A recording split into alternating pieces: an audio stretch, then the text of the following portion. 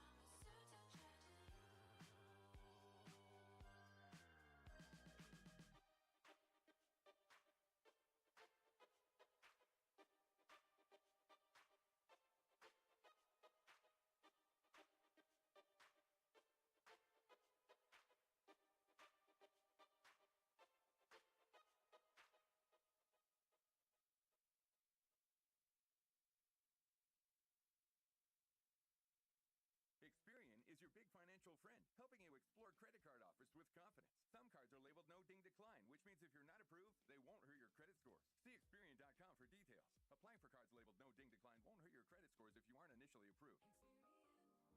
This year, Rachel will get Anna a $200 coat for just $75. But Anna doesn't need to know that, because it's what she thought that counts. Yes, JCPenney. Higher price reflects comparable national brand. See store or jcp.com for details.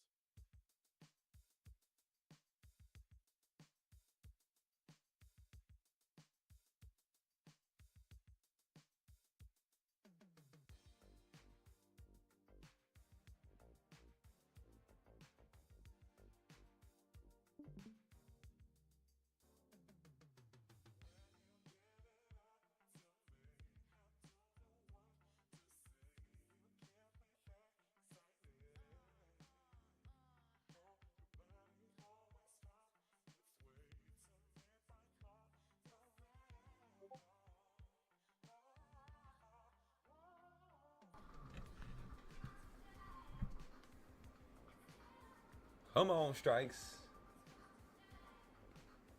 Come on now. That's what we want to hear.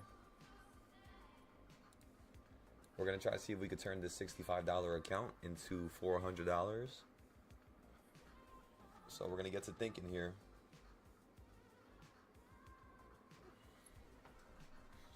So because you got to move at the end of the day,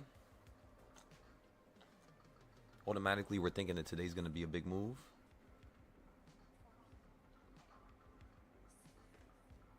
In the beginning of the day, you might get the same type of powerful move like yesterday. Since you're at the bottom of yesterday's lows, the first thing I would say is let's target the midpoint of Monday, which is like the top to bottom, right? And then other than that, honestly, if this thing falls below this yellow box here, we're just going to continue to play the downside. Because remember, supply and demand zones, everybody. Supply and demand zones is what we want to use when the market is having some type of retracement to the downside or looking like it could fall. You want to use this to be able to see what levels it can hold at, because these are kind of like your random levels. They're not like the fractions where they're coordinated and stuff like that. These are kind of like its own style, its own thing. So of course it's going to be a little different, right? Now what we're going to do here before the market opens up is I want to take you guys along what I had to do every single day. Well, not every day, like once a week, you could say, as long as I do it like this here. Basically, I had to pull this stuff to the right from the top to the bottom.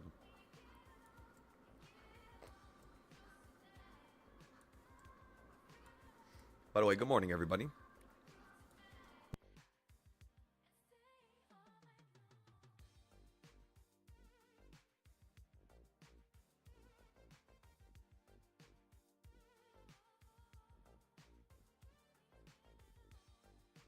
Okay.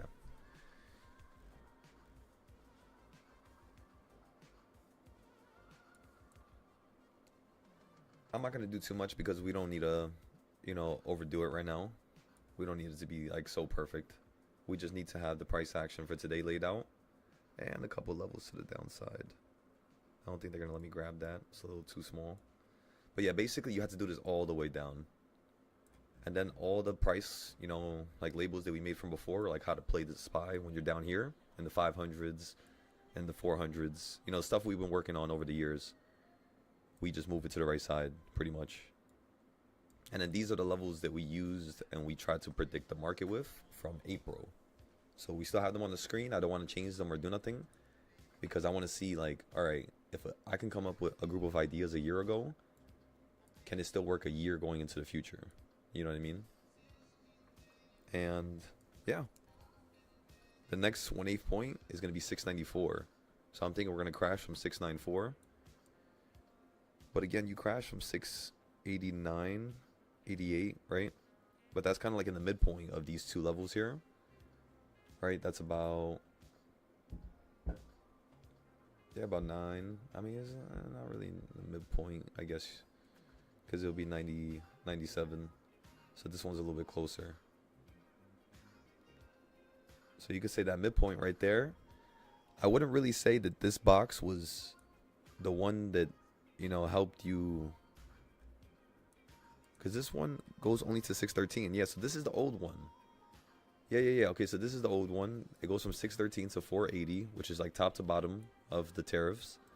And then the bottom here is going to be 613, right? And then the top is going to be 744. All right, everybody. So boom, this chart is done now. We could fix up some of the Doritos, of course. But I think what we should do here is move on to the next one and get the reversal points ready.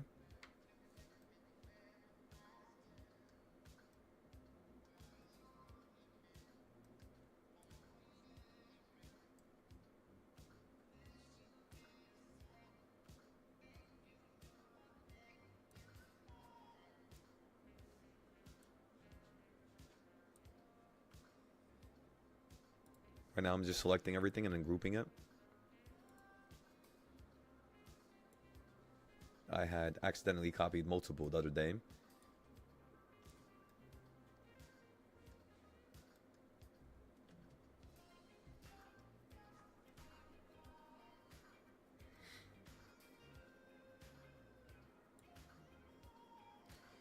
Okay, so ready for this?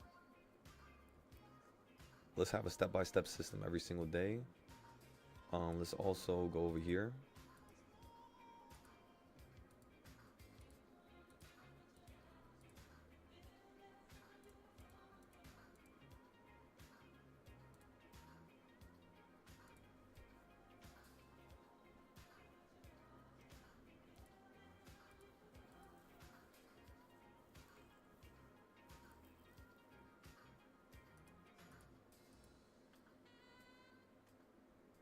Yeah, we gotta fix this. All right, but this is perfect. Wait a second, I didn't know I even had this over here. There's no way. Yeah, okay, so yeah, literally 694. That's perfect how it matches up with that. Yeah, so we're gonna wait for 694 to get a 5-day. So again, everybody, we're buying a 5-day put up here.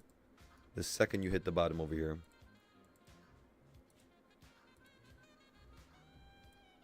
We're gonna look for a drop down to here. That's if you do it right now, right? Here's the thing. There's a midpoint that you ran up from, which is right around here. And you're going to potentially have to fall down to here right now. And it's going to look something like this. Right? So something like this here, where it might pull down lower. You might start touching these lows to continue that downward trend that you have from right here and right here. So let's just draw this first, because that's like the extreme. So boom, that's one idea. The less idea is going to be less extreme, but it's still going to, you know, incorporate a downtrend, right? And then potentially you're going to hold right around this midpoint here. And then potentially start heading up higher, right? That's why both points stop here. Even if you're playing puts, you would have to sell out right here because it might potentially run up, because that's the midpoint.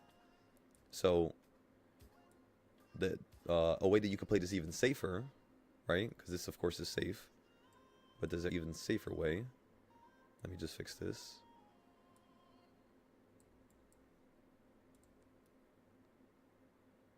So it's the same thing as this, right? You're playing that continuation of a downtrend, hitting the bottom. But the problem is you might stop over here, right? So you might just slow down over here and then just head up higher. So that's your 3 different downtrends. The more extreme it is, the more extreme you're going to bounce up to here. Just like COVID, just like tariffs, right? You went down super quick. I told everybody you're just going to run up as quick and do double. So far you did half. The double would be right here, 740. So this is where the SPY is supposed to really run right now before it falls out the sky. It's supposed to really run to here. So if we fall now, it could mean that for the next 3 to 6 months, you're going to be running up into up here, basically. That's what it looks like. Next 3 to 6 months, you're going to be running up to 740, and then you're going to be crashing from 740. Within the next 12 months, you're potentially going to be right over yonder. Where is it? 603. So again, you're going to want to run up to 740. So you could say within the next 12 months, next year, this time, again, this might not be the perfect prediction. This is like my first thought right now. Just me thinking about it off the rip, not using any other, pieces of data, FOMC, not thinking about nothing else, but just the charts. If I had to say when this market's going to bottom, I would say, yeah, probably in the next 12 months. You might do something weird towards the end of 2027 where like the whole entire year you start crashing. And I think the next time you crash, I don't think it's going to take a short little while. Because remember, last time you fell the same amount you fell here, it took you 10 months to recover. This time, I don't know if you guys noticed. Let me actually show you. This time, measure the bottom, and then measure where it ran up to the top. That's 81 days. I'll make it bigger so you guys can see it. 81 days, you can see it, right? So in 81 days, you did the same trend that you previously did over here, which took you 10 months to finally run back up. So when I was trading, it was a slow-ass market, to say the least. It was really, really, really slow. SPY was only moving like $3 most of the time. So that's the reason why I would have to go like super close to my contracts. Because over here, I was learning my lesson when I was buying them too far. Over here, I was buying them perfect when I first started trading. And then I wanted to get a little aggressive with 0 days and stuff that was a little far. And then I literally got slaughtered from up here all the way down to right here, June. Then I started changing things up. But then like a dummy, I threw in the money from my car. And then I lost the money that I had.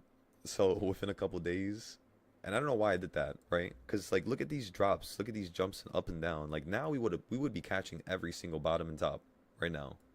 But over here, I had no idea what I was doing.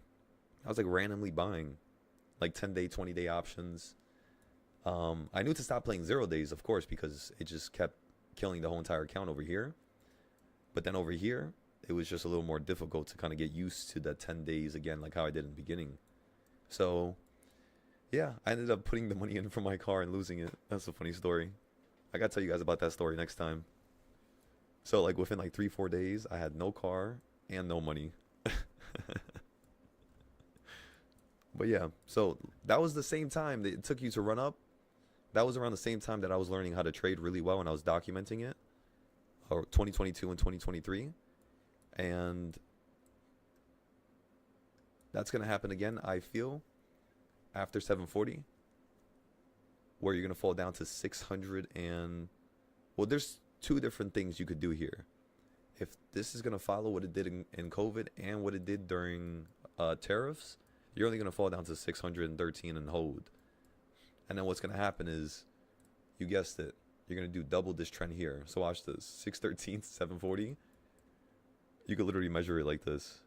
So wherever this arrow stops, when I connect them, that's where the market's going to want to run to 2028 and 2029. So 2028 and 2029, we should be at around like 860. But again, the only way this is going to happen quicker as compared to like 2028 and 2029 is all depending on what you do here. Because we've seen it do it within 2 months. We've seen it do it within 10 months. And we've seen it occur over 10 years. Right? I kid you not. Look at this. Like because of '08, when you ended up running from down here. I mean, where's '08? Give me 1 second. Okay, so that's '02. As you guys could tell, I've been testing every single monthly box for all the main years since the beginning of SPY's history. It's just this chart is only like version 3. So the other, like version 2 and version 1 have more, you could say, basically. I still got to do a couple more here. I could probably do that one from down here to up here. Right before COVID. But anyways, we're talking about '08. Look at '08, measure it. So again, measure '08, and then measure COVID, the high of COVID. So you get the size of a box, right? I kid you not, if you literally just duplicate it, watch what happens. It's so weird. Where's the damn color? Oh. Okay, so when I duplicate this box, look what happens. And I'm going to put it on the midpoint, which is like the low of COVID. So like the low of COVID is right there. Where does the market run up to before it falls out the sky? When I lost all my money. This is around the time I lost that whole entire account when I first started trading. It was the 100K account, by the way. So we had 3K down here. We turned it into 100K within 21 days of me trading options, like the first time ever. It sounds cool, sounds amazing, but it wasn't actually that good. All my options were terrible. I had to average down so many times. I put down so much money. The only thing that wasn't bad was the fact that I didn't trade a single 0 day. It was all 5 to 10 day options when I took 3K to 100K. And it was only 17% per day, by the way. So if you guys literally have 3K right now, you could turn that into 100K within 21 days with just 17% per day. With the options, of course. Okay, so yeah, look at the top of this box though. You see how it perfectly predicts that? That's what I'm saying. So last time, it took you from '08 or '09 to 2020. It took you 11 years to run up and to do something. Then over here, to do the same type of a jump, it only took you 1 year, which is ridiculous. In what world did you just do something that took you 10 years to do? You just did it in 1 year. You can't tell me that's normal. Max, maybe times, maybe 5, right? Maybe 5 years. It should have took to go up to here. That's what I'm telling everybody. This market has unfinished business down here, and you're going to fall to the 300s. I don't know why. I don't know what the hell is going to be the causation of it. But SPY really looks like it's going to fall at the sky. And again, I don't know how. I do not know how. I don't know if it's going to be a giant war. I don't know what's the necessary components of this. But I know the market wants to go down to here. So, yeah, that's the fun part. That's why every single time you hit 740, or if you hit 860, or when you basically first hit 613, because I saw this happening, like over here with the drops, these are the levels you automatically buy yearly puts, 1,000 days out. Hold it for like 3 months, 6 months, and you're going to be up times 5 times 6 on whatever you put in. So that's the trick with playing SPY. That's how you play long options, 800 days out, 500 days out. You literally wait for 740. Do not buy anywhere in the middle. Like 680 is in the middle right now. That's why I know the market wants to run up higher. That's why I'm not telling everybody to get the puts right now. Because we already played puts here. You dropped down $40, which is a really good drop. I didn't expect it to drop that much. But you're right back at the top. So, I mean, I don't know what Powell's going to do. But I think Powell's going to potentially drop the market down to here. And then potentially have you run up to the top. But you might just run up first. But point blank, both directions are pointing to, within the next 10 days, they're both pointing to the upside. Again, unless those cracks from down here are starting to show. I have no idea when the hell that shit's going to happen. So, if the trend is normal, again, you're going to basically run up to 860 by 2028. 2027, towards the end of the year, you're going to be down here. first 2-3 months of 2027, you're going to be right around here. And that's just an idea. Once December goes by, now that we have an idea, we'll know how to edit it and how to change it up so that we could correctly predict it 6-12 months in advance, just like how we did it down here and just like how we did it in 2024, right? So in 2025, we predicted the market running up to here, and over here we predicted the market running up to 613 and stopping. That's crazy. Wait a second. Yeah, this is when I first started DARP. Look at that. So everybody here, everybody that's currently watching, the box trading style that you all see me use right now, first of all, this is like a variation of it. It kind of looks like noodles, you could say. So it's kind of like a skinnier version of the boxes where there's more gray areas that we won't kind of want to buy from. So the only areas we want to buy from is near these boxes. Not in between them, but near them. And it does produce some satisfactory results. Besides, like right here, you didn't really collapse the red one down here. You kind of almost hit this one down here. I mean, not really almost, but and then you zapped up and gapped up from here straight to here. You know what I mean? And then straight to here. I'm on the daily chart, so this might not be a gap up. It might just be showing it as so. But yeah. I mean, no, that's gonna be a gap up because it would have showed you after hours. So yeah, that is a gap up. But do we have any gaps down here actually? I don't think we do. Looks like we don't have no gaps down here. How about over here? Where's the last gap? Like, yeah, here. 600s. And then you have another one here, 570. And then you have another one down here. Actually, no, you filled that. There's another one down here, 530. And then that's it. So 1, 2, 3 massive gaps for a total combined amount of like $20, $22. So $22 of this 680 trend is fake, is what I'm telling you. It's just a gap up. You're gonna have to, I mean, you can't really say it's fake because you still gapped up in 2021 when you held down here. Let me show you guys. The market does do this consistently. Is it gonna show me? There's a gap somewhere around here. There's a couple of them. That one's filled.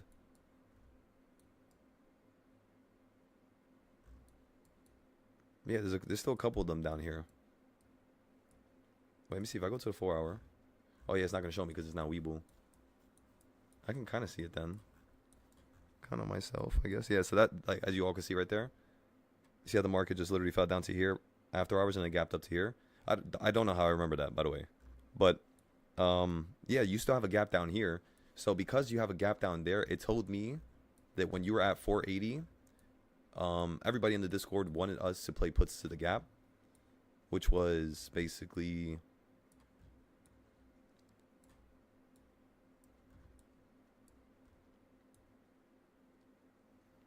let me show you. Okay, so you see these gaps like right here. So there's a gap like here. There's a gap here. So at first, when you created these gaps here, the whole Discord, we all thought about playing, you know, puts here. Everybody was thinking about it. I was thinking about it. But then when I saw the fact that you didn't really gap up, or you gapped up beforehand and you didn't need to fill it to the upside, I started doing my math. And as I started breaking down the gaps, because this is not the gap chart, I actually have a trading style, but honestly, I have no idea where the hell it's at. We have a trading style where we literally predict gaps. And I basically drew all the gaps throughout history. And yeah, that's when I realized that you don't really need to fill most of the gaps to the downside. So if you fall down, you tend to fill those gaps more than you gapping upwards. The gaps that you create while running up, those tend to fill less. How much less? Truly, one, it depends on the extreme trends that you're at. And two, it depends on what you might call it. My mind just went blank right there. What the hell was I talking about? So the gaps, and then we talked about the fact that you don't need to fill all the gaps. So at that point, we thought you were going to run up higher. So remember, that's towards a low, though, towards an extreme low. So just think about it like that. It has to be towards something extreme, and it's easier for you to predict gaps. And it's also easier for you to continue running up without needing to fill them. But if you create the gaps, let's just say up, at the top, that kind of changes a little bit. Imagine it being like 70% you fill a gap going up, 30% you fill it going down, right? When you're at the bottom of a trend. And then when you're at the top, it's kind of like 40%, 50%, you're going to fill the gap that you create going up. And then 50%, you're going to fill the gap basically going down. So it kind of changes the probability of it occurring in one of the ways, one of the directions, which is, of course, the bullish direction. So it kind of affects the bullish direction more when you gap up like over here or up here. You tend to fill those. But yeah, a little weird phenomenon, right? All right, let's get into the SPY trades. Let's see what's going on here. Okay, so yesterday we got into a trade right around and right above 1.5. That trade ended up being a beautiful little loss and a beautiful little lesson. So with that loss in mind, it was around 2,500. Again, we had Intel profit in the morning. We had SPY profit 2 times in the afternoon. And we had another Intel contract. And we had NVIDIA. So with all those contracts, we ended up breaking still profitable. Or not, I was about to say even, but not breaking even. But again, we ended up being profitable about like 1,000, 1,500 yesterday. Which was not, terrible. The days last week were pretty good. They were like 5K, 4K, 13K. So today, let's try to see if we can do something across the board for every account. And yeah, let's have some fun here. So, of course, the main priority is the $1 million account. Why? Because if a person can't have a certain amount of capital, they're not going to believe that they could change their life. So, truly, what makes a person believe? Well, what makes a person believing is showing, right? You could say, you could speak, but again, showing. So, yesterday, what we did was, at the end of the day, we bought a $9 contract right down here on number 5, like right around like 2:30 or no, was it? I forgot what time it was, but somewhere down here. And it was 2:30 or 3:30, somewhere around there. Those contracts ended up going from $9 all the way to $65 up here each. And again, you only ran up about $1.10 to 15 cents. So $1.15 gave me 600% in terms of a gain, 650%. So today, we're going to try to do the same thing. However, that's just for the $1 million account. For the bigger account, what we're going to do here is the goal is to hit 100K by the end of next week. So what we're going to prioritize today is, of course, 0 days. We're going to make sure we only use around 1,500 at first. We're going to make sure that when we average down, it's only another 5 to 600. So again, it goes to like 21. So that the third time or the second time when we average down, it could stay at 25 to 26. So max, if we average down 3 times, would be like 3K, you could say. So again, 1,500 at first, and the max you're going to put into any trade is 3K if your account is at 30K. If your account is at 2K, or let's just say 20K, and I'll go down the list, again, what you would want to do is only put around 1,000 to potentially 800 if you have 20K into the trade at first, and then you can average into the trade, with a little bit more capital. You kind of want to only break it to like, 10%, really. You only want to use 10% of your account again. So if you have 20K, only 10% of your account should be in one trade at one time, while you may have needed to average down. So that's using the averaging down and everything. That's 2K. If you have 10K, you should only be averaging into contracts and using around 1,000 every single day. Only 1,000 max per trade.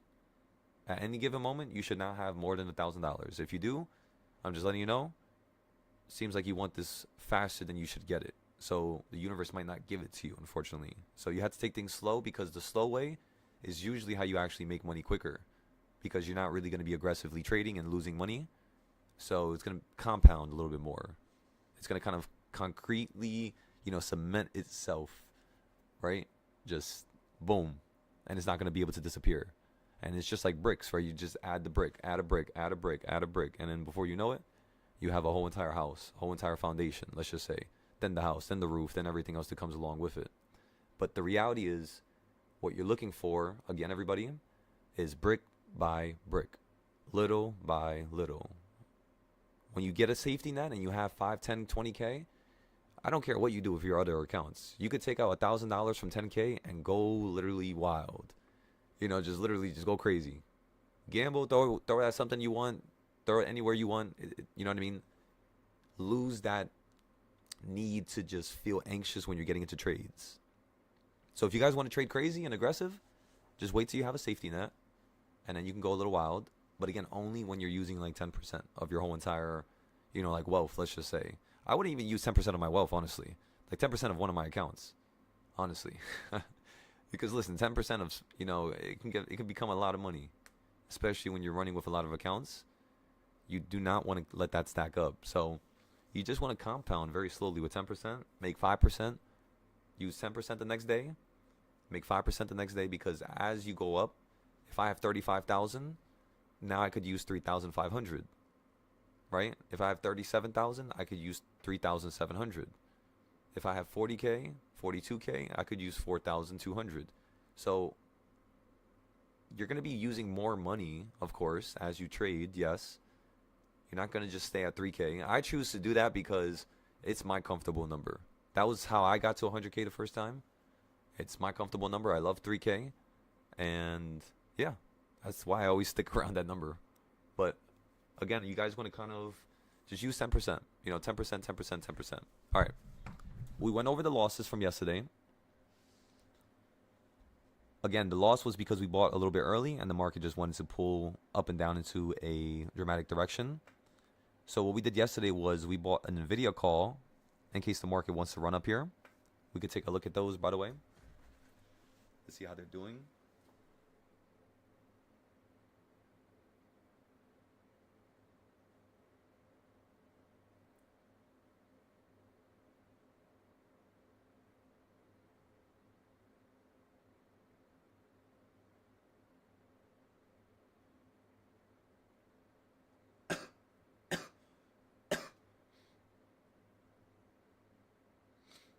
I forgot how much money we had on that account when we lost it. I think we had like 60 something as well when we lost the other $4 account to Friday's massacre, unfortunately. Okay, so is this let me post a YouTube video here for you guys. Okay, everybody, so I'm posting the December 1st to the 5th losses on Moomoo. If you guys want to take a look at it and read through this, that's the video. Okay, so boom, that's that.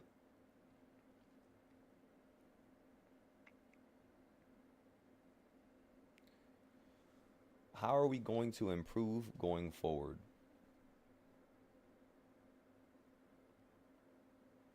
First thing is first, everybody. When we lost money on this option, which was on Friday, December 5th, 2025, we ended up losing one of the $1 million account challenges, which was just mainly due to the fact that we did not have a stop loss. The contracts ended up going up around 38%. And then you pretty much just went straight back down. Another thing I should add is that if you're trading towards 2:30 till about 4 p.m., the second your contracts go into profit, you should recognize that their valuations can switch and change a little bit more.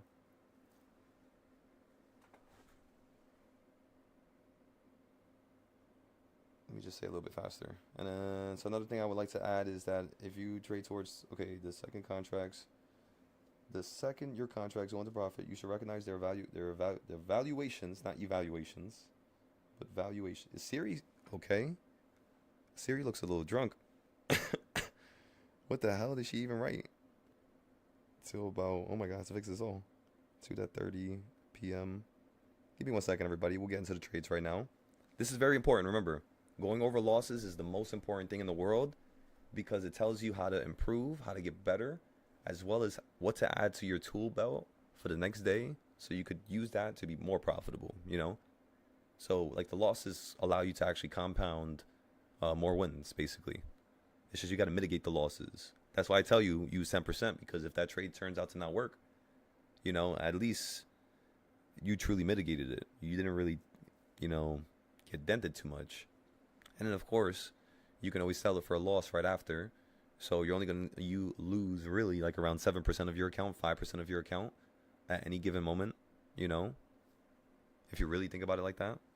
So okay, so let me make sure I read through the first point. The first thing is that when everybody, okay, first.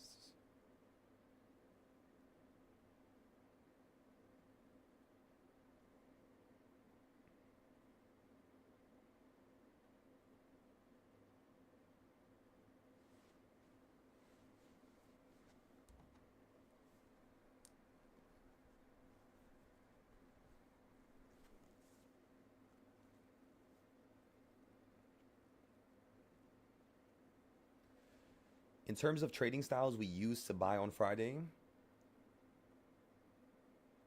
we bought the calls at the middle of a CS zone, and we were looking for it to bounce into the middle of the next CS zone above it.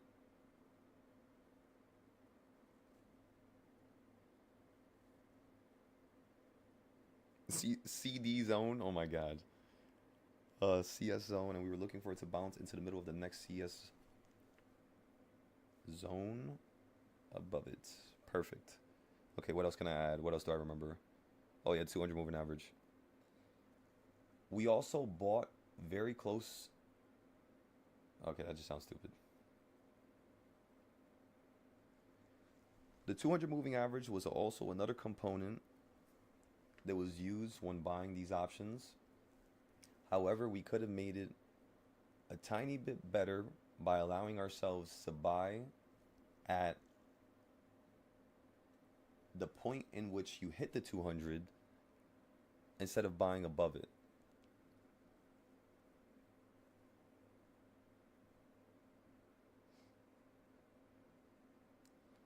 The reason why I say this is because if one was looking for more profit, the first thing that one should do is get their entry off of the best possible location. Otherwise, you should just expect a small percentage. What else can I add? What else do I remember? Oh yeah. Another trading style we use at that moment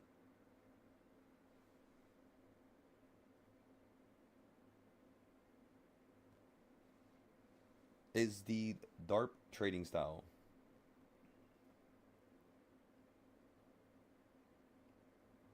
Basically the weekly boxes, right?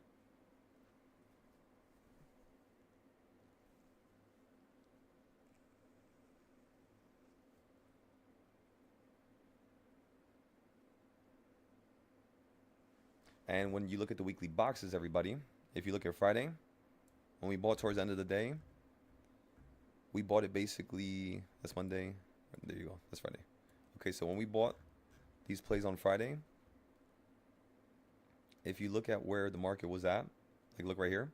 So again, we were profitable because we bought here. It's just because we kept holding, the market just fell all the way down to here. So if you look at this low right there and you go to the left, that's perfectly at the 1/8 point. So we did not listen to the DARP. Add it. Talk about it. Once you write it down, your brain's going to start thinking about it now next time. This is what you have to do every single day. And again, for those of you who are leaving because there's nothing going on, just recognize this right here was the reason why I became so good in terms of trading. Just this. This is the reason why I can go 2, 3, 4 weeks without a single loss until we trade something really aggressive. And you can do the same thing. But you have to do it like this. It's just necessary, unfortunately. So just do your notes. Do your notes. Write down exactly what you did and then what you need to improve. Okay, so basically the weekly boxes.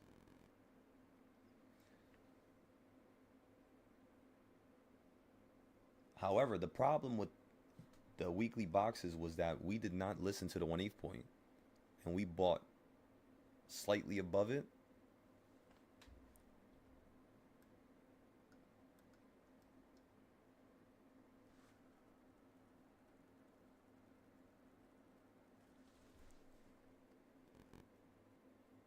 And by slightly, I mean $1.10 above it.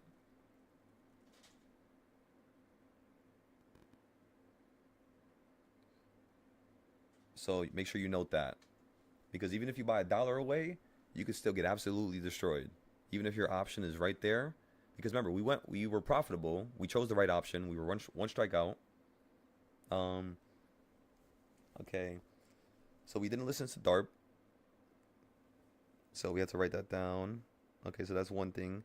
And then another trading style we had to write about. I'm telling you, like it's insane. Every single time we trade, it's about 5 to 10 trading styles we use at one given moment. And yeah, that's pretty much all. So is the Fed rate cut later at 3? So it's going to be in one day. Yeah. So we're going to do some trades, remember everybody? But we got to go over the losses. We got to make sure we make this a consistent thing we do every week. So right now we're doing the losses for last Friday. And then the losses for today are going to be done on this Friday.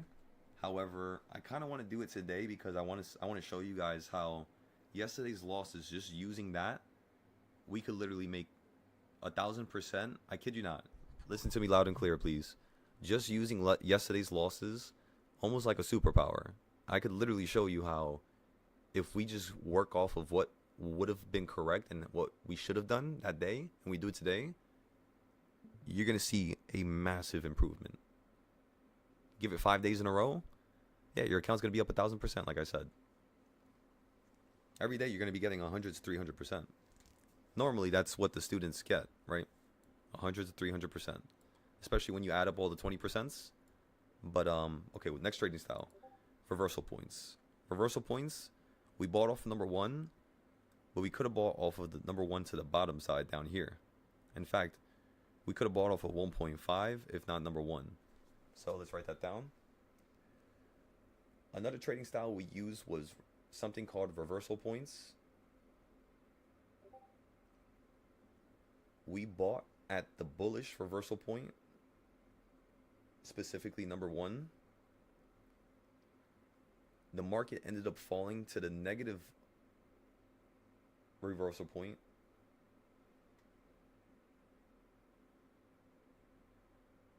Which was also number 1.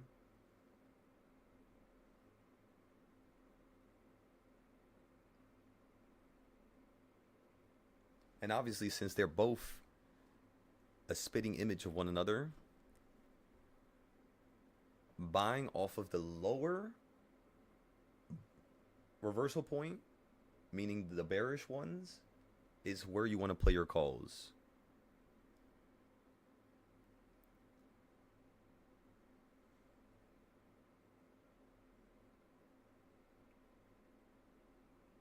Okay, another trading style. What can I think of? CS zones. We talked about it? Oh no, we didn't finish talking about it. So let's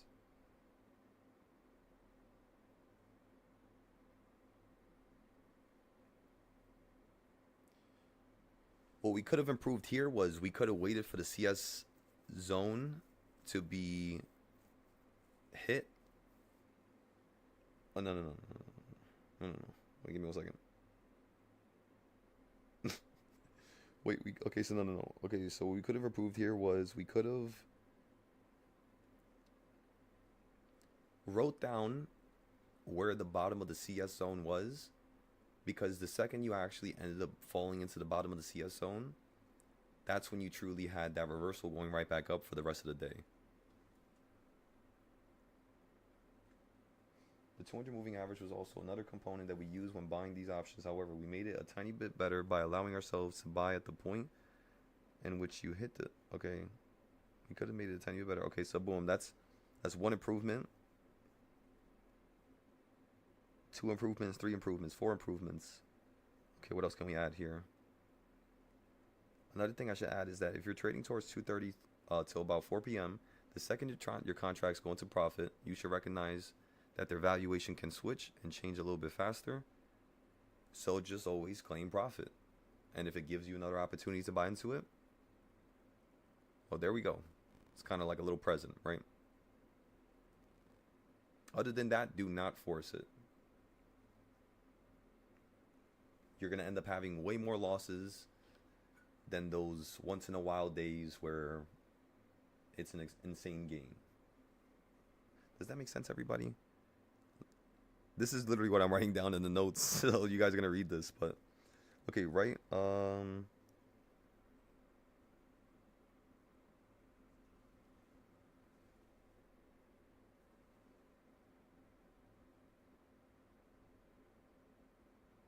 Okay, is it bad you can switch and change a bit faster?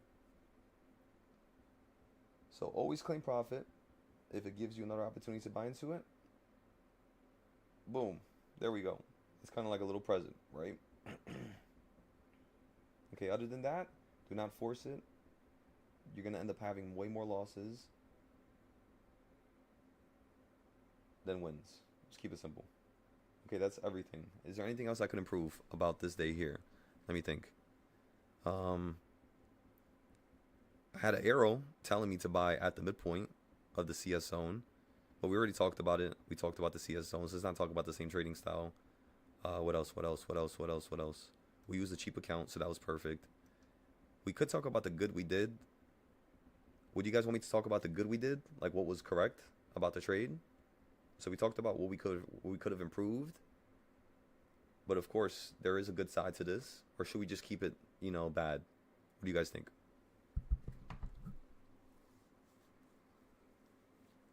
Let me hear it. I'm looking at the Discord, by the way. What do you guys think?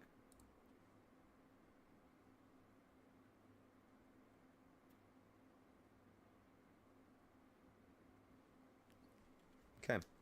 So at the bottom of the note, we'll write down what we did that was good.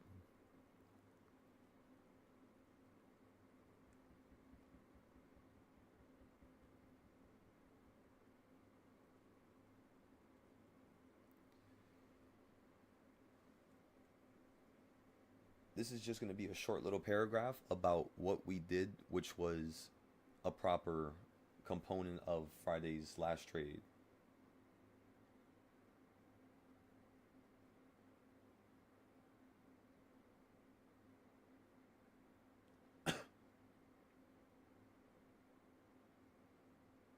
Okay.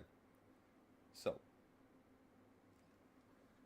the first thing we did, which was proper on Friday, was we bought at a certain specific area, and we were using the reversal points and the CS zones to buy off of that area, which was the middle of the CS zone. They both lined up at that one moment.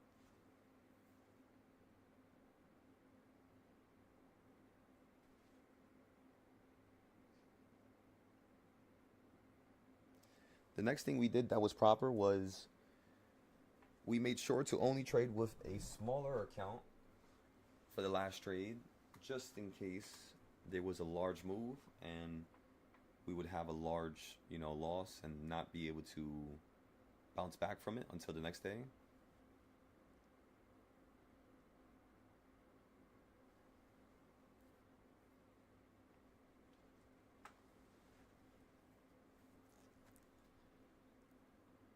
The next thing we did that was proper was we allowed the Discord to be notified of the moment in which you were profitable and you were up 30%,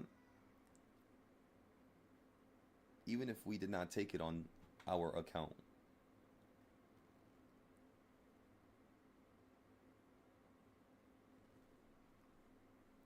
Okay. Excellent, excellent. I forgot. Wait, give me 1 second. Mumu doesn't allow you to write down Discord inside of your notes. I just realized that. Let me just say Mumu. Because we posted it. Oh no, we didn't post it on Mumu. Oh shit. Yeah, this trade we didn't post on Mumu. At least I don't think so. Well, I'm just gonna put DIS. Or let me just say group. We allowed the group to be notified of the moment in which you were profitable and you were up 30%, even if we did not take profit on our account. Okay, the next thing.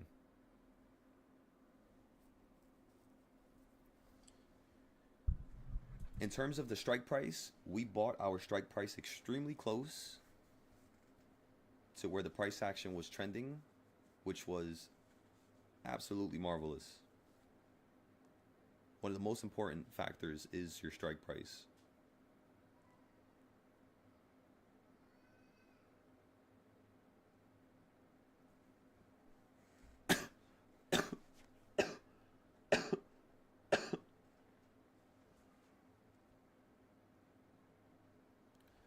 Okay, and then what else can we add here? Because I believe we were just looking at this chart. We weren't really looking at any other charts. I mean, we're kind of looking at this one, but then again, we weren't looking at it over here, really. On Friday. Yeah. That's pretty much it. I love how this one's listening to the lines. As you all can see, you're at a midpoint right now. So if the market wants to fall, it does look like you could fall down here. I kind of want to get puts here. Just looking at the bigger term. Now let's see what it's doing on the short term. It seems like that's good enough for the note. Yeah, it looks like this might collapse down into the put range again. Let me check the NVIDIA options first. So, okay, so first, we'll end it here. And if I need to add anything later on, I'll just make sure I edit this note. So you guys could use this to improve in the near future.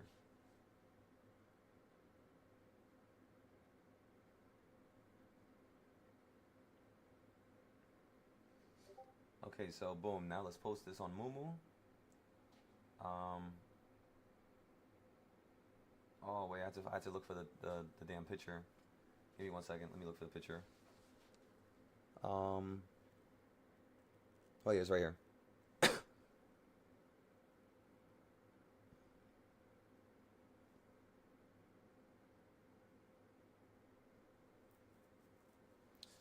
Wait a second. Oh.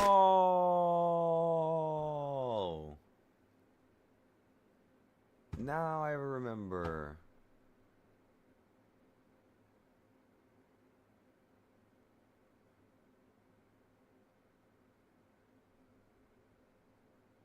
Because I paid $75 for that. Let me go to the Discord real quick. Oh. Whoops. Let me see. Where did I put it? All trades, silo trades. Look at Fridays.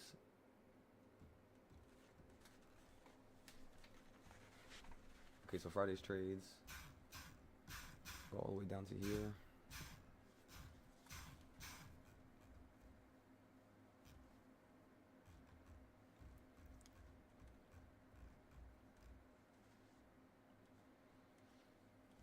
Yeah. Okay, perfect. Excellent. And then, yeah. Okay, perfect. Okay, so that was the first picture. Now let me get this picture. Oh, that's excellent. That makes me very happy.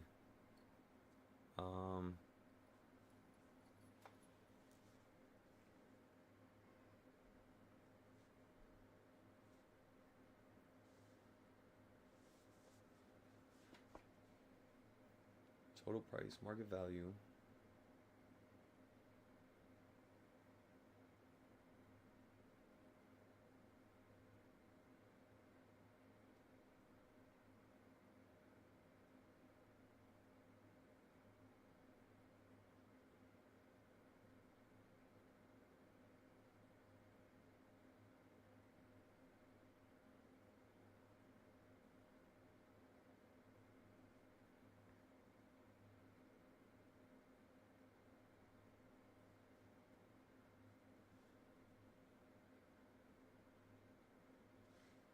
Wait, give me 1 second, everybody. This thing is tripping me out.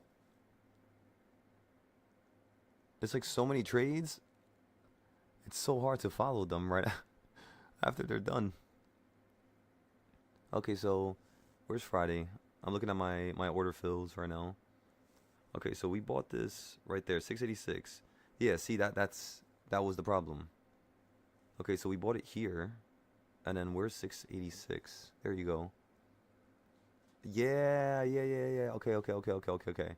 So we bought two at 25 each, and then we bought another one for 25, and then we lost the money on those three. Okay, perfect. So let's write that down also. That was a mistake right there, to use the whole entire account, because the options were 25. I thought I paid $50, like straight up. It was $25 and it was one strikeout. So let's add that real quick. But yes, this image is correct. So boom, we were profitable here, and then we Total cost is 55. 34. 2. Average price is $25. Average price is $55. 686.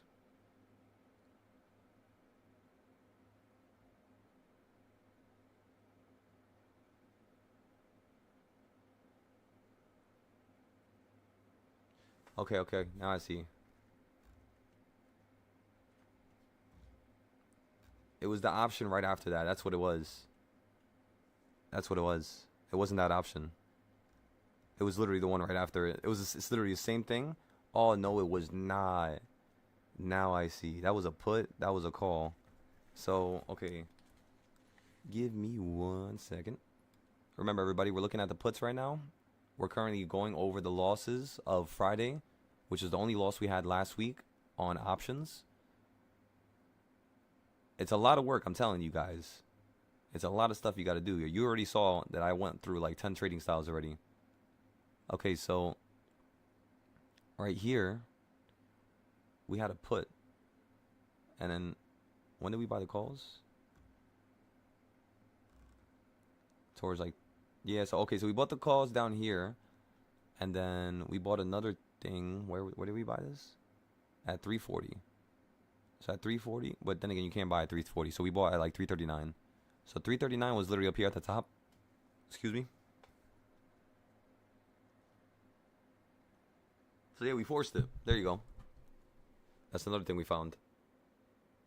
That was a forceful trade. That was to play the continuation of the uptrend, of course, but it was unnecessary, especially after coming out from a win right before that. So let's add it. It's definitely going to be perfect. Okay, so let's go here and add this. All right, so the last trade, we literally just forced it. That trade did not go into profit at all. So let's change up the note now. I had to go reread it, of course, and then let me fix it. And then, yeah, we'll go from there. Okay, so let me fix this.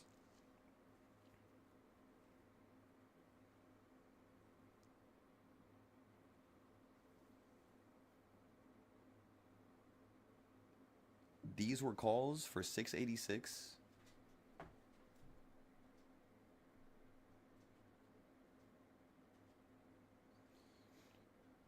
Okay, so this is going to be a short little paragraph about what was proper. The first thing we did that was proper, okay, the CS zone, that's good, yes. Yes, trading count, that was small, yes. The next thing we did was proper was we allowed, because you bought off the midpoint, so everything is the same thing as the other trade. Literally the same exact thing. The next thing we did was proper was we allowed the group to be notified. So these were not profitable. So that point has to be taken off now. So in terms of the strike price we bought, our strike price extremely close to where the price was trending, which is absolutely marvelous. There we go. One of the most important factors is your strike price. And then I said we'll end it here.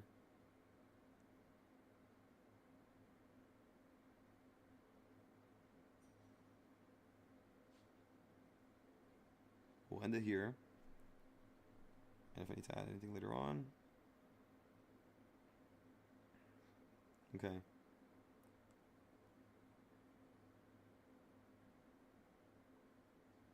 Okay, so this is also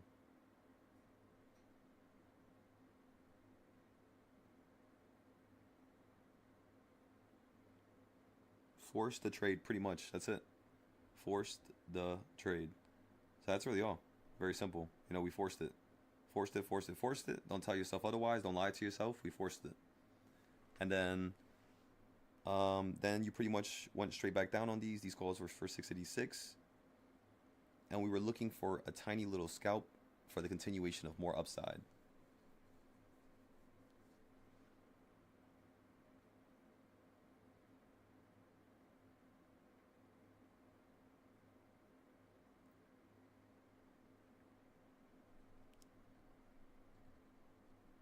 Okay, let me make sure I check through the stuff that was proper. Excellent, excellent, excellent. All right, everybody, so we're done with this note now.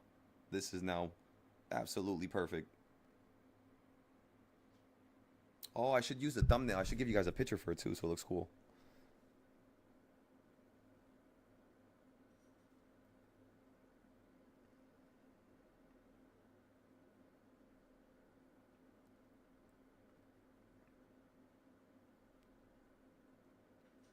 Okay, we posted it to all the chats so everybody could see the losses. And again, you guys got to do the same thing as me. If I'm doing this, recognize that you guys should just copy everything I'm doing. So if you guys see me post losses, if you see me post wins, if you see me group up certain things, if you see how I take notes, just literally copy and paste what I'm doing. And I'm sure you're going to get to a higher level than I'm at. It's just you got to do what I'm doing and do it better, which is definitely possible. Because all you have to do is just add your own little spin to it, and boom. Right then and there, it could be better. Just if you test it and you know, right? You got to go through a couple different phases of testing and collecting little bits of data. But then once you do all that, it's the annoying part again. It's the part that most people do not want to do. They know what to do. They know that, yes, if they look at the past, they can predict the future. A lot of people can know that. The thing is, most people just don't want to do it. But for me, if what separates me from, accomplishing my dreams, really, like I'm being serious here. If what separates me from accomplishing my dreams is simply me collecting a little bit of data and looking at the past, and then playing Tetris with these blocks. If that's what it calls for, and that's all I need to do, like what? Yeah, I'm giving up everything to do this, honestly. So you guys have to also recognize that as well. Recognize what you're doing here and what you're giving up for this. Like, how much do you really want to give up? Certain things around you, family, friends, relationships, because that will dictate your success here. Eventually, you're gonna reach a certain point where, kind of like yesterday. Then again, this is why I'm not trading right now. I still want to go over the losses. So there was another individual who just joined the Discord, and again, because this is a group environment, because nobody talks shit upon nobody, that's not allowed here. You cannot talk shit upon another person. You can only guide them and help them.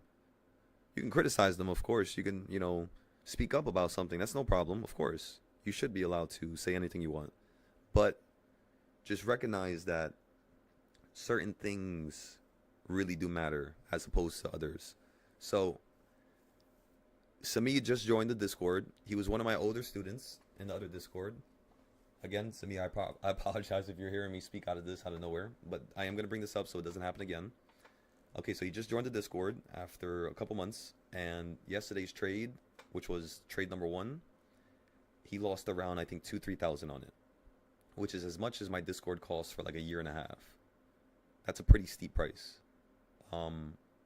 So what I want you guys to consider is whenever you first join the Discord, act as if this is a business. Act as if this is like, you got to control the amount of money you're spending. You got to write stuff down for taxes. You know what I mean? You have to document all these different aspects and things. Again, it's annoying. Most people don't want to do it. But this is what's going to decide who's a winner and who's basically somebody who's just going to consistently go in circles and not win. I won't say a loser because nobody's a loser. But this separates, those that win and those that do not win. Point blank. Whether or not you like it or not, I didn't like it. I didn't want to do it. It took me 3 years to just knock some sense into my head and be like, all right, now this is what you have to do. You have to take notes. Take notes and document everything. Because then the next day you trade 1,000 times better. Like, let's say if I didn't have any losses on Monday, today I would trade less as well as I can now that I have a loss because of yesterday. I can trade 10 times better now.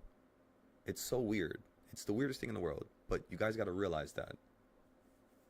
It doesn't sound like it makes sense, but when you look at the actual psychology of it, it's directly linked to one another. But yeah, let me know what you guys think about the losses. Make sure you write down if you had losses on December 1st to the 5th. Make sure you go into my post and go into the comments and write down your losses. Let's get the community buzzing and talking. Because remember, this is what's going to help you improve. Talking about just wins is not going to help you with nothing. Because most times people win, I kid you not, it was just gambling and it was just, like short-term thoughts and not really something monumental. That's the reason why every single time a person trades, or like most traders for that matter, there's a reason why they call it gambling, or they think that this is not something you could be consistent with, or it's because they're doing that themselves. They're self-projecting. That's what it's called. And many people do it around us. So when people do it, I'm just telling you, listen to their voice. Listen to what they say. I do it too.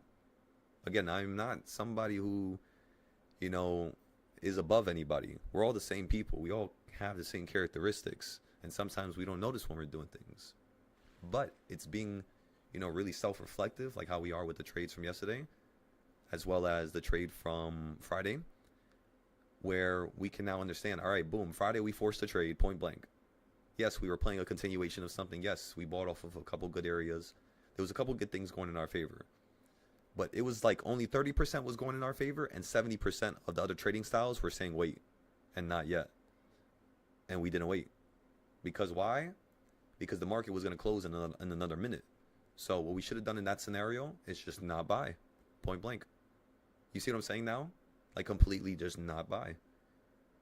So if there's not at least 6 to 10 trading styles lining up with a buying point, we are no longer going to buy towards the end of the day. In the beginning of the day, it's a little bit, it's, you know, like think about it like this. If, what's called, sorry, I just stuttered right there. If today did what you were going to do yesterday, like basically, you know how I got puts yesterday, or not puts, but I got the calls yesterday at number 1 when you fell down, and you see how you bounced up from 1.5 and you bounced slightly up to here, and then you continue going down, you know, way more.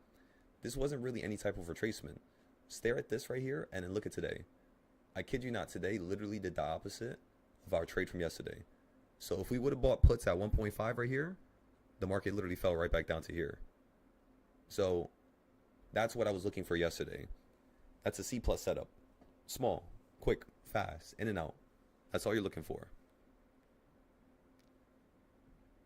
So recognize that if you're putting a certain amount of capital into the trades, everybody, please recognize if it's a B setup, A setup, C, D, whatever you want to give it a title of. If you want to listen to my, you know, my captions and like how I organize it all, if you want to follow along with that. So if I'm going to put more than $1,500, the only way I could possibly do that is if we're above 1.5. At number 2, you could still put $1,500. At number 3, you could start putting around $2,000 for your first trade. At number 4, you could put $4K into your first trade. And then number 5, $4K as well. You're either going to pick 4 or 5, depending on that day's aggression. That's pretty much it. Because most of the time, you don't just go straight up, you know, straight through number 4 and 5. Most of the time, you probably do that 4 times a year, 5 times a year. So you're not going to really have too much instances where you're dealing with that. But you're going to have a lot of instances where you're reflecting off of 4 and 5. Like you could say out of 250 days, you hit number 4 and 5 out of every single one of those days. You will hit 4 and 5 probably about like 175 days.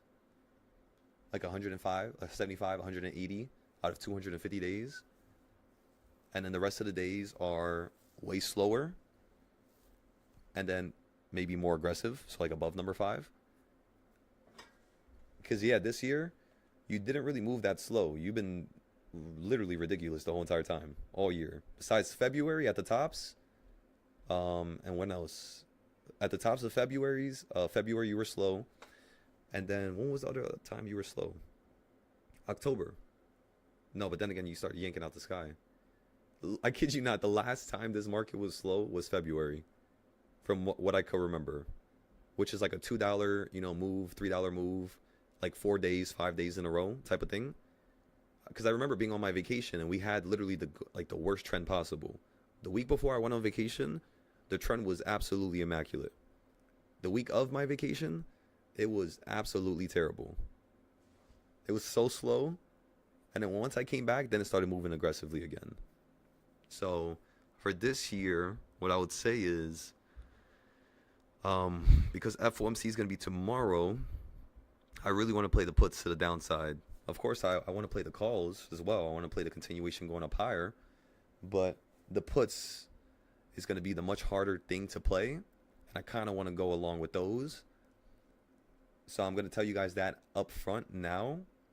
So tomorrow I'm probably going to be a little bit more put focus. Unless something changes my reasons. So yeah, you guys have a little heads up. Okay, now let's get into the trades. Let's see what's going on here. The Nvidia trade is down 25% here. This is for December, right? I just recognized I have an Nvidia call. When the hell did we buy this? For February 2026. What in the world? SMCI is down. AMD is down.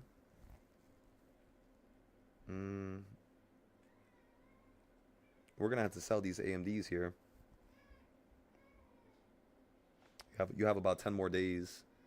So we'll let it rock for today, and we'll see if there's any type of change up. Actually, no, we'll wait for FOMC. We'll just wait for FOMC. We'll see what the decision is. Once FOMC comes out and I hear what Powell says, I'll tell you guys what's going to happen next, just off of what I think. Again, this is not financial advice, of course. This is always for education. So in terms of what my brain comes to a conclusion of, I'll let you guys know tomorrow. And then towards the end of the day tomorrow, we're going to be planning for the rest of December and January. So it's going to be a pretty light schedule. Not too much. We just got to make sure we cover all losses. And that's really all, you know? So yeah, Beast, nothing yet. We were just going over the losses first. By the way, I'm going to post this to the Discord first. And then we're going to post this to... we already posted it to Mumu. So let me post it to Discord. Yeah, let's make today kind of like a light day. We don't have to, go too crazy right now. Because remember, we're really looking for us to be able to turn the $65 account into basically $400. So we might have to trade something midday, right? We're just literally waiting, waiting for prices to get cheaper. And we're going to start using the big account in a second here.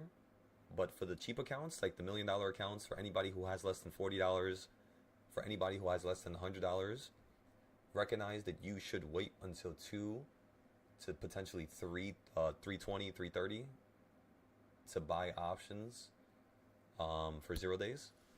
If you guys are on Mumu, you're not going to be able to buy after 3. So make sure you guys look into Webull or another brokerage, whichever one you fancy. My favorite brokerage is Webull, point blank. So, yeah, if you guys want to join the party here, you could trade up to 3:39 p.m. every single day. And then when I sell my options, I could sell them up to 4:14 p.m. So 10 minutes after the market closes. So technically, my last trade is normally able to not just get destroyed and instantly lose value. Normally, my last trade has a few minutes, it has a few moments. But yes, everybody, that's pretty much all. I'll just grab this. Just copy the link.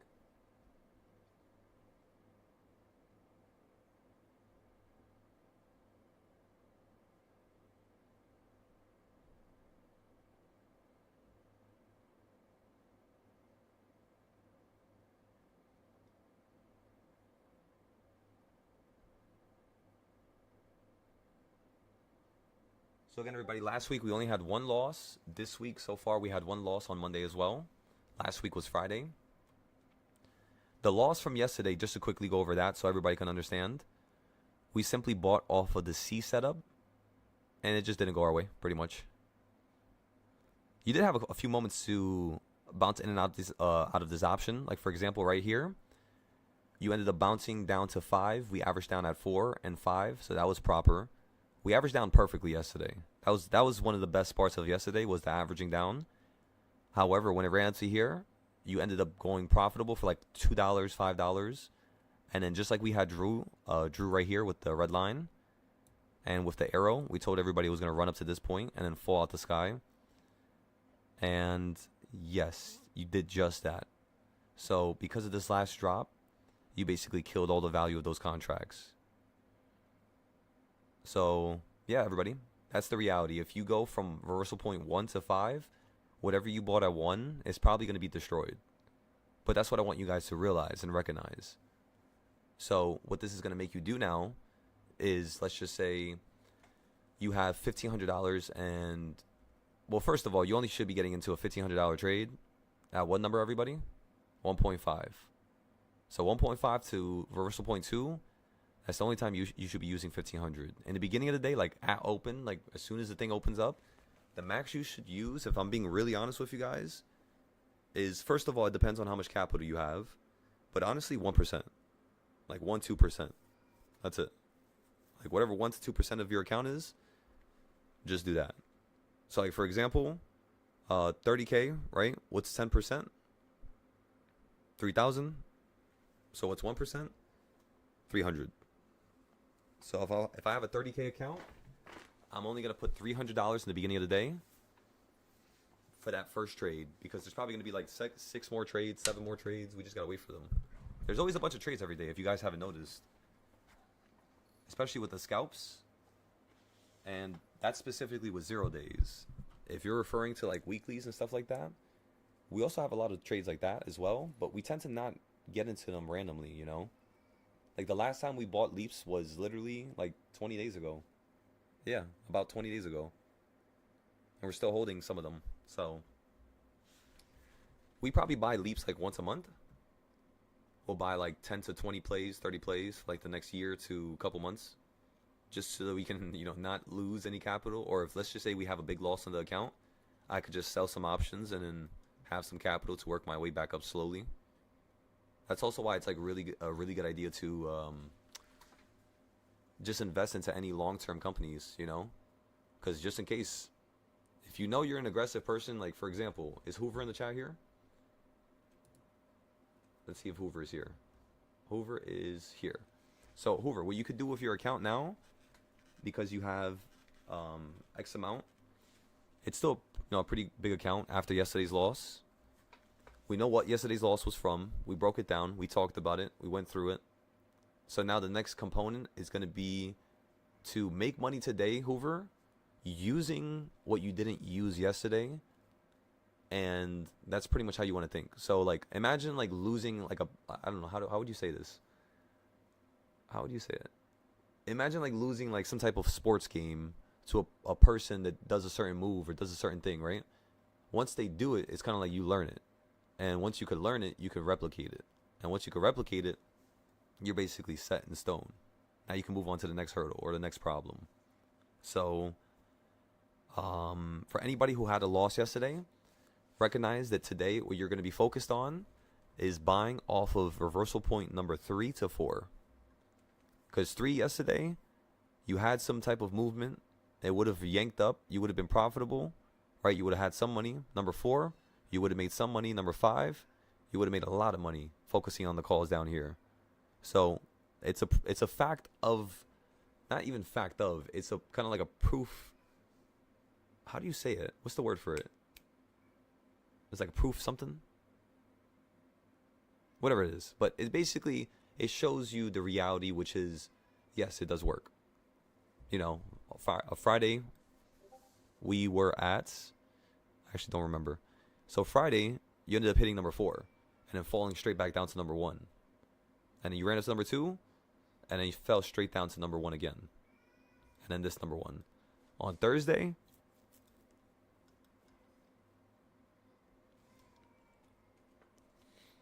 you ended up falling to number 4 so many times, it was so insane.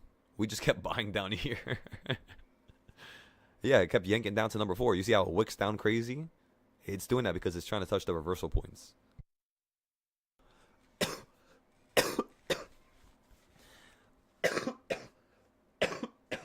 How did my brain figure this out when I first created it? I have no clue. It was just going through the same thing over and over and over again. Eventually my brain was just like, wait a second. Why does this keep happening? I swear that's not normal. And then I started drawing stuff on the chart, and then I started being like, oh my goodness, it just keeps responding to the same levels every day. And then look at number 5, right? You fall almost down to number 5 and yank up. Look over here, everybody. We actually only played, I think we only played puts at number 4 and 5. We were really waiting this week. Like, we were really being careful with the options. So we played puts, I think, yeah, number 4. And then we played puts up here at number 5, and look what happened. We literally perfectly timed a nice drop. So if I was playing calls, I would only buy calls on number 5 down here, you see? So since it's not here, am I going to buy calls? And the answer is no. That's how you guys could start learning how to trade during the day, even if you work. You know, just have the reversal points on your screen. Wait for it to hit number 4, number 5. And yeah, that's really it. you're going to understand when it's going to hit number 7, 8, 9, and 10. Like up here, you might be like, why the hell do you have these? The reason why I have these is because this is literally, at one point the market was running up this much, and at one point the market fell down this much. So what I did here was I have a system to trade puts and calls. And the reason why I don't trade puts, like let's just say yesterday, right? We traded calls towards the top of the put range. Think about it like this.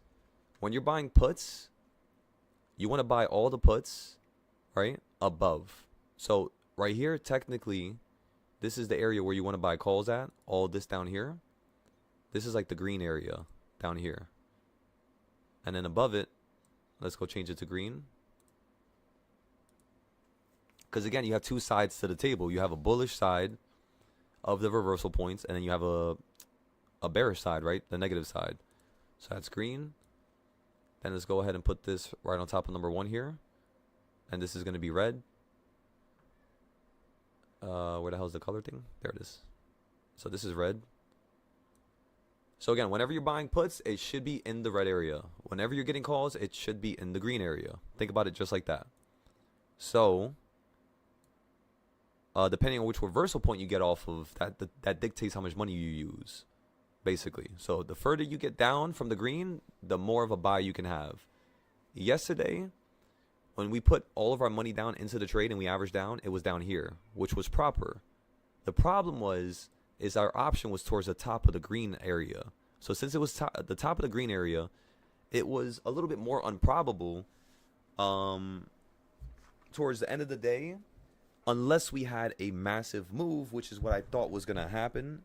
And that's what I thought was going to occur, just due to the fact that you were holding at the bottom of number 5, which was your weekly trend. Let me zoom out for you guys. So if you look at Thursday's low, pretty much the same thing as Monday, right? And we were talking about that. We said Monday should stop in between Thursday and Friday, and if it does not, which is number 3, you're going to end up falling below Thursday and potentially holding. So what we told everybody was 5. We're going to wait for this to fall below number 5, and then we're going to play the puts going lower. But do you see how the market continued to head up higher here? So what I'm looking for is the fact that, yes, we were correct. The market is holding. It is bullish still. It doesn't want to flip yet. It would have flipped down. You would have opened up down here. I kid you not. You would have done it. But now the next thing I'm going to ask is that where we're heading right now? It kind of looks like we're heading there now. Like the market just literally flipped you up green, opened you up bullish, like into a bullish area, and then you're just going to drop into a bearish area, kill value for like half the day. And then once you're down here again, then you're going to potentially run up again. So you guys could get puts right now if you want to buy them late. I still see this falling out the sky here, but just be very careful. I kind of don't like buying puts late. I'll just let it fall, and that's pretty much it. We talked about buying puts at number 2. It's clear that was correct. So, yeah, let's just do this very slowly. Keep narrowing it down. Keep narrowing it down. Keep narrowing it down. Let's use what we didn't use yesterday. Use what we didn't use on Friday. And use all these different aspects to add to our tool belt to literally be a trading machine that the market cannot beat. That's the reason why there's no losses. Or you could basically have weeks or days where you have no losses. It's because you're so aggressive with the learning process that your brain is functioning faster than the computer systems, because you're skillfully looking at multiple levels of things and you're multitasking at a very rapid rate. Your brain literally, that's why I tell you guys, wait for my brain to tell you what to do in terms of our ideas from like last week or the paper trades or, you know, any of the testing stuff that we do. And the reason why I say it like that is because usually my subconscious is what actually gives me the answer as to what, you know, like getting into a put or getting into a call. Whenever you guys see me get into those quick options, the only way you're going to be able to do it like that is if your subconscious is trained, you know, to the point and to the level where you can look at one trading style or one aspect of the trading style and recognize that other trading styles that you looked at the day before, the night before, maybe the morning of, are all linked up at that one area. So it's like you remember 10 entries from the night before, and the next day you're literally at one by one, one by one, one by one, one by one, you know what I mean? With all entries. But again, it's only going to happen subconsciously when you actually repetitively do something. Like when you just do so much reps. It's kind of like driving around your block, right? You obviously know where everything is around your house and like the little park or the streets or that one big ass pothole, right? You always remember those things. And it's usually always after a certain amount of time. So it's the same thing with trading. Same thing with anything in life, really. It's just what's going to happen is you're going to have a trade and it's going to rock the bed, and you kind of have to decide whether or not this is something you want to do. Most people give up at that point. I did a couple times, but that's normal. It's normal to give up. What matters is, do you still come back to it after a week or a month after your break? And you said my video 5-10 days. Can we get into? So again, everybody, I wouldn't get into the Nvidia trades as those I did not post on the Mumu. I would just really have you guys trading SPY for right now until FOMC goes by. This is to reduce risk and to reduce the amount of people that would have losses. So it's just a safety mechanism. I know it's annoying and it's kind of boring. I apologize, but usually I'm during these moments, like right before FOMC, I'm not going to really be too outwardly posting too many things because again, that could shift on FOMC. And the Discord knows, for the most part, not all the new students, of course, but for the most part, most of the members here, they understand what to do and what not to do, in terms of averaging down, in terms of all that stuff. But if I haven't taught you that yet, you're going to be a little anxious. You're going to be a little curious. You're not going to maybe know what's the full plan. And that's kind of something I want to enlighten you with first before you get into the trades, everybody. So we're going to be talking about more of the reason as to why we're getting into our trades on days like today, because today's going to be a slow day, at least from what it looks like. So it's perfect. We'll trade slowly, 1 to 2 trades the whole day, just like yesterday. And by the way, the reason why we did that yesterday was because of FOMC. It's a safety mechanism that we have. Do not trade aggressively the day before something happens. If you're going to trade aggressively, trade on the day of. Most people say that that's stupid. I'm telling you, ladies and gentlemen, you want to go up 1,000% for the first time? I'm telling you, trade FOMC. Trade FOMC and get off of the 5th reversal point, and you're going to have one of the funnest times of your life. Literally, all the past FOMC trends, they all responded to number 5. When I first started trading futures in August, for like when we were testing it, in one day, I had made, I think it was 10,000. So no, it wasn't 10,000. What was it? I don't remember. Because we ended up buying from there. We bought from there. I bought on number 5. It fell down to number 6. I was down massively. And then the shit started yanking right back up from 5 all the way to 1. So you literally went from like down here. And within the last hour of the day, I kid you not, you went from down here. That's how far you can move on FOMC. From here all the way back up to here, the opening price. And we were up massively. It was ridiculous. So the reason why we picked the upside was mainly because you fell down first. If the market would have ran up first, what would have one done, everybody? What if you bought the calls down here? If you run up higher at first, what are you going to do? Calls or puts? Puts, right? Just like that, everybody. Make it simple and sweet. Don't complicate it. So, yeah. Just wait for number 4, everybody. Like, again, I have one of my members on Discord. He literally just trades off of number 4 every single day. I believe now he started to improve his chart and add King's Point. And I believe, I'm not sure if he has CS zones yet. I had to check. But I know he has DARP. I know he has reversal points. At least I believe I remember him having it. So that's DARP, reversal points. He has...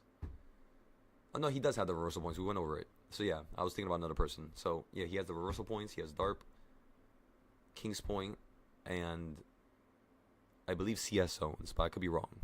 But that's only 3, That's only 3. You guys need to have at least 5 to 10. I told you.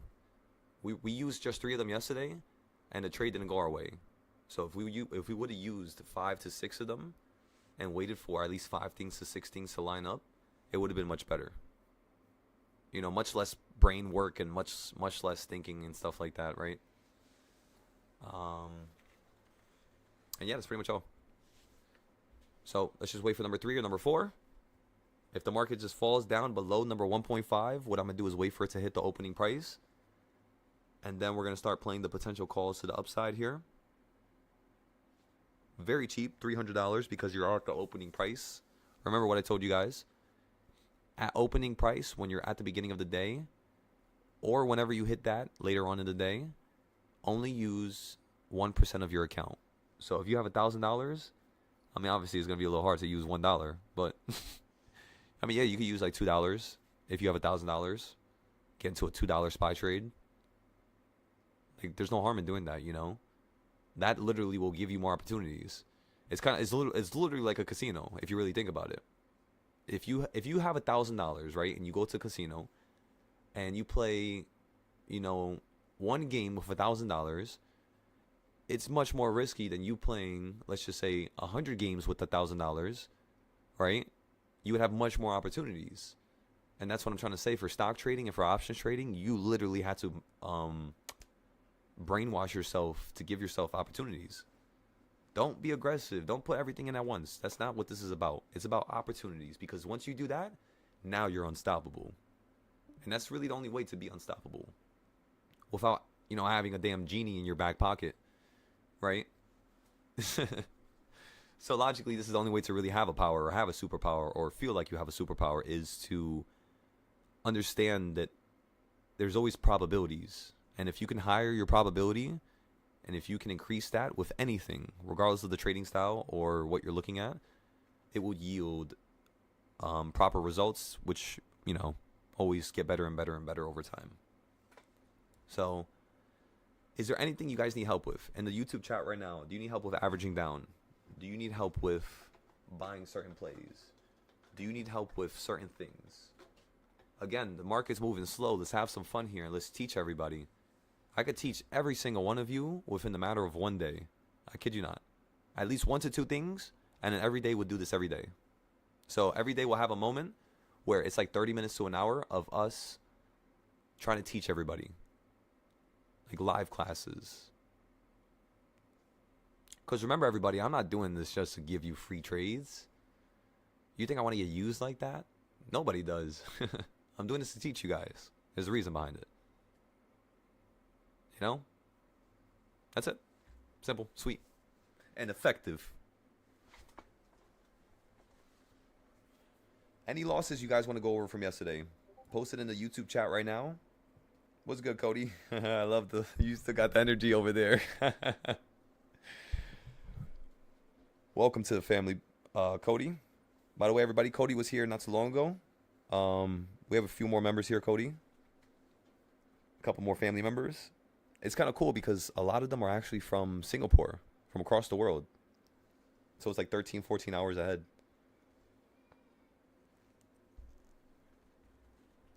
But yeah, everybody, get to know each other. Get to know each other. Remember, I'm going to have a certain section of the Discord where right now we're not going to focus on it because there's no purpose. But within like a month or two, once I start seeing you guys make like 20 to 30K, I'm going to start asking you guys for your resumes. And you're going to start posting your resumes on a section of the Discord so that if there's another person in the Discord who might need your help or might be able to ask you for something, you could just charge them, or maybe you guys start a business, or who knows. But what matters is seeing each other's strengths and weaknesses, if you guys are fine with that, of course. Again, you show whatever you're fine with, of course. I really don't mind. I'm not going to force you to do anything. The keyboard loud?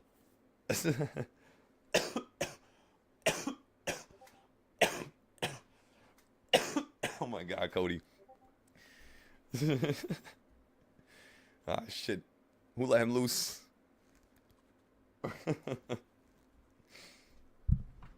By the way, good morning, everybody. How we doing, Mikey? So you need to know, if there's no rate cut, markets will crash hard. Okay, so this is what rate cuts do to a market. Just like this, everybody. Rate cuts are going to affect everything, right? From you buying stuff, to you paying for stuff, to you know, renting out stuff with your home. So it's across the board. Gasoline, right? There's many, many, many things that, you know, rising interest rates or them increasing rates, you know, it would cause to an economy or cause to a market.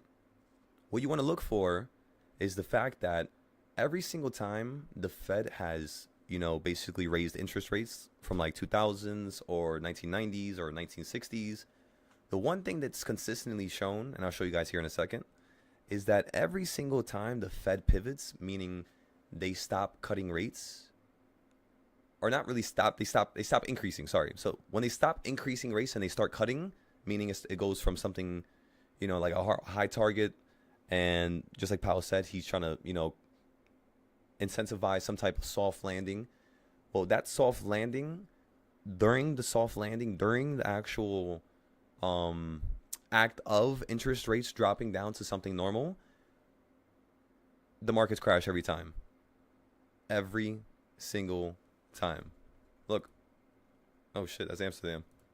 Wrong picture. So look at this. Look at all the times the Fed has pivoted. We'll just look at a simple picture.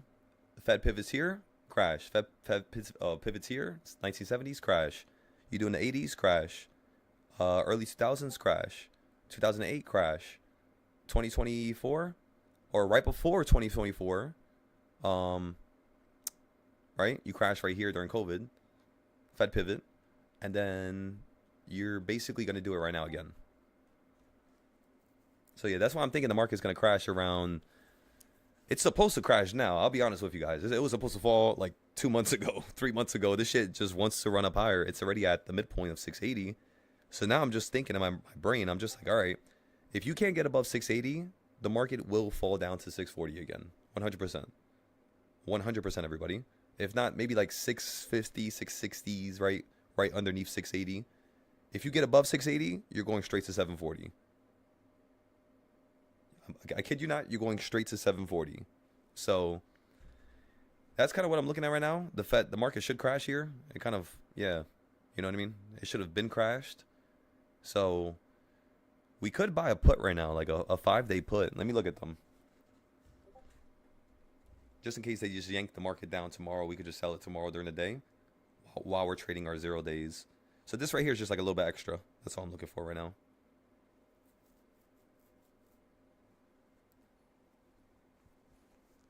Okay, EXO. You had, is EXO here right now? I don't think EXO's here. Is EXO here?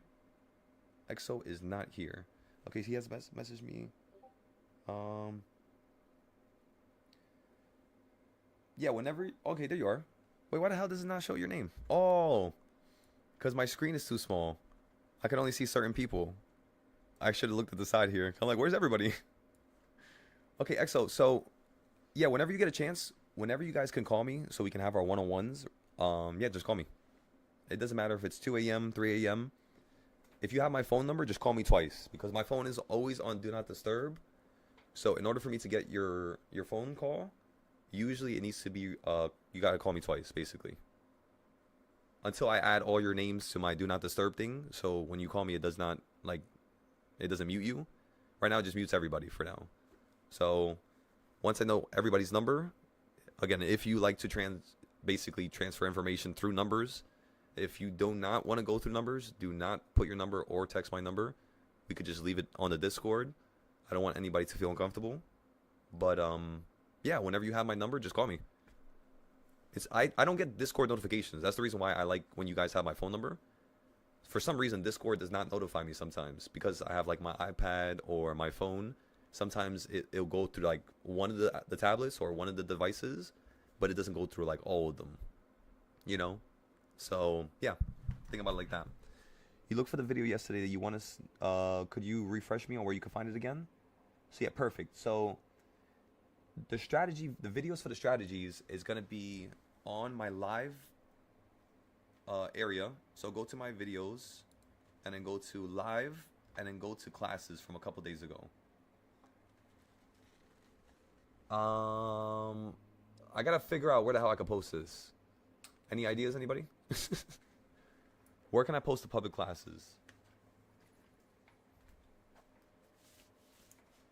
What do I call you on WhatsApp? Yeah, so you can call me on WhatsApp. I'm pretty sure it goes through and it'll still call my number.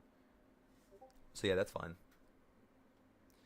I could post it on YouTube. You know what's crazy? Maybe I should just create a video. I haven't created a video in a while. I could just create a video here. Try to see if we could do something. I also really want to create another market video. Like this one here. Like world markets where we talk about the whole entire world. We did that on January 3rd, 2025. Because I was trying to show everybody that we could predict the market going into the future. And yeah, then we did episode 2 like right after, and then episode 3. So it's kind of like then I stopped doing it because around that time, it was all emotion. It was all my problem. Like the universe was literally teaching me how a man, right, should go about conducting business. And I was not acting like a man, honestly. I was acting honestly very feminine, to say the least. Which is there's nothing bad about that, but it was not how I would want to act myself. Not to be disrespectful to any females here.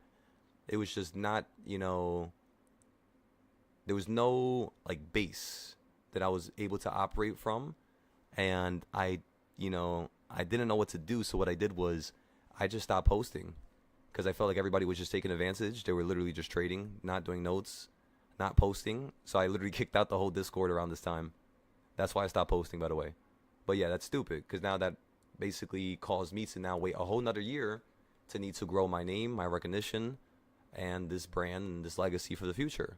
So to ensure this doesn't happen again, we're fixing everything here. So we might take out some videos. This is going to be my new schedule here. I have no idea where I put it. Let me see. Where is it? Okay, this is my new schedule here. We're going to have... and by the way, literally, this is how my brain works. This is the only way for me to be able to teach you guys this much stuff and keep it, organized. You have to organize it.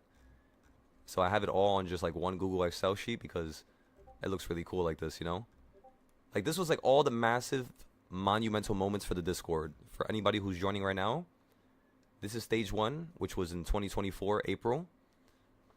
In stage 1, we went over, so we started creating classes. I started doing everything. Supplying demand zones, indicators, trading styles, economic reports, financial data, technical analysis, buying and selling, risk management, psychology and behavior. So we went through all of this. Stage 2 was, of course, the refinement era, right? The goal with stage 2 was basically to perfect all charts and to try to take them to the next level. So we just kept refining. And at this point, we managed to create a trading style that worked for every single stock and every single ticker around the world. So that was in November of 2024. On May of 2025, we basically started creating charts for I kid you not, every single financial asset in the world. That's when we started doing Forex more, futures more, crypto more.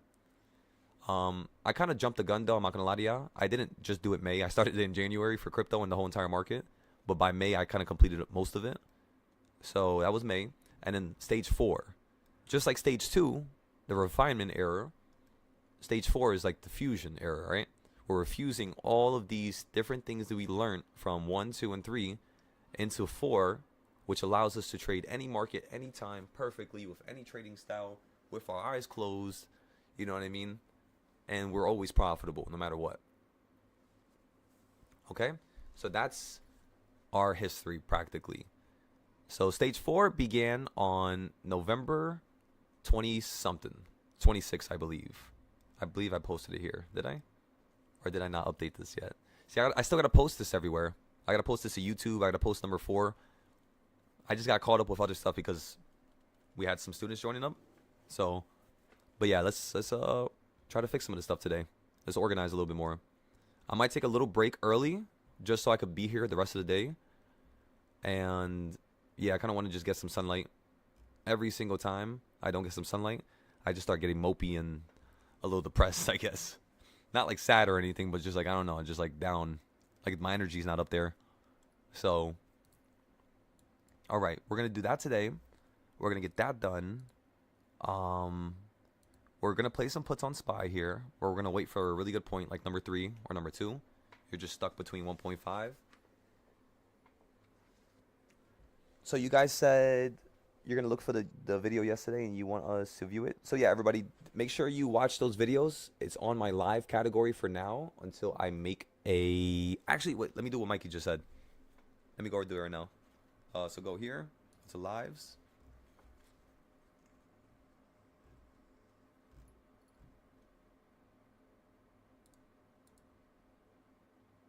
Wait, how do I do it quickly? Um. Hmm. Wait. Okay, let me do this first. Wait. Open that like this, and then it should open it like this, and then go here, and then let's go to save, and let's save this new playlist, and this is gonna be.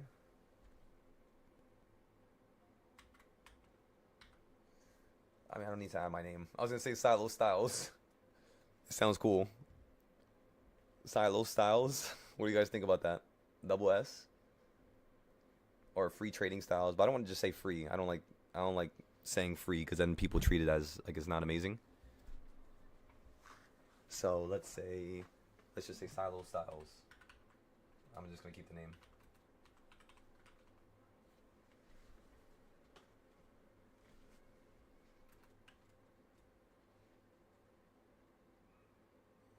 And this one is gonna be,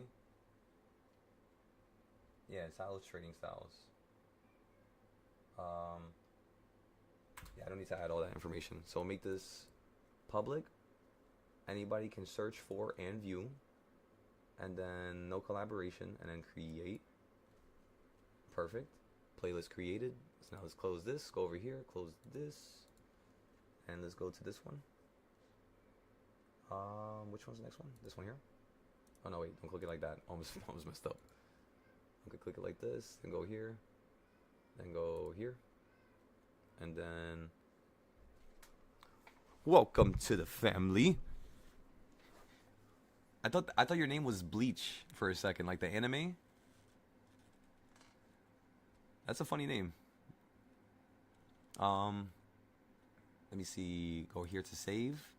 Silo Styles. I love that name, I'm not gonna lie. I kind of want to make a thumbnail for it. I want to draw something now. I got an idea. I love anything that like the letter S, in case you guys haven't noticed, is like basically, it's so weird, but the letter S is my favorite letter. Also, the reason why I made my channel Silo was because Silo stands for two things. Solo, which is, you know, by yourself, like completely alone, and then silo, which is where they store grains on a farm. Usually you just see one silo in the middle of nowhere with like nothing else around it. And the idea is it's kind of like a tree, you know? Like it's holding itself down, 10 toes down. And it ain't going to get taken up unless there's some crazy ass storm or tornado. But the reality is like it's your solo and your 10 toes down no matter what, anywhere around the world. Like that's supposed to be the idea. Now, the reason why I use the letter S, because I could probably find another word that means the same thing with another letter. The reason why was because when you look up on YouTube, famous YouTubers who have the letter S, there's not too many who have the letter S that are still popular right now. The only ones that really come to mind are like Syndicate, which is like zombies, or like Sunday, which is like Minecraft, or maybe a couple other YouTubers now that popped off the last couple years. But yeah, so that was the reason why I actually created with Silo, because there was not too many YouTubers. Like Silo, from what I've seen, had like the least amount of famous YouTubers. So yeah, you guys could try using these ideas whenever you're building your YouTube channels. Or I kind of want to start a YouTube channel where I just record rain videos. I kind of want to see if that's something that could be profitable, because if it is, and it's just like, you know what I mean, an easy stream of income, I just want to do it for a little bit just to see if I can make some money with it. And then I'm going to be showing the Discord, or because we basically have a couple Discords. We have a Shopify Discord where we sell products. I just had to build it a little bit more. We have all 4 of the Discords that relate to anything, you know, trading wise and stuff like that. And then I want to make a Discord. We have the car Discord, which is like buying and selling cars, and like being able to, what you might call it, start like a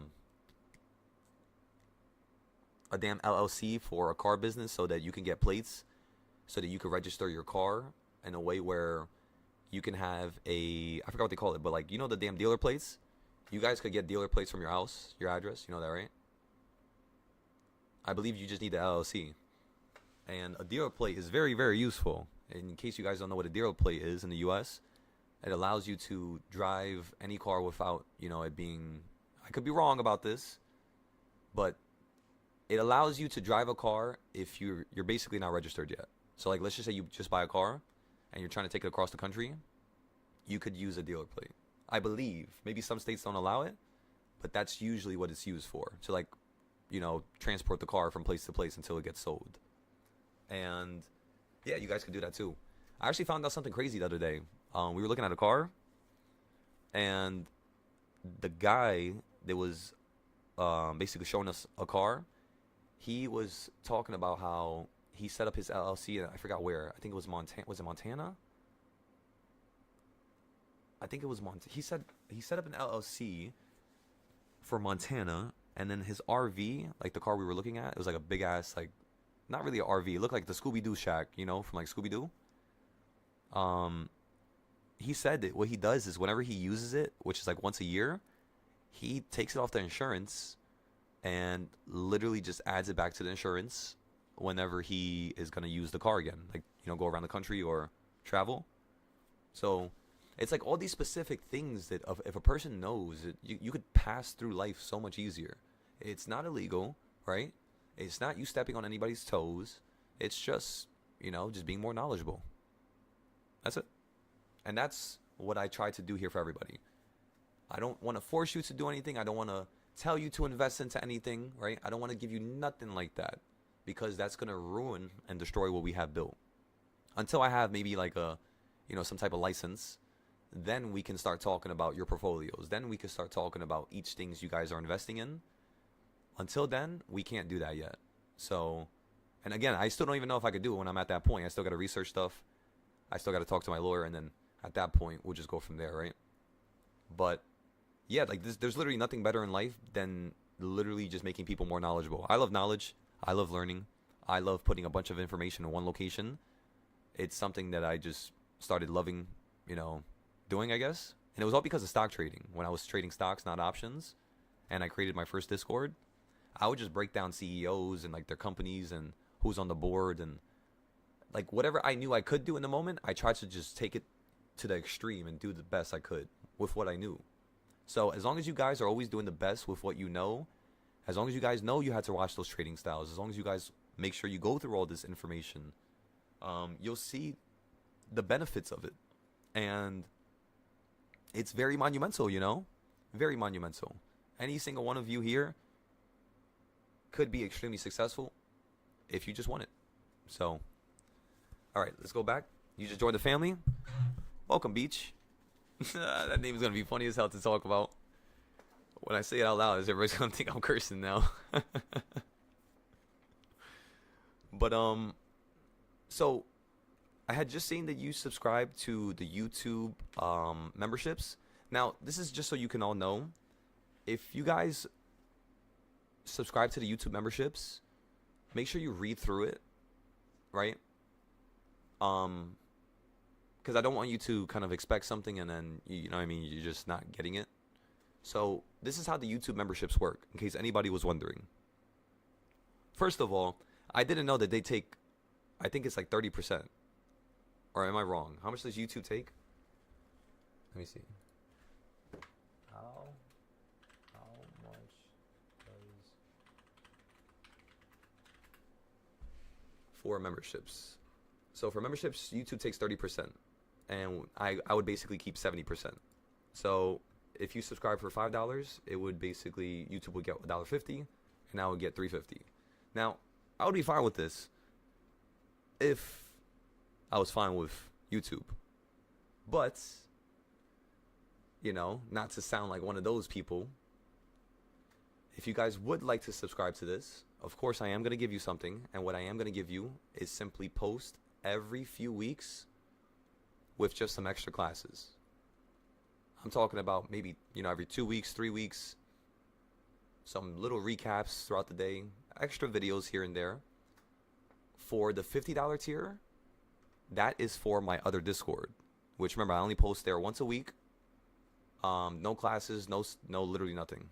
Only one trade a week, a very cheap trade, because it's to get your gears spinning, just in case people can't pay for the main one. It's to kind of get everything spinning. You know what I mean? And that's the idea with that Discord. But again, we only trade there once a week, so it's kind of like, I noticed that a lot of people don't like joining that one, but it's fine with me. It's whatever you guys want, But yes, if you join the $50 tier on YouTube, I will let you join the Discord. Whether you pay through YouTube or Patreon, I'm going to be making less, of course, through YouTube, but again, it doesn't matter. I am not doing this for the money. I am doing this because creating a price for something allows it so that not just any crazy lunatic could just join. Like you guys saw that crazy lunatic that joined the YouTube yesterday. He just started going crazy. Scamming this, scamming that, and you know what I mean? Just going wild. Like it sounded like somebody just blew the top off a kettle. And it's like to reduce people speaking like that, because I'm not gonna ban him. Like, did you guys saw that I did not ban him? I did not remove his message, because I'm not like that. I don't need to do that. Because if I did that, then that would mean that, you know what I mean, there's actually something wrong. You know what I mean? But no, I'm fine with that. That's okay. So, in terms of the $50 membership, that's what that's for. Now, I think I have a $500 membership on YouTube. Do not pay for that. Just don't even. Because they're going to be taking so much capital. It's just like most of your money, you're literally just giving money to YouTube at that point. You know what I mean? So as long as it's, the $50 one or the other one, I'm fine with that. The $50 one, again, the other Discord, which is one trade a week.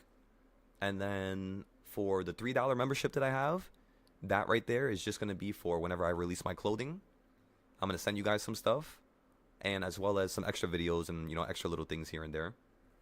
And that's pretty much all.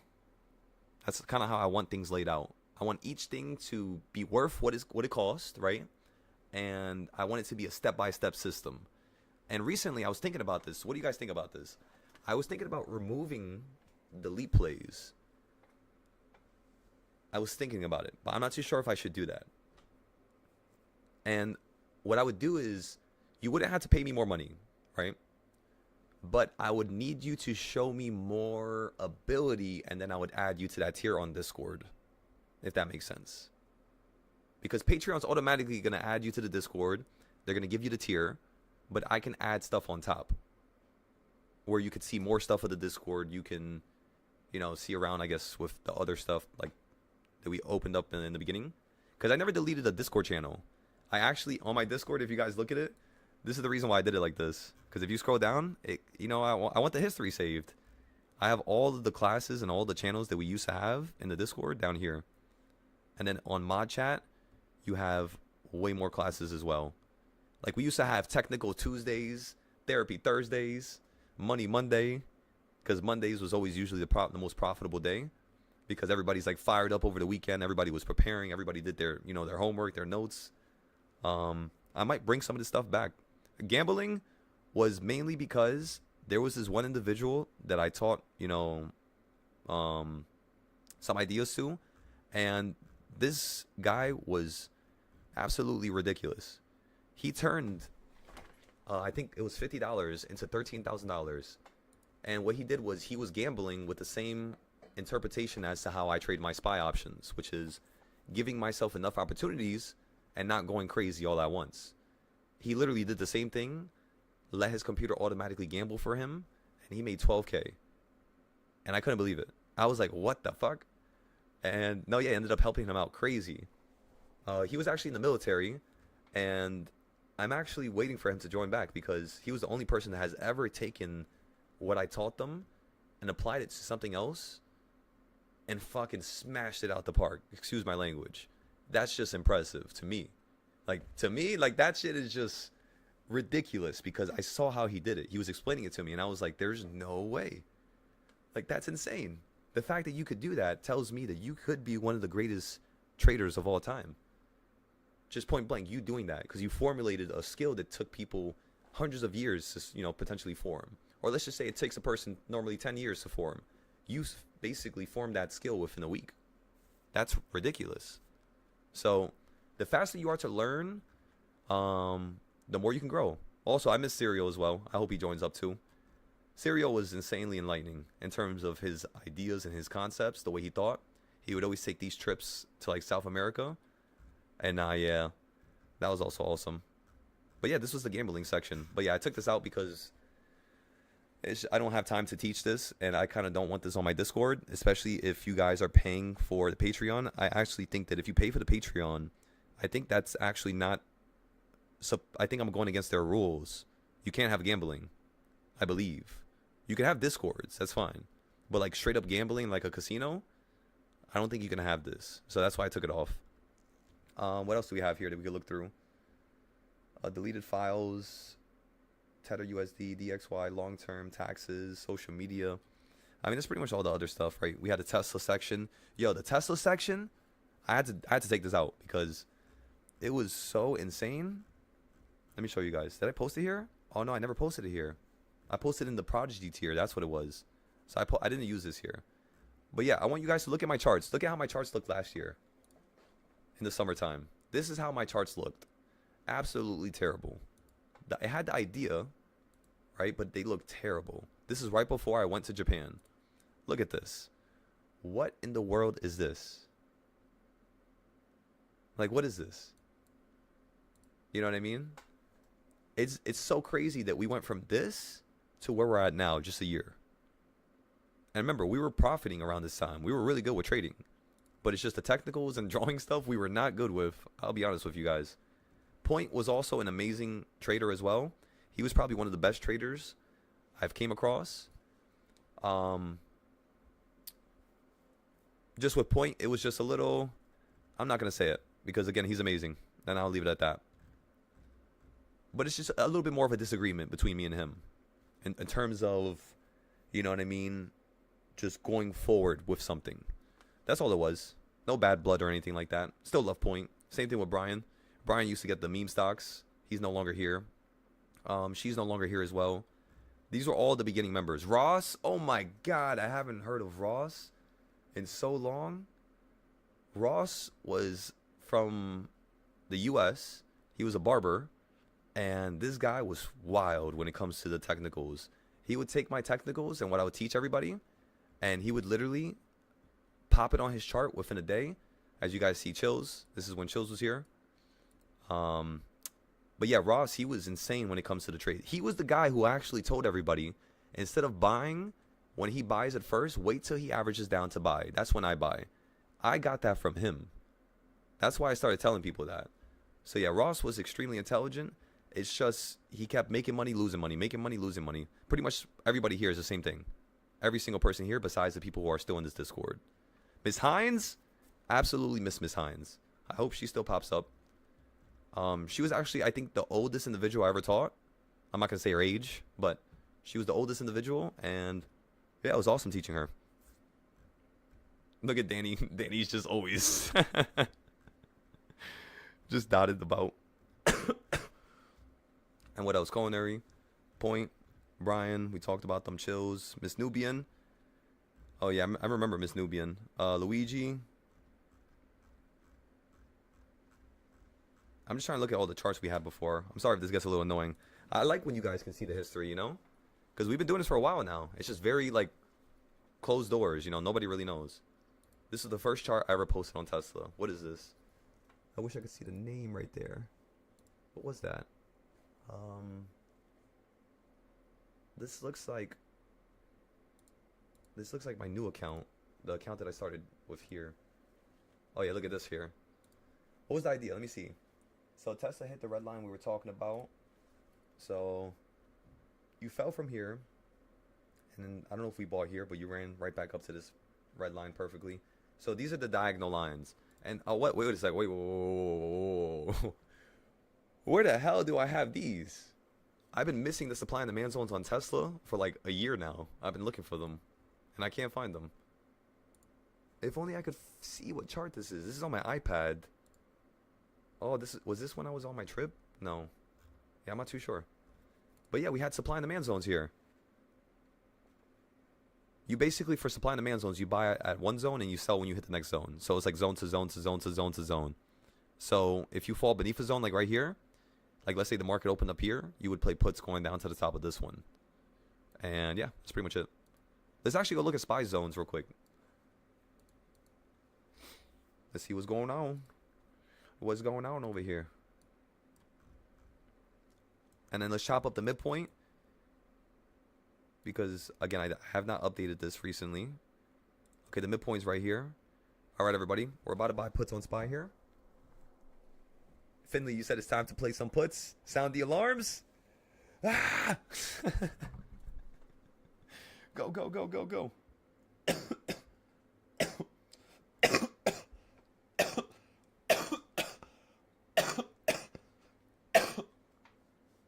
Sorry, I was dying there for a second.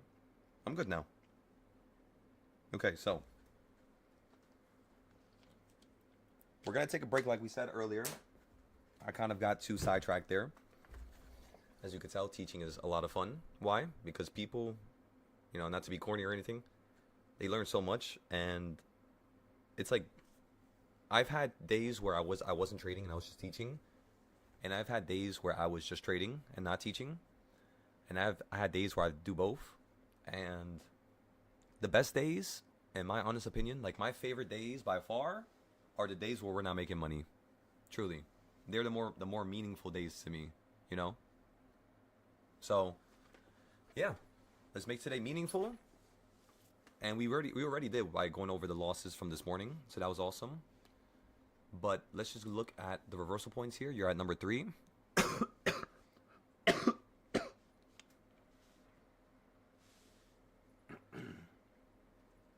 So again, we're just going to use $1,500 here. Just $1,500, nothing more.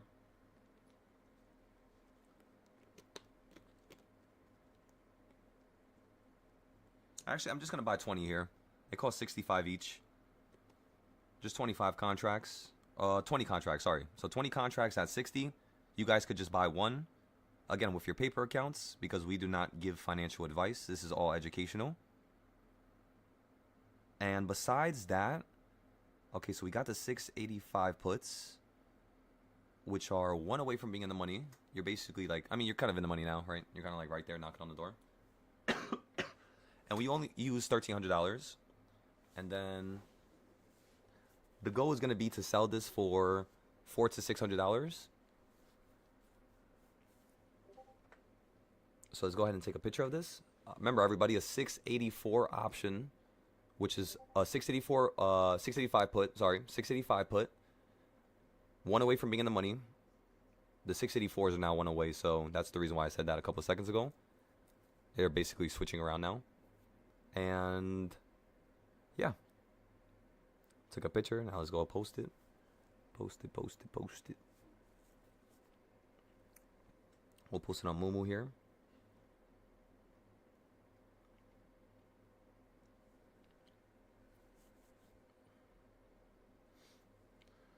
Okay, so today's date is the 9th-25. Pay $80 each.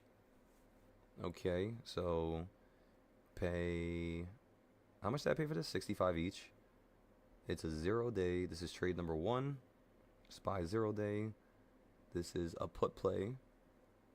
Okay, so puts. Oh my god. Puts for the 6.5 strike. Okay, scalp trade goal is 20-500%. 20 contracts total, which is only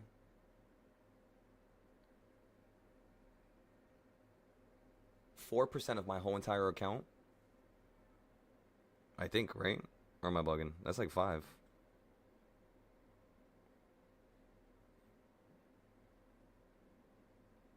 Yeah, like 4. I mean, we'll just say like 6%. Actually, no, it's not. It's not that much. Yeah, it's like 4%. It's like 4 or 5%. So, which is only about 4% of my whole entire account. Okay, don't average down. Not financial advice. For education only. Trade at your own risk. Perfect. Let's go ahead and add the picture now. Excellent. Now let's go ahead and post this to Dr. Moomoo. I'm on my way, Moomoo.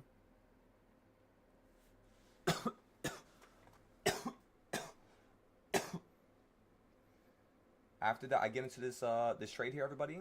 I'm gonna take my break. I'm probably gonna take just a really quick shower, and then go grab something to eat real quick, Don't worry, I don't take years.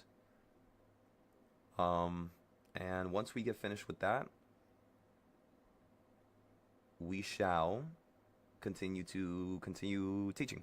Continue teaching. There you go. And that's pretty much all. Because remember, if I could teach you how to learn something within the course of a day, something that took me a year to learn, I'm very happy with that. Even if you guys are learning from the YouTube right now. Because again, the Discord, like, what is the reason for the Discord, right? We all had to know that. Because what is the reason? If I'm so fine with teaching people for free, why do I even have a Discord? And why do I charge people, right? Again, the root reason behind having a Discord and charging people is one, again, because since this is all educational, there's a lot of stuff that one needs to teach, right? Ranging from how to buy, how to sell when you're trading your paper trades, right? Testing trades, right? How to take notes, how to use, risk management effectively, options and futures, and what's the difference between all these different, financial instruments. And with all that being said, everybody, the one thing you want to consider is if we could go through all that information within the course of just one day, and I could teach you what I learned over 5 years, 3 years, for free, you're going to go to that next level, and I'm already confident with it. So because I'm so confident with a person being able to level up, right, the price is right in my opinion. Because I have so much confidence and belief in myself and what I do, that again, we're going to use this environment to keep building ourselves for the future. We're going to use it to build up the school. So whenever the Patreon gets to a certain point when it's making a certain amount, it's going to help us build the school. It's going to help us start the prop firm, help us with, fun challenges and taking trips with the Discord. That's the purpose of this Discord, is to use it to help everybody else. At the end of the day, it's a real slow system until we get to that level, And yeah, that's pretty much it. But I know now, since we refined everything and we got really good with everything, I know we'll be able to grow the Discord and the Patreon and all that stuff very appropriately. I know I'll be able to grow. I know I'll be able to have, 1,000 students. I know it. So it's not going to hurt me helping people for free right now. It's not. It's really not. In fact, it's going to allow us to refine ourselves and get better. And yeah, sometimes, the divine in the universe will see that and they'll bless you. That's what I believe. I believe that since I did this, I was blessed. Point blank. And yeah. Not everybody's going to want to do it, of course, because it's like you're taking a short end of the stick all the time. But it's fine. Just teach for free, teach for free, teach for free. People are going to see your value. If it works when it's free, imagine when you pay. Just think about it like that. That's what I want to talk about. Come on now. All right, so we posted the puts. Give me 1 second, everybody. Let me go take a look at them now.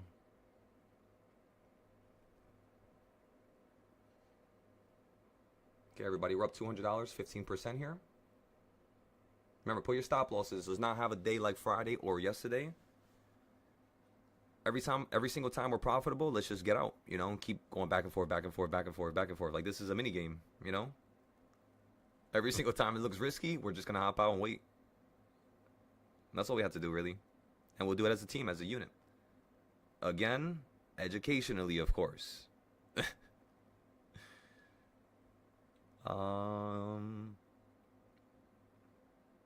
Educationally? Is that even a word? What the hell did I just say? 1, 2, 3, 4, 5. Okay, where's the other group? The other group that I could post to is Family and Freedom. I don't think I should post here. Earn daily. That's Rescue Bot. Maybe I'll just post here. I don't want to post inside of another person's chat when they don't talk about options. I only do it just to help everybody's chat. By the way, if you guys have groups on Mumu and you have people that follow your group, I wouldn't mind posting on your group either. Just make sure you let me know when you invite me to a group, because I honestly have no clue how to check it. And yeah, I have no problem with helping anybody. I can help everybody's group. That's no problem. It, basically builds my name. It builds my recognition. So that's awesome. It builds and builds and builds. Alrighty. Alrighty, ladies and gentlemen, 20%. You got go ahead and put your stop losses up. Again, everybody, 20%, 20%, 20%. Ring the alarm, everybody.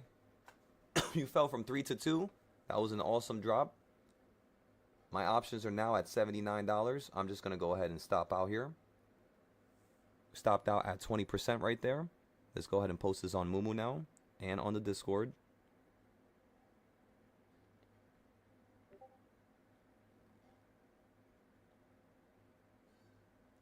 Stopped out.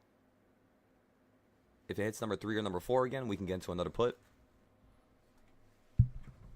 We're just doing this because the market's slow. It doesn't look like it's moving too fast, so it doesn't look like you're really going to yank out the sky, you know? At least not right now. Remember, everybody, we sold the puts. Beautiful little 20% gain there. Almost $300. That basically pays for Friday's loss of last week. 10 times over now. And we have paid off some of yesterday's losses as well, without including the gains from yesterday.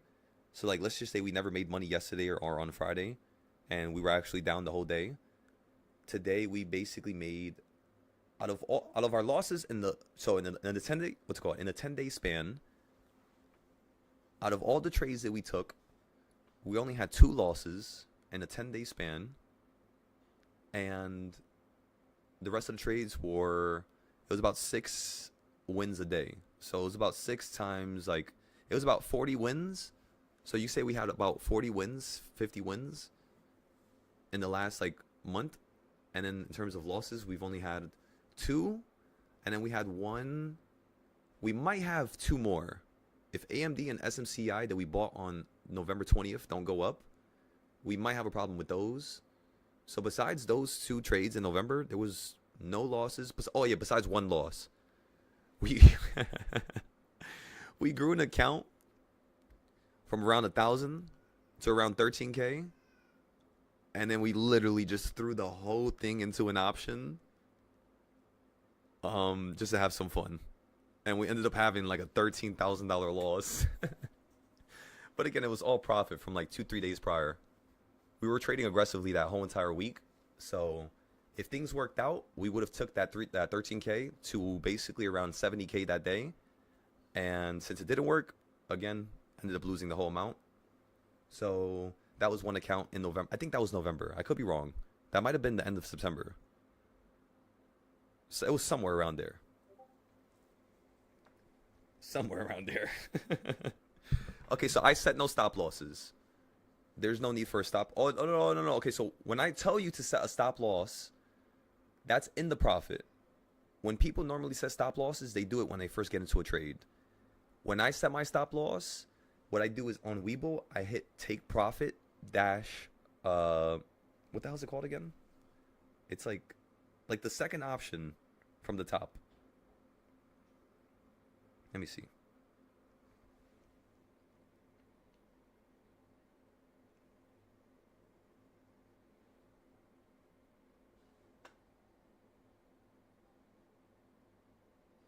Okay, so I basically set a stop price and a limit price. So my stop price, if I'm up 20%, I'll put it to like 18% when I'm up. And then for my limit price, I'll put it to like 40%, 50%. And I'll just keep moving them up. Kind of like a tunnel. You know what I mean? Like you just move them up together type of thing. I don't know if that makes sense, but yeah, you're just increasing them both as the stock is showing you there's potential upside. Now, how do you do this effectively? Because there's a way to do this to cut, any type of loss. But there's always like a deeper variation of any of the trading styles I teach you guys. So how do you take this to a deeper level? And the way you take this to a deeper level, truthfully, is by understanding that when you go up 30%, 40%, you put your stop loss at 20. When I go up to 60%, I move my stop loss to 40. I give it like 5 to 20% to like shift around, you know what I mean? But again, that's only for some trades. When I'm trading by myself and I'm not teaching, or when I am trading leaps, I tend to do that as well.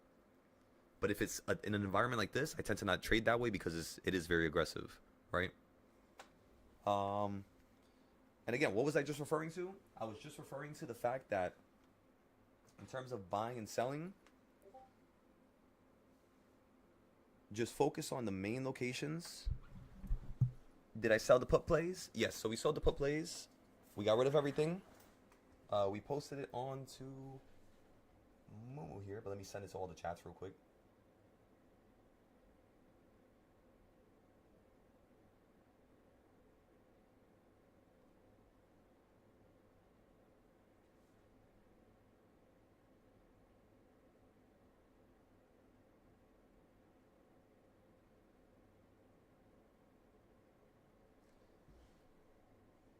We played puts from reversal point number 3 back down to number 2 and sold out the second you hit number 2.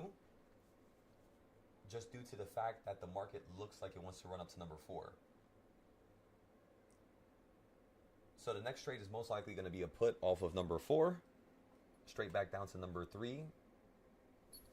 And that's pretty much what we're looking at for next.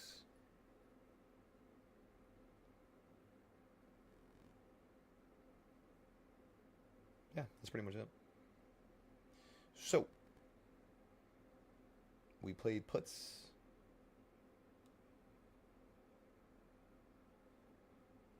Do you guys know any type of gym equipment that I could buy?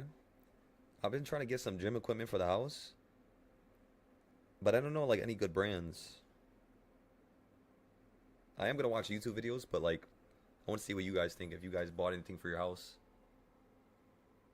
Because I want something that's like really compact and small, but you could do like 4 or 5 things with it. Like definitely a bench, of course.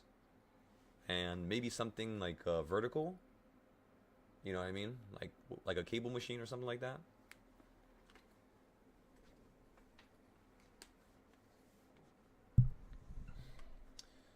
By the way, I don't know if this is something that could work with stock trading, but there's certain jobs and certain things that you could do that if you're paying something to benefit your health, I think it's mostly with jobs, like whenever you have like, you know, you work for somebody or work at a place. And I don't think this is all jobs, but what you might call it, shit, what was I just about to say? Jobs. Oh yeah. So when you pay for stuff like with health, like you can get that deducted on your taxes. But I don't know if that's the same for this, you know, with trading. I had to search that up. I don't remember hearing anything about health, you know. The only thing I heard about trading and taking taxes off, like, you know, is subscriptions. So like anything you pay in terms of like a person. So like if you make $10,000 and you pay $2,000 to be taught, you would be able to take off $2K of that $10K. So you would pay only $8K in taxes. And then of course, if you had $3,000 of losses, you could take off another $3K. So that drops to $5K now that you have to pay 40% of taxes too. And then the number just keeps getting lower and lower and lower pretty much. You just got to keep adding up everything. But yeah, that's stuff you guys should think about. Write it down and start writing down what your LLC is going to be called. Remember, my LLC was opened up in Delaware. If you guys need help with opening up LLCs, just let me know. The second you have some profit and you have about $300, just like the money we made right now, first thing you do, set up your LLC. Set up your LLC and make sure it's in one of the states, like Delaware, Las Vegas, or I forgot the other one. I think Maryland. I could be wrong though. But just make sure it's in one of these states. Make sure you do your research. And yeah, I opened mine. I didn't do no research. I'm not gonna lie to you. I just jumped right into it. I got Delaware. I opened up the phone number, the website, and it only cost me for everything. For just the LLC, it was $270. For the website, it was around $20 to $30, something like that. And then the phone number was the same thing, like $20 to $30. It was phone.com was the phone number. The website was GoDaddy. Sometimes I use Squarespace. Shopify, I tend to only use for drop shipping. And Wix is really good as well, but I haven't used it recently, so I don't really know how to use it. I used it pretty much like in college. That was the last time.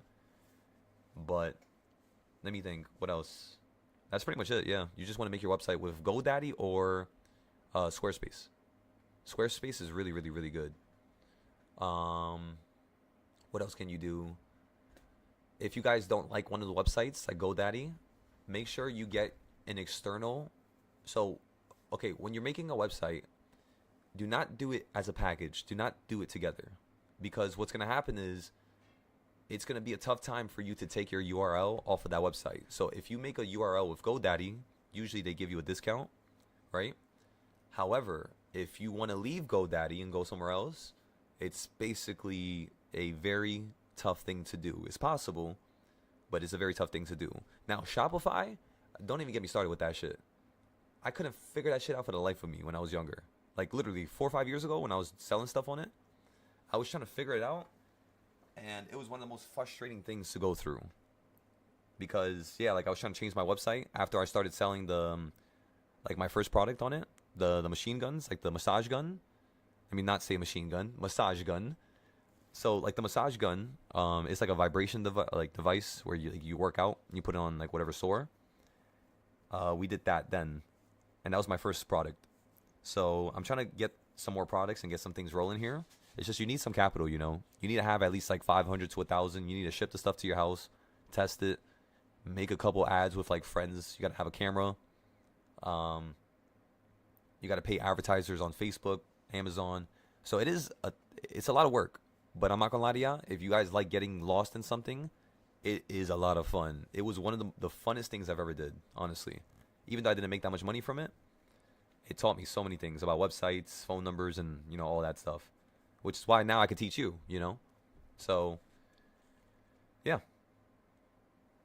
You said Google it, Total Gym. A cable machine would be great. On Mondays, you'll have a few more capital to trade trading strategy from only now on after all your previous losses. Excellent, Nathan. Excellent. That's what I want to hear. That's awesome. That's awesome, brother.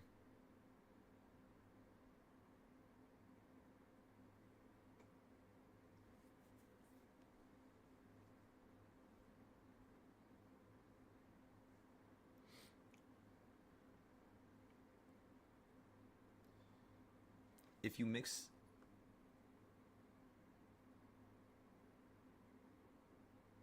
Well, there you go. The market fell down again. I was about to say, if you missed your exit, I was going to tell them what to do. Well, there you go. We don't got to do that no more.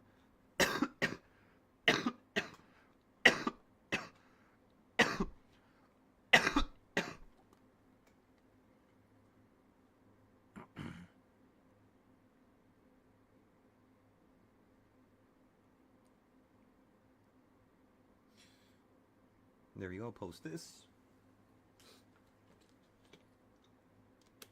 So again, you fell down from number 3 to number 2, and then look what you did again. Ran back up to number 3 again, fell down right back to number 2 again. These are the trades that I'm referring to. Sometimes it doesn't happen twice. Sometimes it happens like 10 times. You guys just got to keep selling, you know, just back and forth, back and forth, back and forth. Of course, it can go down lower, but it can also, you know, stay up here, potentially at number 4.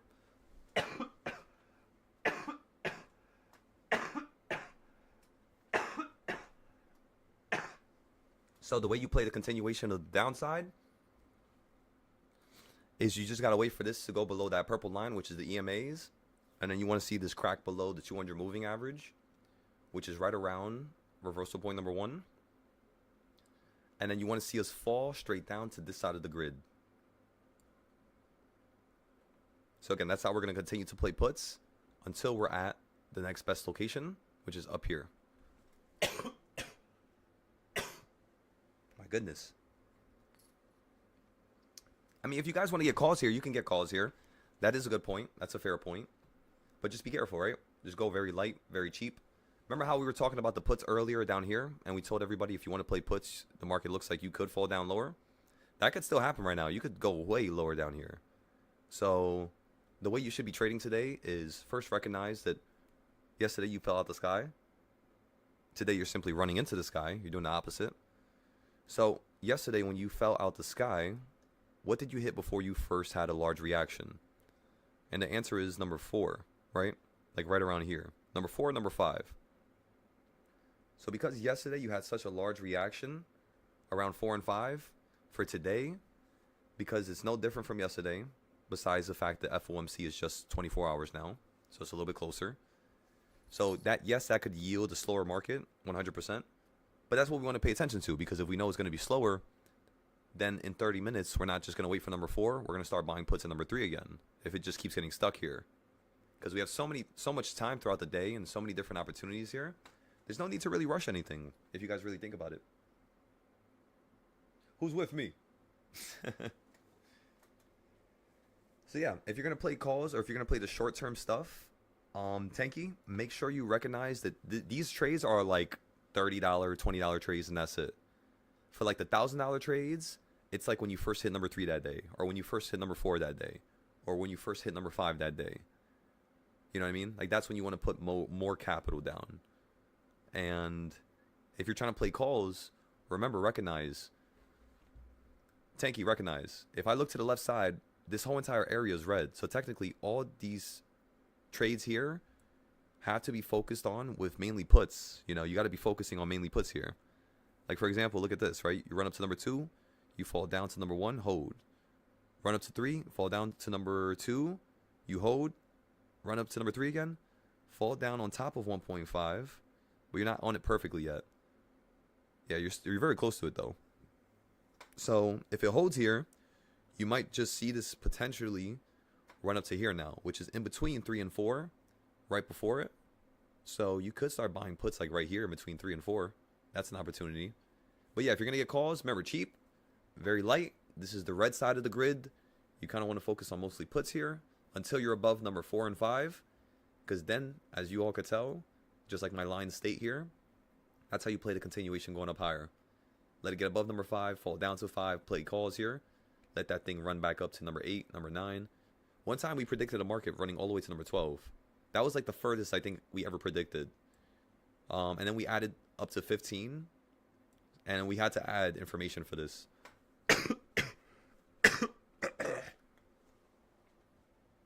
So once I add some information here, I'll let you guys know on the rules to the right side, how to trade number 15, 12, and all that. But for now, just trade everything from 8 to 12. If the market ever does something above 15, do not buy a single thing. Ever. Because that's just way too crazy. You said fair. I said calls because we were at the bottom of the 30-minute high of the day. Yeah, that's an awesome point. Yeah, the reason why I was looking at calls there was, or why I said that it's a good idea there when you had axe, is mainly because you're at number 2 and you're on top of the EMAs holding very nicely. However, if you get below this blue EMA, you're going to fall towards that purple one and start crashing. And that's kind of what I'm looking for here, is the drop from here to the red line. And then once we get that, I'm then going to add, or I can add it now, I guess. We can add the CS zones. Just update them for now. Because then you guys are going to be able to see which plays are the best plays. Remember, you do not buy inside the box. Inside the white box, you do not buy a single thing unless it's like midday and we're buying off the midpoint. For now, though, we're not buying a single thing inside the box. It has to be puts above, calls below, and in the middle, it's kind of like a taste of both worlds. What dictates what's going to happen after the midpoint is what has happened before you went to the midpoint. So let's just say the market falls down right now to the midpoint. Because you already fell from up here to here, you might be able to hold at this area because last time you fell inside of it. So it might just want to hold at the bottom down here once more. And yeah, that's when you would buy your calls. Pretty much the same location that we're looking at, right? That's the reason why we wanted to drop down to here, is because of the first CS zone. And then for the next CS zones, we'll see when they're created, how they're created. To me, it looks like the next CS zone is going to be up here, which means we could buy puts like right here. Like literally like right there. We just got to wait for these candles to stop. Not stop, but we don't want them to stop. We just want the candles to just continue playing out here. That's pretty much it.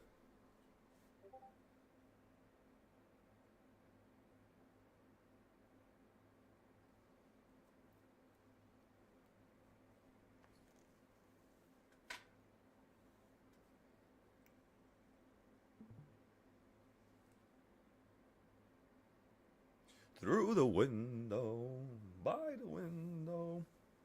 Can you guys believe? What the hell?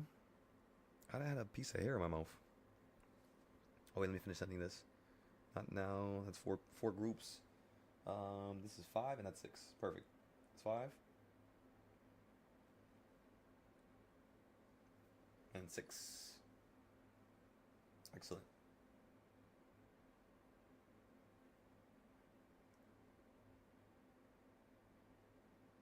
Remember, everybody, if you want to help build the community here on Mumu or on Twitter, anywhere you want, really. Again, only if you feel. You could post some of your trades on Mumu, and then, yeah, we could try to see if we can get more eyes on what we're doing here. See if we can help more people.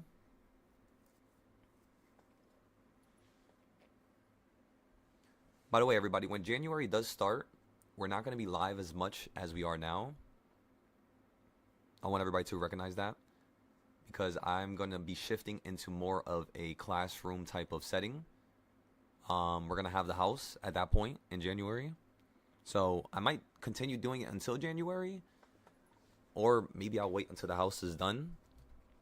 Like, with all the stuff, all the furniture, all the computers, because I'm probably going to have to spend like $300,000-$400,000. I mean, maybe less. Each computer setup with the monitors and everything is going to cost me about $5K. I mean, I don't have to get you guys some crazy ass PCs. We could literally work with something that's just, decent. So let's just say with the monitors and everything, with Windows, with the desk, with your whole entire PC setup, it'll cost 4K. So 4K times, let's just say, I doubt there's going to be more than 20 people that go to Hawaii with us in January, which is basically in a month from now. It's like in a month and 10 days. So 4,000 times, let's just say 20 people, that's 80K. So I'll basically be spending around like $80,000 on the computer setups inside the house for you guys, for whenever you guys come. And then what else can we do? What else are we gonna do? That's pretty much the only thing that's really upcoming right now. The house, that's the most important thing right now to me. So of course, hitting 1 million by December, and then the house, and then the prop firm probably right after that. I'll probably be able to open up like a Top Step type of thing right after that. And I'm going to be opening one for everything. Options, futures, Forex. I'm going to see if I can go about figuring out how to do that. And I want to have like a prop firm for everything. The reason why is because it causes a person to actually, lose less money. Because think about it. If you trade futures with 20,000 and you lose it all, that's a pretty big number. Versus if you play with a prop firm account, you only paid $100 for it, and by the time you lose, 20 accounts, which is only $2,000, $100 each, you're going to have gained so much critical knowledge that it pays for it 100 times over. It's actually really, really, really cool, prop firms, because they really do teach you. It's like a better way to paper trade, basically, honestly. But yeah. 686 puts. So for right now, we're not going to get into any plays. Remember, everybody, we're going to take a little break at first. We weren't going to even sell that right there, but since it ran up so quickly, we just decided to take our profit. Nothing wrong with that, right? When you hit number 4, I'm going to leave the screen on like this. Again, we're going to play puts going down from number 4 to like 3.5, 3.0. Sometimes it likes to run a little bit above number 4, like it'll hit 4.5, then fall down to number 3. Or number 3.5. So remember, everybody, the more patient you are, the more profitable you will become. I want you guys to teach this to yourself. Because if we're all getting into the same trades, it's not going to be the same type of, environment where it's like, what I mean? Like, imagine I wasn't here, is what I'm trying to say. Like, how can you guys guide yourself and trade the same way if I'm not here? That's the most important thing in the world, honestly. So these are all the puts that you want to buy. These are where you would buy them. And then I would wait till all the way up here to number 5. And that's pretty much it. So you have a bunch of put plays you can get into. Just decide which one you guys want to get into. Remember, my favorite one is around number 4. So when I get into my plays, it's usually one of these 2 circles every time. That's how I get into my play. If I'm trying to buy off of number 5, I start buying here. Just in case that shit just falls out the sky. And then if I'm trying to buy at, something it's like much higher, I would only buy at 7. So I don't like playing puts from 6 to 5 because that shit is just bugs me out a little bit. I like playing puts from 7 back down to 6, or 7 down to 5, or 8 to 5, or 5 to 8. That's my favorite way to play this. So I usually don't like, you know what I mean, messing with everything else. She said, how do we get to come to Hawaii? Okay, so point blank, everybody. The reason why we're going to Hawaii is because I'm basically buying a house, and I'm going to be teaching people in person because I could teach you guys much quicker in person.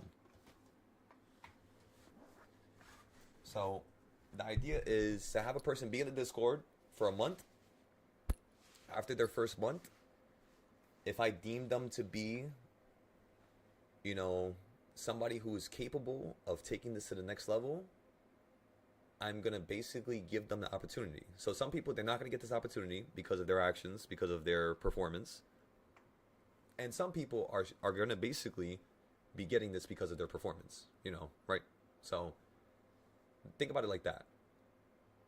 Whoever performs the best will be able to go, will be able to take trips with us. And most importantly, you will be able to grow practically the same amount as us. So that's the idea. Pretty much. And by the way, I'm paying for your ticket. Your first ticket to Hawaii, after I get the house, all that stuff is going to be under the business, is what I'm planning.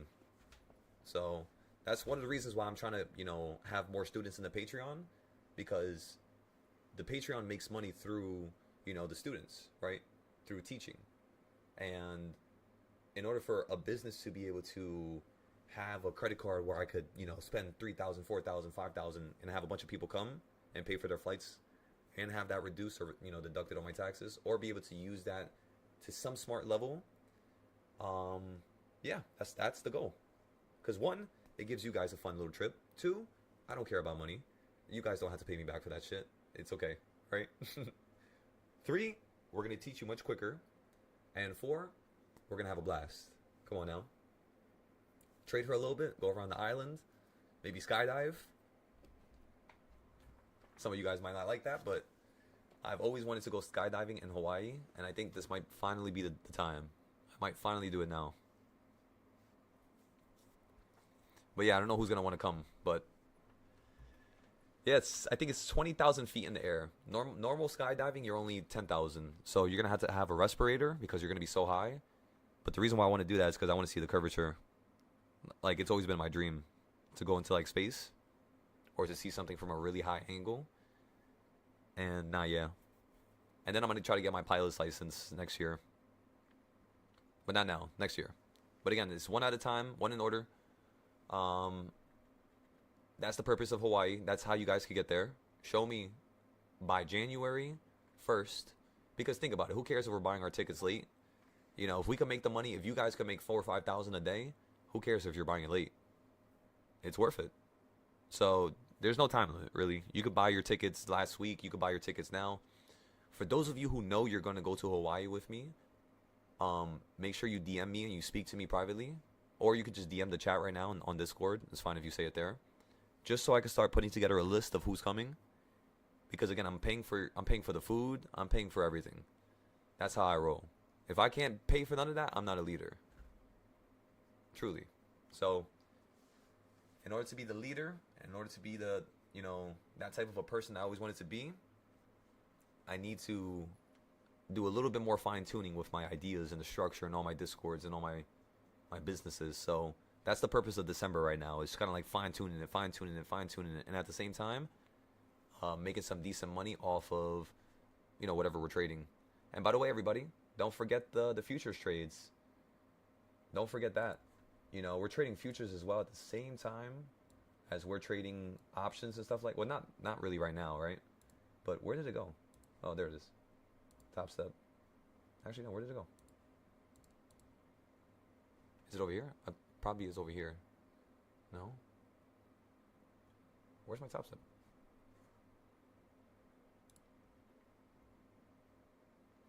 There it is. Okay, sign in. There you go. Okay, so right here on Top Step, as you guys know, we took out $5,000 last week. So again, we paid only $150 for this. I made money here. So we opened this account on the 20th. And then the 21st to the 25th, we had to pass the first challenge, which was just making 3,000, 1,500, 1,500. And then once we beat that challenge, we then paid for the express account. And then boom, boom, boom, boom, boom. In total, that was around like 34,000. We took out 5K. And we pretty much opened up more accounts. And our goal is now with this account, we lost 20K on Friday. Just due to one single trade, there was no opportunities to get out. So what we're trying to do here is we already basically made the money back for that.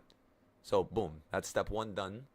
And now step 2 is going to be ensuring that this never happens again, right? So with this account, I don't like taking losses, as you all could tell. The only loss I've taken on this account is pretty much right here, which was at 3 a.m. because I got liquidated. I didn't know they do that. And the only other loss I've ever taken was because of gold at 4 p.m. where we got liquidated. Other than those 2 losses, we have a $55 loss here, which was 3 a.m. I believe this is another liquidation, but I could be wrong. You know what I probably did? I probably got into the trade by an accident. I do that all the time with MGC because on the other accounts, I trade micro gold instead of the main one. And besides that, yeah, nothing. That's it. So, yeah. Could we get to $1 million by the end of this month? And the answer is yeah. If I literally take $1,000 from here and I put that thing into another futures account and we trade with our own money and not just this money, I kid you guys not, I could take $1,000 to at least 300K by Friday, at least, because of how much I trade. It's going to be like 600 trades, but 700 trades, but we could definitely do that by Friday. So we still have enough time by the end of the month to hit $1 million. We just want to make sure we do it together with a bunch of people, because I don't want to hit $1 million by myself. If I do, I do. Who cares, right? So be it. But if I could hit like $1 million and I have you guys hit like 300, 200, 150, I think we'll be much better in a much better environment. But worst comes to worst, if I hit $1 million and nobody else does, and everybody else has like a shitty end of the year, let's just say somehow something happens across the board. In January, what I'm gonna do for you is I'm basically gonna fly you down to the house and fix everything up for you. We're gonna go through everything, all your charts. You're not leaving Hawaii until every single chart is perfected to my standards. So just know I'm gonna have you on that shit for a couple hours. But yeah, we could do it like outside. That's why I'm kind of thinking, like, do I get laptops for you guys, or should I get like a laptop that you can connect to a couple things so we can take it outside? Or do I get you guys PCs? Or do I do both? Buy the PCs for 80, get the laptops, and then, you know what I mean? I'm not too sure yet, but we'll think about it. I'll ask ChatGPT and have it run through the numbers. For this account, my goal is to take out money on, so 1, 2, 3 more days, Friday, I'll be able to take out the money, I believe. Yeah, because Tuesday night I took out the money, and then they paid me on 1, 2, I forgot when they paid me. Do you guys remember when they gave me the money? Let me see. Let me check my Wise account. I'm asking you guys like you guys know. Don't mind me when I do that, by the way. That's how much I trust you guys. You know that? Literally. If you guys tell me something, that's probably the case. Probably what I said, honestly.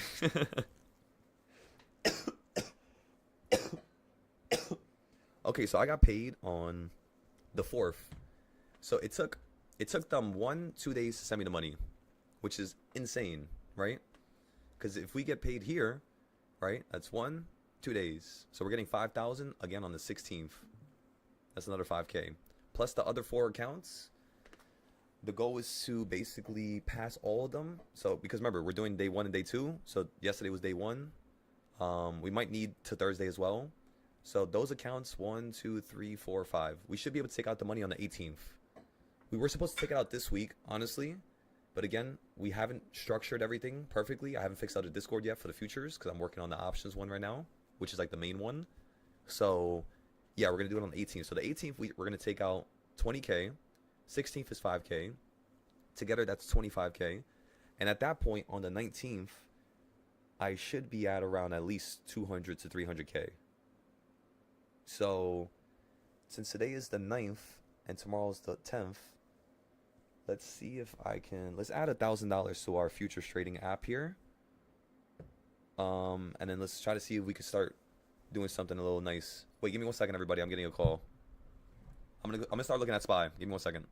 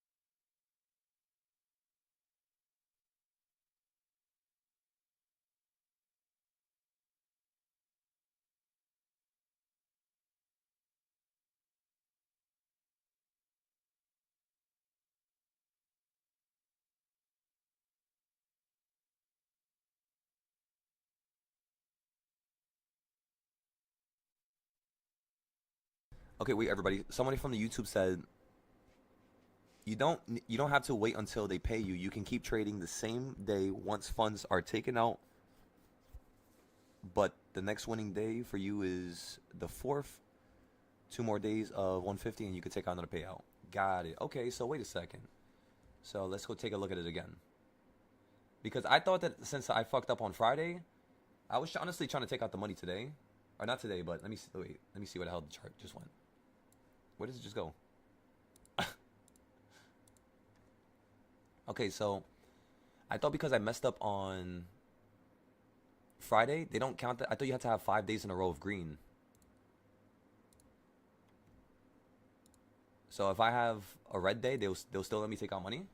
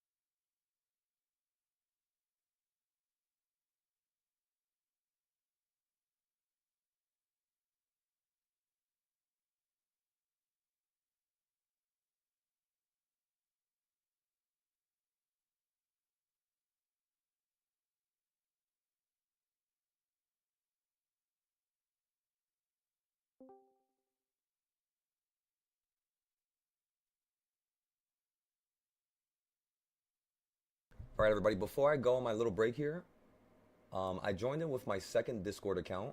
So this is how this works.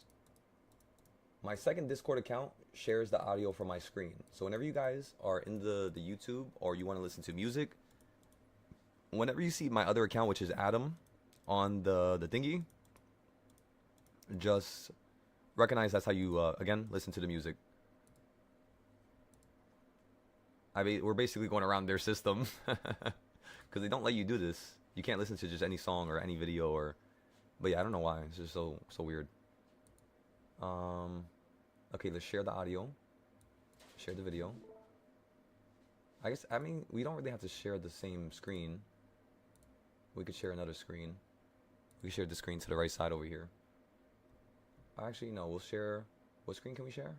We'll share this one here, my tablet. Okay, so you guys ready for this? We're gonna watch this video real quick, and then we're gonna watch the video from yesterday, and then we're gonna take our break. I just want to leave you with this thought as I take my break so you guys can think about it.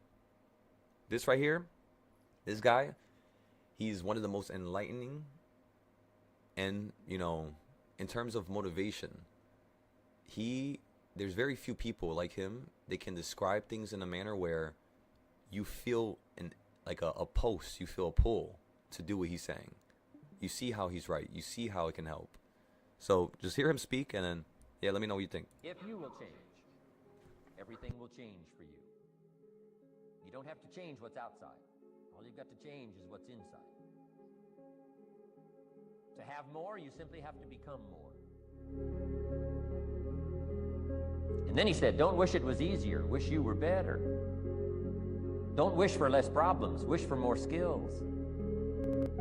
Start working on yourself, making these personal changes. And he said, it'll all change for you.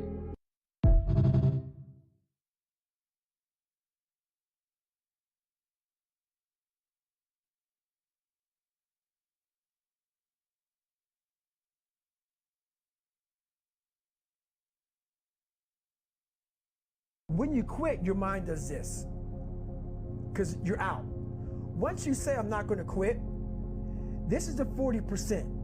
When you quit, your mind says, we're done. So it doesn't expand. There's no expansion when you quit. When you say, fuck you, this sucks, I'm drowning, I'm miserable, I'm suffering, I'm broken, but I'm not going anywhere. What happens to your mind is it does this. It says, fuck. He's not leaving. So we got to expand. We got to grow. We got to figure this fucking thing out.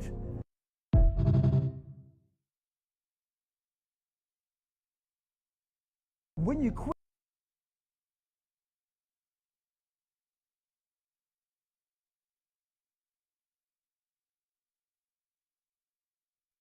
And then, ladies and gentlemen, Lex Friedman, if you guys like watching podcasts, make sure you watch Lex. Take a look at his videos, take a look at his podcasts, and hear some of the people that he speaks to. He is one of the greatest podcasters of this generation. Joe Rogan's amazing, but the way his brain works, the questions, and the levels that he attacks stuff is so deep that it's not even funny. But yeah, Lex is amazing. Go all the way. Otherwise, don't even start. If you're going to try, go all the way. This could mean losing girlfriends, wives, relatives, jobs, and maybe your mind. Go all the way. It could mean not eating for 3 or 4 days. It could mean freezing on a park bench. It could mean jail. It could mean derision, mockery, isolation. Isolation is the gift. All the others are a test of your endurance, or how much you really want to do it. And you'll do it, despite rejection and the worst odds, and it will be better than anything you could imagine. If you're going to try, go all the way. There's no other feeling like that. You'll be alone with the gods, and the nights will flame with fire. Do it. Do it. All the way. All the way. You will ride life straight to perfect laughter. It's the only good fight there is. If you're going Is the only good fight there is, ladies and gentlemen. All right, so this is what we're going to do now. We're going to close out of this, right?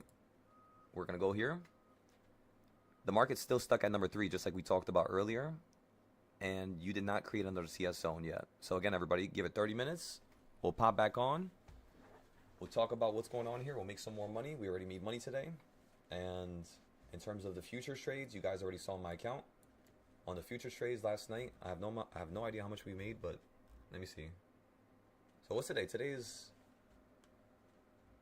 technically the 10th, right? No, today's 9th. So last night we made around 7,000 last night when we were trading after 7 p.m. So if you guys want to join me, make sure you recognize that I trade options in the day in the beginning and then futures at night now. I do both. The reason why is because I'm trying to become a millionaire, of course, right? So we'll see if it's possible within the next 30 days. We're going to really try. See if we can make this happen. And if it happens, it happens, right? If it doesn't happen, we're going to keep trying as hard. And maybe in January, first week, second week. What matters is that we don't stop trying. And we actually take this goal seriously. So that's why these breaks right now are necessary, because, you know, you gotta refresh your mind and take a step back to just think about what's going on here. So, yeah, that's pretty much all, everybody. Recognize that.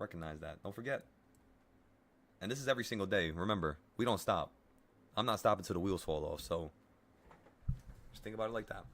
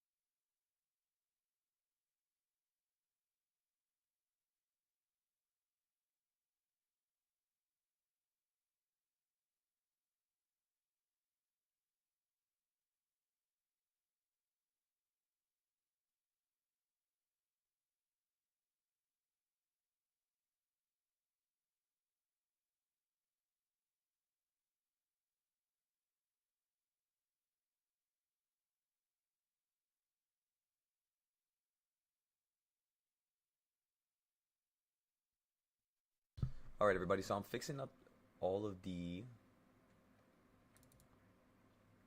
reversal points here. I'm showing you how much percent of an account I usually put in, where I usually buy, and that's pretty much all.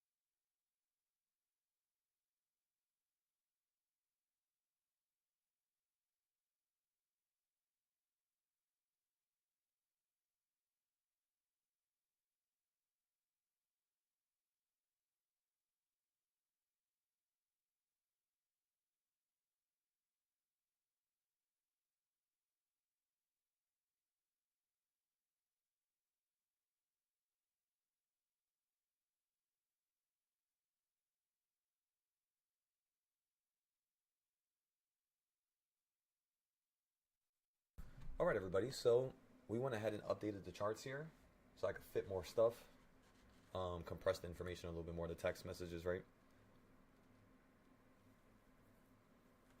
So now it looks a lot better. We don't really need this information to be too big. We have the reversal points. We updated them.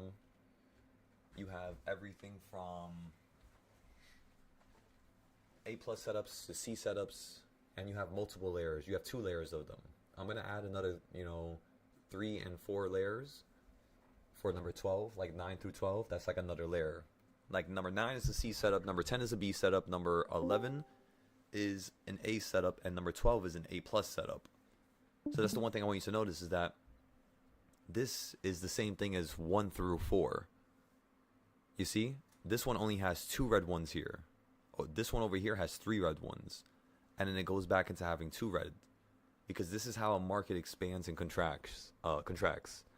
It's normally around $4 or $5 up and down. So like if SPY does a $5 move like yesterday, what happened, right? You did a $5 move, got stuck, and that was pretty much it. That's all she wrote, and then you ran up. Today you're doing half of a $5 move, right? Which means you could still have a large, crazy ass drop or a run up to number 5. That's still on the table for today, or potentially tomorrow. And when you're trading at these levels, this is how much capital you're using, right? 10%, 5%. That's a B setup. That's a B plus setup. So, yeah, do you guys now kind of see why and where I use money? It's not really random. It's really structured. But yes, might have to share that out directly for volume.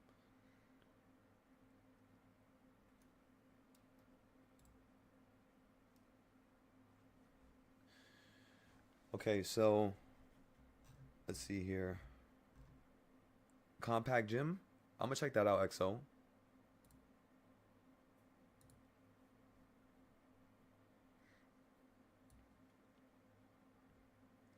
Okay, everybody. So boom, that's number 4, and you have number 5 up here.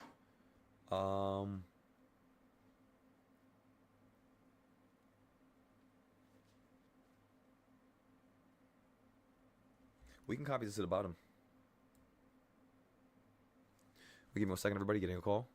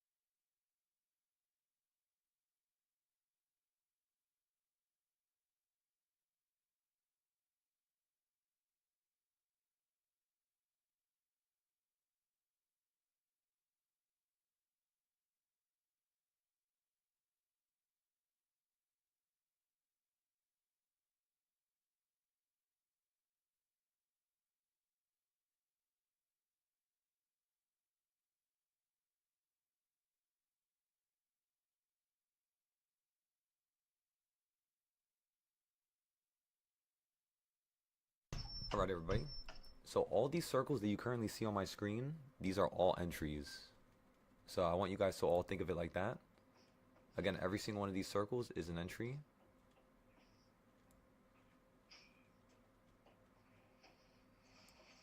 Let's make sure we color these green. And if you guys would like to follow along for this, those of you who are on the Discord, again, I'm going to show you a little picture after. And I'm going to create a video. And this is going to be a private video for the Discord. I'm going to upload it under the Silo Fibs, which is where you will learn this category, or like this trading style. So like, if you guys are in Discord, you go down here, you go to beginner classes, and these are all my trading styles, right? So you click Silo Fibs, you go into the legendary chart number 2, and then you watch the reversal video, and that's pretty much it. So I'm going to add one to this. It'll probably be like right beneath here, and it'll just be another upgrade. The last one we did was on March. That was like the last major upgrade, which is like when we added 5 through 12 and 5 through 15. Because beforehand, we only had, which is kind of crazy, right? All of last year, we only had reversal point 1 through number 4. Actually, no, we had number 1 through number 5. And we added 6 and above in April when the market started doing something crazy. What time do I think of a trade? Every 30 minutes. So 1:30, 2:30, 3:30, 4:30. For example, look at where the market was peaking, 11:30. Look at where the market hit over here at the top, 10 o'clock. The bottom is 9 over here to the right. This right here is around 1 o'clock, right? So you want to pay attention to all these things because they kind of lessen the amount of contracts you would get. But yeah, look at my screen and look at all the circles. These are all your entries. So you have a put entry here, which is why it's getting stuck right now. And then if it runs up, you're going to run up to this circle, where you can then get into another put. And there's another put entry there. There's another put entry here, here, here, here. So they're pretty much, remember, these are pink and these are green down here. So far today, in terms of the reversal points, we only had entry in the beginning of the day, an entry at number 2, and then an entry at number 3. So we missed basically the first 2, and then we captured the 3rd trade, and then the 4th trade is going to be if you fall down to here right now, which it looks like you're going to do it. So it looks like the market's going to fall down to here, and then we can play calls going up higher. Remember, guys, if you're going to look at the market and say, when we sold out of the puts earlier, it was a mistake, or we would have, could have, should have held it, we wish we held it, you make a plan for the next day. If you didn't know why we sold it at that point, the one reason is because look at yesterday. What happened yesterday? We ended up taking a loss in the beginning of the day because we did not sell early. So to reduce us taking any losses today and the rest of the week, because FOMC is here, we're just going to claim profit early. We'll get a trade at a good location, which number 3 was a good put location. It worked out 3 times. And yeah, that's pretty much all. So if you run up to number 3 again, we could get puts, but I'm thinking you're probably going to wait for like 2 or 3. Probably going to wait another hour. So yeah, we're going to wait until probably like 2 or 3 in order for us to get into another trade. Because again, the market's moving so slow. We don't want to hop into something and then the market does the major move and it yanks up or down and then we could get into a trade. We might as well wait for the first move. Unless it just keeps killing value. Because right now we could get some calls here. Let me take a look first.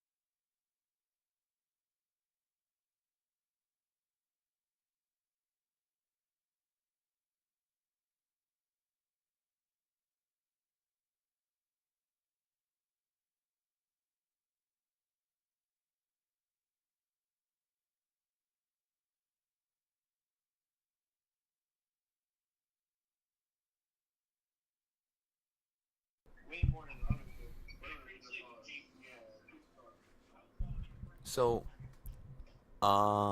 Evelyn, with the circles, they're basically your entry points. So the circles are the same thing as the reversal points.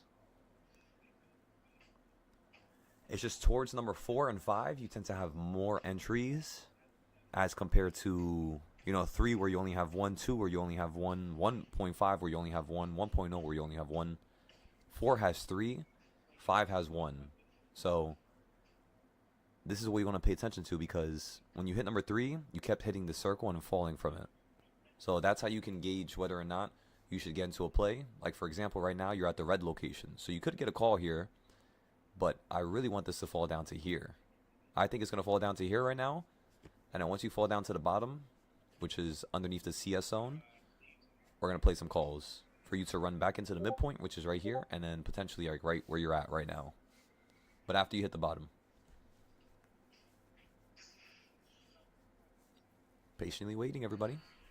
Come on now. So the circles, they just add to it.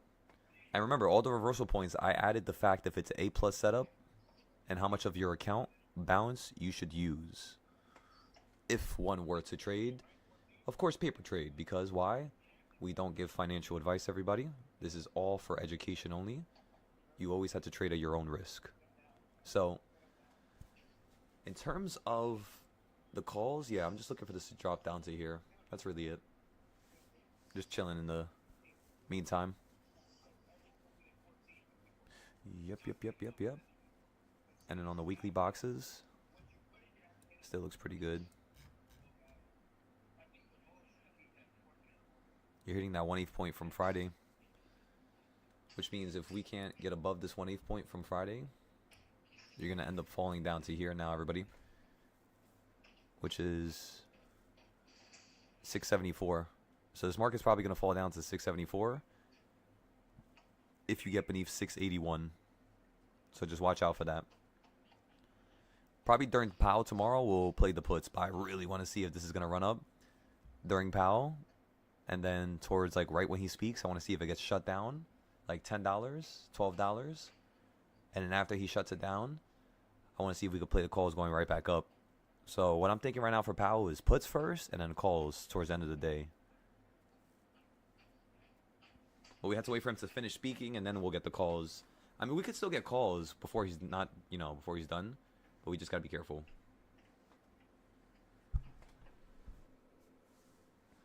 Excellent, Evelyn. That's what I'm talking about. Besides from that, everybody, yeah, like I said earlier, we're just chilling here. Since it didn't go below the yellow on the supply and demand zones, it doesn't really show no signs of you wanting to go lower for now. For now, at least.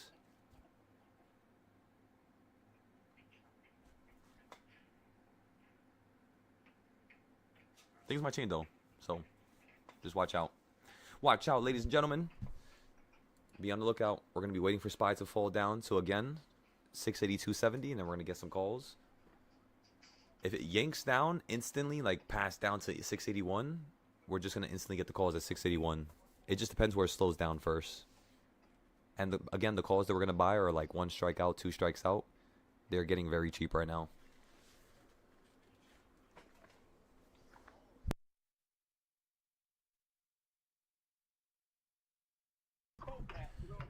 For the NVIDIA calls, we're just going to hold it for tomorrow. So we're just waiting for tomorrow pretty much.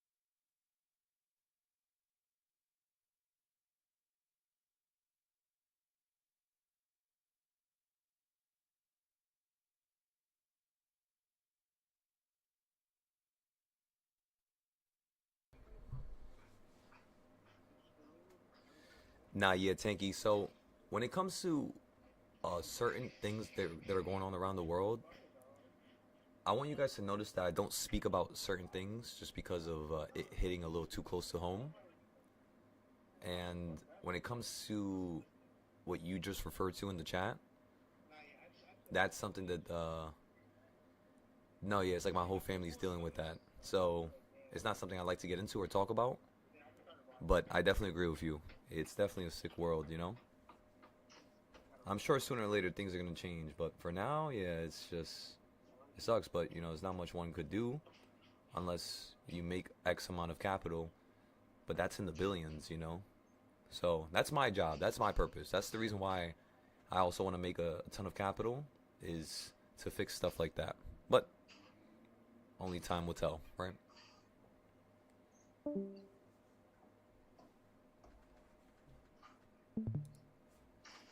All right, everybody, let's go ahead. Right now we're chilling in some puts. We're waiting for this market to drop down and continue to fall down to the bottom of the CS zone. I want to see if it's going to fall down to here, and then we're going to hop into the calls for a jump right back up. That's pretty much all.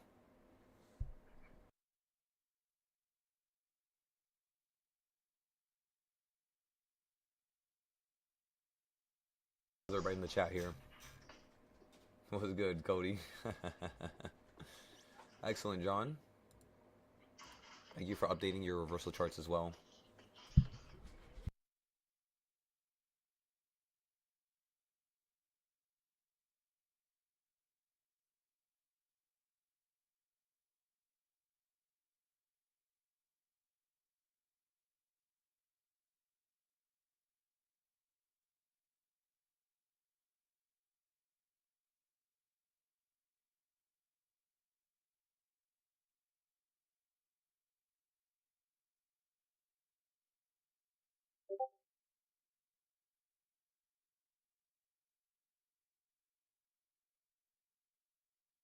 No, it's this. You don't have to apologize for that.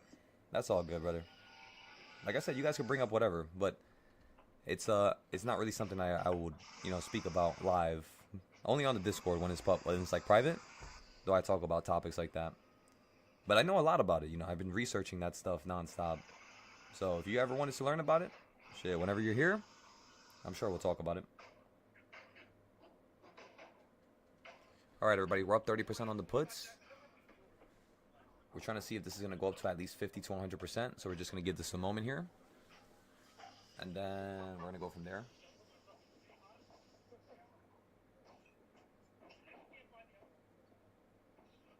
$36% now. 43% now.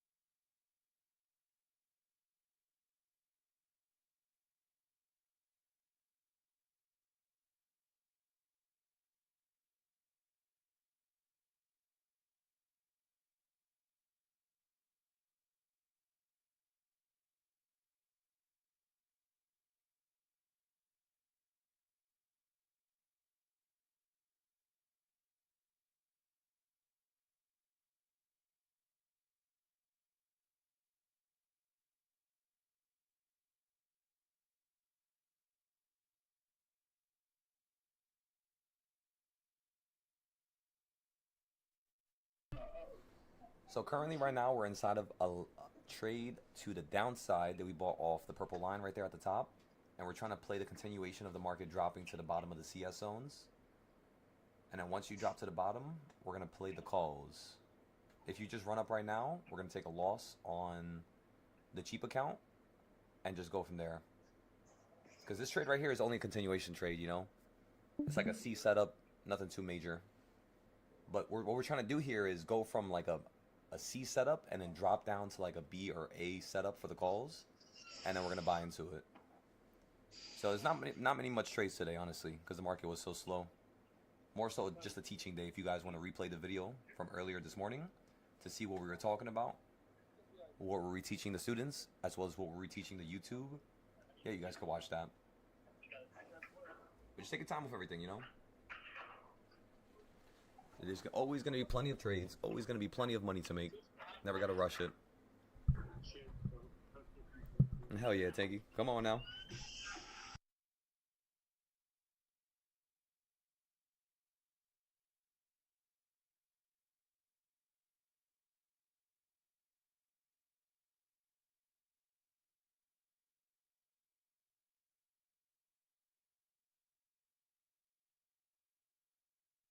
And by the way, if you guys would like to sell the plays, you could sell them out. Right now we're up 30%. So we could put a stop loss here for now. And then, yeah, just go from there, you know.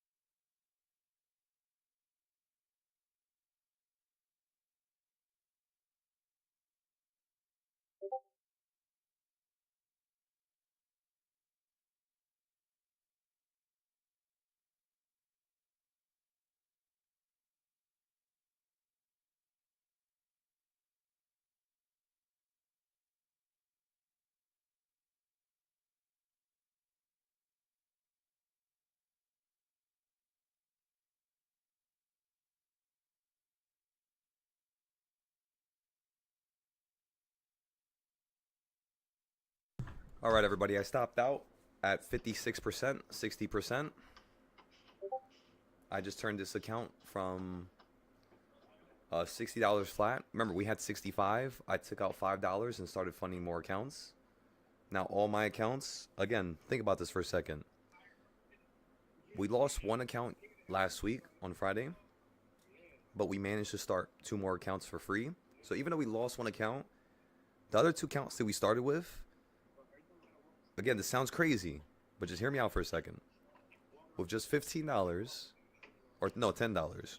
So $10 at first, we took it to 60, 65. We took out $5, added it to another account. That account is now at 13. We have another account at 10 and another account at 15. Plus this account, which is at 90. All those other accounts are free now.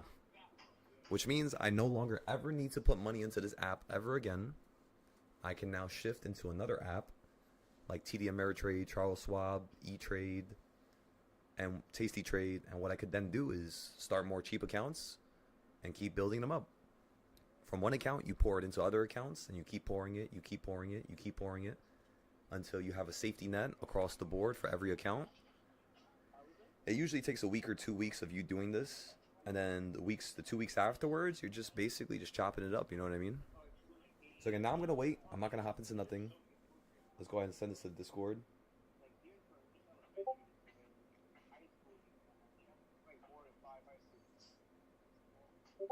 Okay, we sold that one.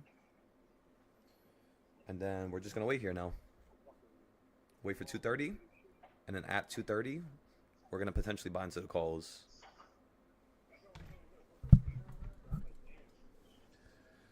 Okay, so you said, what are the trades we've been in? Yeah, that's pretty much it. Do you have any tips for not looking back when you sold early? I mean, why would I? If I'm looking back at something that I sold early, it's because my body doesn't believe that I know what I'm doing, and my body doesn't believe I could do it again. That's the only reason why you get mad whenever you sell something, is because your body truly doesn't believe you could do it. So until your body truly believes you could do it, you won't get mad at selling out early. Like, why would I get mad? You know, I'm happy with what I got. I could have lost the whole account, but this account is at $90, and I have 4 other free accounts. I'm already right back to where I was at and greater than Friday, and I started with less money. So remember, Friday we had the whole account, we lost it. We started on Monday, and today's Tuesday, and we already have more money. So by this Friday, this account should be at, from $90, we should be able to take it to around 500, 600.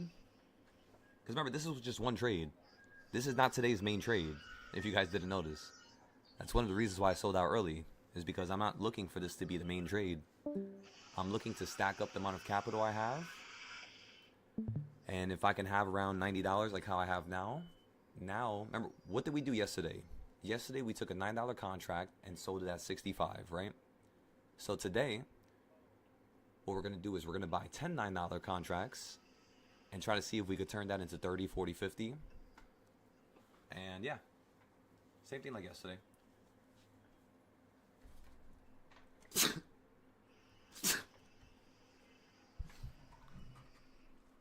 So again, everybody, the continuation idea was correct.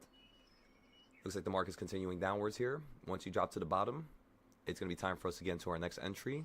And that's all. That's the only thing your brain should be thinking of. So it's not really a matter of having tips for looking backwards. It's just understanding that if you are looking backwards, if you are looking at something from the past in a way where you're regretting, wishing, or hoping things were different, you're looking at it with the wrong lens. Just know that. You have to look at things in a way where you're automatically understanding that, yes, you sold out here, you sold out there. If you really feel like you sold out early, or if you really feel like you made a mistake, do your notes, break it down, and then don't do the same thing the next day and see how it goes. The reason why I do stuff a certain way is because I've tested that. I've tested it, I have the data for it, and this is the best way I've learned how to play, you know, where it's just like it's just really nice, you know, it's like kind of easy going, you know, to a certain extent. You're in 685 calls for $33. You have an average down at all, and you have 5 contracts. Do you think you could dump a lot more soon and make this profitable, or should you just take the $100 loss and call it? Well, that's the thing, everybody. I can't tell you what to do, because if you do your notes from yesterday, just like the whole Discord, like everybody on the Discord does their notes the previous night for the trades for the next day. So like all of the trades we're getting into today, all of the Discord members already made their plans from yesterday. So how do you stop getting into trades that you're not supposed to get into? Well, you don't plan it the same day. The reason why you guys have such problems with trading is because you plan the same day. You don't plan the day before. I kid you not. Try it and see. You'll see what I'm saying. You'll see exactly what I'm saying. Plan the night before, and you'll always be able to predict where the market's going to go. Plan the day of, and you never will. So, of course, the lazy people are going to plan the day of. They're going to get lucky, and they're going to keep going back and forth, back and forth, back and forth between being extremely profitable and being extremely negative. Versus the people who do the latter, they're not going to have to deal with that massive swing up and down, you know. It's going to be more calm and cool and swift, and, you know, it's just going to flow more, really. And that's what I want you guys to understand, is how to flow. You got to flow. It's all about flow.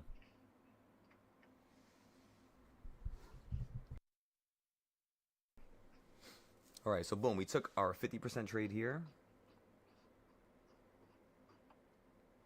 See, I'm not too sure what the fuck it says. I lost $60 on this account. Shit, I wish I had $60 on this account before. Yeah, why does it say that? That's so weird. Oh, it's probably because I sold it. Oh, no, it's not. Yeah, that's so weird. Why does it say day P&L is minus 60? We didn't even start with $60. Oh, no, we started with 60. Is it because I took money out? I swear, these broker chaps, they do not display information correctly. I swear to you guys. Some days it shows you're up 500%. Next day, even though you made more money, you're down. You're only up like 300%. You know, it's so weird.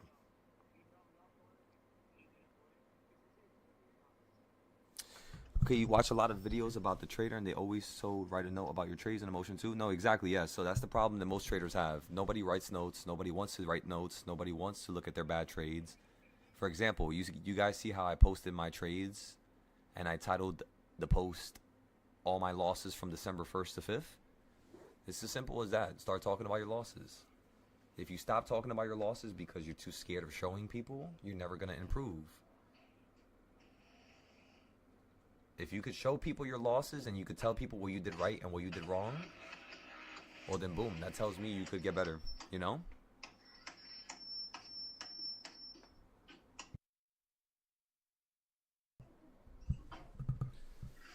You said that makes sense. I think there's too much inherent risk going on. You're gonna cut it. Excellent. Cut it, write down the notes, and then at the end of the day, when you see how the day turned out, just see what you could do.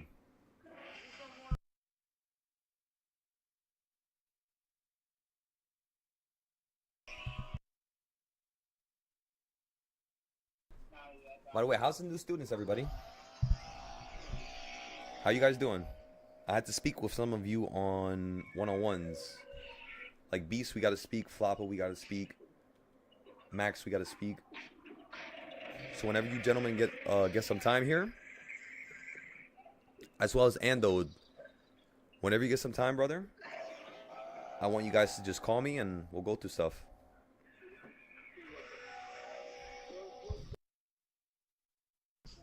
Today we're going to try to see if we can have like 10 one-on-ones. I'm telling you guys, I honestly want you guys to be in the same room as me. If I'm making $1 million, I want you guys to make $1 million with me. So the only way that's possible is if I just bump heads with you guys, you know? If we go back and forth between a lot of ideas and concepts and we fix up the charts and we stay here nonstop. So, yeah.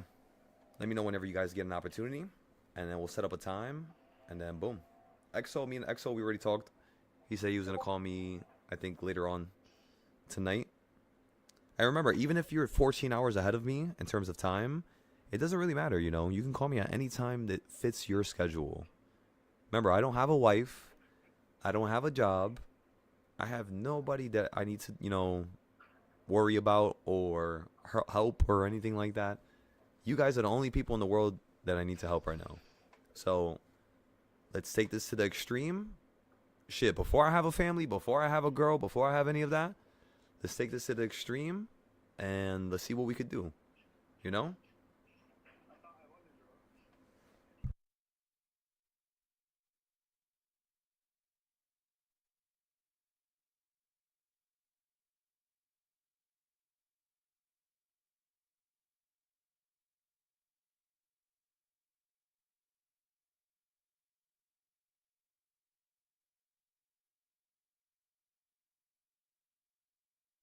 Roger that, Flopper. You got it. By the way, I'm just going to quickly state this real quick. I'm going to preface this statement by saying this is not to make you guys feel like you should do this. I'm not making a decision or advising you. But if you guys would like to subscribe for the whole entire year, remember, those of you who are on the Discord, this is the last month that you could use whatever you paid the Discord to take off of next year. So again, if you paid for, let's say, 6 months, that's $1,200. It's going to take it off of whatever you need to pay for the whole year. But only when you pay yearly. So again, I shouldn't be saying this because I'm basically not going to be making anything from this. I'm going to be losing money from this. But if you guys would like to do it, you let me know. If you've made the money for it and you could prove it to me, I will let you guys sign up for the whole year at a cheaper rate by it letting you basically minus whatever the hell you gotta, like whatever the hell you paid for me, like for the Discord or for the Patreon. So yeah, just let me know. Other than that, everybody else, don't even worry about it. Worry about it when you get to that level. Once you're making money, you know, once it's consistent, But for now, just take things slow. Always ask me and talk to me, communicate. Remember, we're all gentlemen here. We're all older than the ages of 21. You know, we can communicate with one another. That's perfectly fine, man or female. So whenever you guys need to tell me something, again, just talk to me, text me, tell me what's going on. Whenever you have a big loss, you got to tell me, you know. You can't just sit there and not say a word, because I could fix it for you, you know. I'm telling you, I could fix it for you. I could tell you why you had the loss and what you could do the next day to turn it into a win. It's because I've done it so many times to myself. It's like, it's kind of like muscle memory now, really. I don't know. It just feels really fun, you know, getting into that groove of things where it's like your brain has to be in 6 places at once. I don't know. I just like doing that. So, yeah. Other than that, how are you guys liking the lives? 1 out of 10 if you guys honestly had to tell me. Truthfully, you don't have to be nice to me for no reason. If you think there's something that could be improved, yeah, just say it. What do you guys think? What could be improved? What about the Discord? By the way, today, I don't know if you guys noticed, but on the Discord today, I simplified a lot of like categories and stuff like that. So now with the challenge category, you only have these here: 0 to 100, 1,000 to 10K, 10K to 100K, and then of course the $1 million challenge. And then you have 0 to 100%. So whenever you guys make some percentages, you post it here. Most people forget about this, but I have a lot of categories, so that's why. I can see how they could forget, you know. But yeah, whenever you guys are profitable and you guys want to send your posts in, you could post it here, and then I would use this to post like on social media, to post to other places. That's what I would use this for, basically. And yeah, so if you guys are cool with that and you're fine with me posting your trades, and you know, if I did help you, of course. If I didn't help you, you don't have to post it, of course. But if I did help you and you guys feel as if, you know, you want to post it, well, that's how you do it, okay? By the way, this was the trade from earlier. Again, I don't know why it says minus 60. I'm so fucking confused. But yeah, we started with $60 flat, so I think that's why, maybe. And then we turned $60, we made 30, and we turned it into 90. So now the goal with the trade number 2, because now this cash right here is going to be unsettled cash, right? Because this is the second trade. So we're going to use the whole entire $90 again today, and we're going to try to see if we could turn this into $900. It's going to be hard, very hard to get 1,000% at the end of the day. But since yesterday produced at least 600%, I think we could get one today. I think so. Honestly, my brain is telling me yes. So let's just give this a moment, right? Let's see if this is going to fall down to here. We're not going to put too much money down. We'll just get like 1 or 2. And it's still going to take up, you know, blast off our account into the sky. Like, for example, if we buy 2 things at $8 each, $16 total, and we sell it for 80, that's 60, that's 80, 80, 160 plus whatever we had left. That's going to be almost $250. So, yeah, let's see if we could do something here. If anything, we could just, you know, nibble. Use like $15, $30 and then try to make like another 30 and then do it again and then do it again. And we could do it 3 times, you know, because we have 90. But it all depends. We just got to do it very slow. So if your account is around 2K, should I put a stop loss and risk only 200? So don't put a stop loss if you're not in profit. You only put a stop loss when you're in profit. I've seen so many traders get wiped out, lose money, get stopped out, and then the trade goes their way 80% of the time. So it's more likely that the trade is going to go your way if you have concluded in your brain that this is a good trade. Because a lot of you are smart. It's not hard to learn the market, but it's hard to believe in yourself. That's the problem. So again, it's not hard to learn the patterns and how to trade this market. It's hard to believe in oneself. That's what it is. So just think about it like that. Question that idea. And, you know, think about it in your head right now for a second before you guys do anything.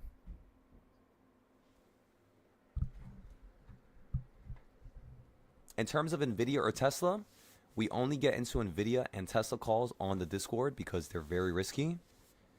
Yesterday, we actually got into an NVIDIA call, and I believe I stated the strike price, which is, you know, of course, a mistake. But Sometimes I just, I'm a little too nice, unfortunately.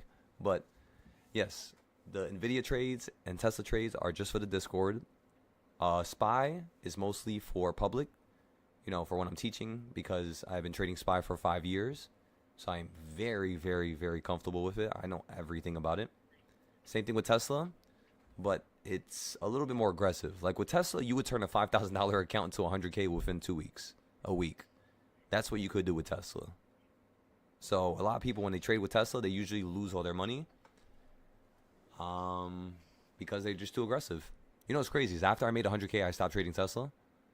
I knew I was going to lose all my money if I kept trading it because I was being way too stupid with it. So, yeah, that's the reason why I don't post that publicly. But yeah, it'll be in the Discord. That's the extra stuff you get while being here, of course. You get a lot of extra stuff being here. You get leaps, Tesla trades, Nvidia. And then for everything else that's highly, like let's just say there was a Tesla trade that's highly probable of working out, then yes, I would give it out to everybody, of course. But if I don't find that and I don't feel as if it's highly probable it's going to work out, we're just not even going to do it, We're just going to wait till everything feels right. But yeah, let me know if that made sense right there. If your account is 2K, you should only be using $200. So only use 200, but do not put a stop until you go to like 250, 300. You know what I mean? Then you go put a stop and then try to work with it. But remember, don't buy off of any random ass point. Make sure you guys are using my trading styles. Again, I know you guys only have one trading style that I gave to the public. I know. I'll try to figure some other trading style that I could give out to the public. But for now, it's just DARP. That's the only one that I'm comfortable with giving out. Truly. Because again, the purpose of me giving out something for free is so you guys can see that it works. It's not going to be, the end-all, be-all trading style, right? There's definitely more. But, yes. The purpose is just for you to see. It's for you to try, for you to test, and for you to make the conclusion, is Silo somebody that you want to teach you? I want you to make that conclusion. I don't want it to be forced or nothing like that. It has to work, it has to make sense. So that's all I focus on.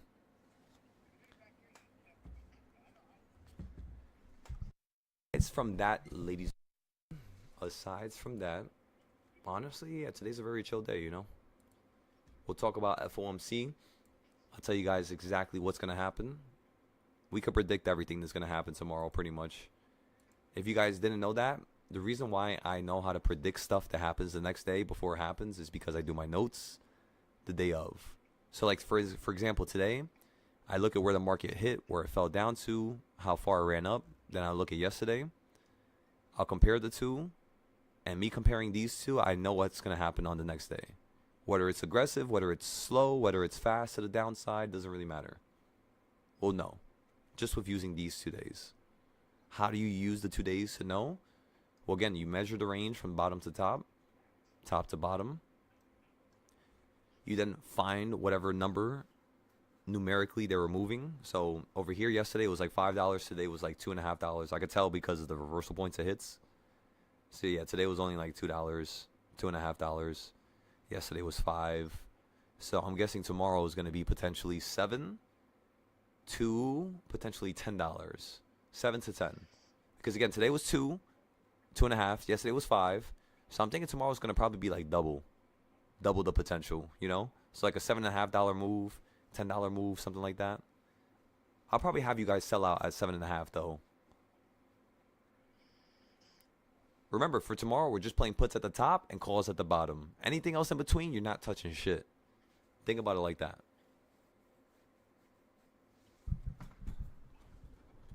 Do you think after the Fed, the market's going to drop down? It should, yeah. Remember, everybody, what does this picture say? This picture says every single time the Fed pivots, meaning they start decreasing rates, what happens is the market tanks out the sky. So, yes, the market is supposed to fall. It is. It really, really, really, really, really is. Because the Fed is not increasing rates, they're decreasing. When they decrease, markets fall. If you don't believe me, look at every single one of these pictures. Pick any picture you want. Every time they pivot, what happens right after? 50% drop. Pivot, 58% drop. Pivot, 35% drop. Shit, you can even go to the 1980s, right? Pivot, 27% drop. Pivot, 48% drop. You can even go to the 1960s. Pivot, 36% drop. It happens every single time. So I'm assuming it's going to happen again because, yeah, this is a very strong trend. So, yeah, the market's supposed to crash right now. 100%. 1,000%. It's just, they're not letting it crash. They keep buying this up.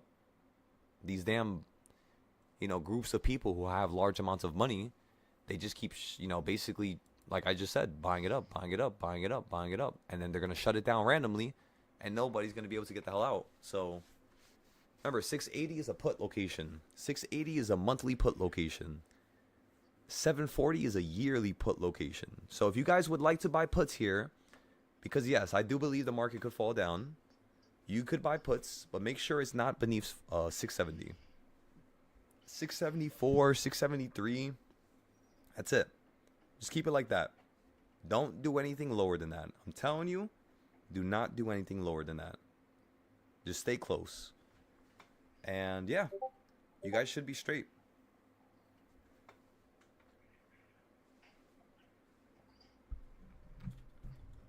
Now, what do I think the market's going to do? I think, if you guys want me to be honest with you, knowing SPY, how much of a piece of shit SPY is, I think SPY is going to run up to 720 before we get the next massive drop.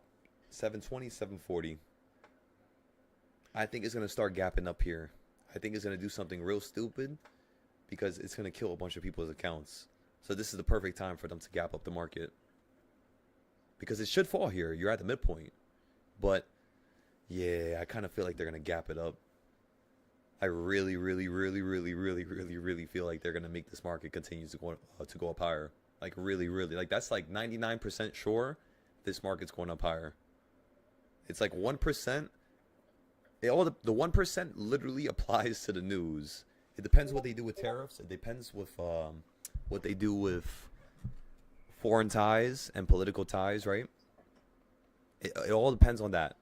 That will literally speed up you wanting to crash, which is supposed to happen in 740, but it could speed it up to happen now if the news is bad enough. But again, I don't think the news could get any worse. People don't give a fuck about tariffs no more, right? Trump was talking about that the whole entire year. I think everybody, is at the point where it's the same thing with unemployment news, right? In 2022, everybody was talking about unemployment stuff. 3 months, 6 months later, nobody's talking about it no more. Now it's a whole different conversation. Now it's about GDP. Now it's about, us having a negative GDP. 2 negative GDPs in a row, and the economy is now in a recession. You know what they did in 2022? Do you guys know what they did? They changed the fucking meaning of what a recession was so that people couldn't say that the U.S. was in a recession. That's what they did. That's why I do not trust a single one of these people. How the fuck do you change the meaning of something the second it's about to be dictated that the U.S. is in a recession? Come on now. But that's the stuff that occurs, everybody. I want you guys to understand, do not listen to the Fed. Do not listen to any single one of these people. Listen to your technicals. They lie and they lie and they lie and they lie. And the technicals is just like a dog. It's always going to be there for you. It's never going to run away. It's always going to be your best bud. They lied about the U.S. economy not being in a recession. That's what they did. This market was been supposed to crash. It was supposed to drop down to 300. But because they lied and they changed the meaning of stuff. Yeah, it's just like, you know what I mean? Like a little cover-up. That's it. And nobody turns an eye. They just let them do whatever they want. So, at this point, because I lost all my money from them before when they made those decisions and they made all, like literally, I kid you not, before they changed the meaning of a recession, I knew the U.S. economy was going to be in a recession because what does the meaning of a recession mean? It means 2 reports to 3 reports. At the time, again, you had about 2 reports in a row, year or month over month. If the U.S. GDP is negative, it's in a recession. 2 months in a row. And they changed the meaning of it. So, Just so you guys can tell. Just so you guys can know. Don't listen to any of the numbers. Don't listen to unemployment data. Don't listen to non-farm payrolls. All that shit is useless. Trust me, it's useless. You're just gonna make yourself trade worse. I just listen to technicals and I be slapping it out the park. Number 5, number 4, number 3, number 2. And that's all you guys need to do, really. So just think about it like that.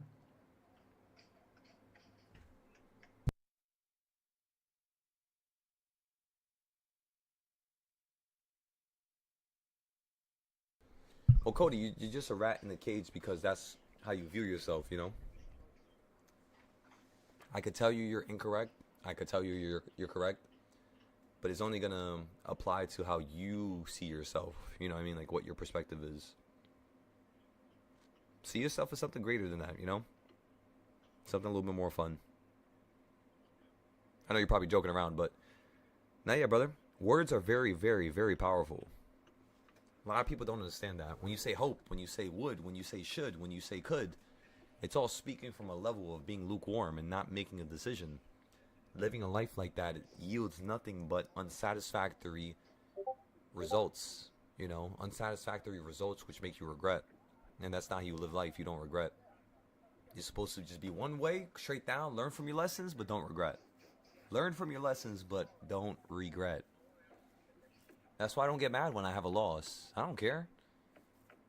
You think that shit's gonna take me out? Nothing could take me out. Let me lose $1 million the second I make it. I'm not gonna be mad.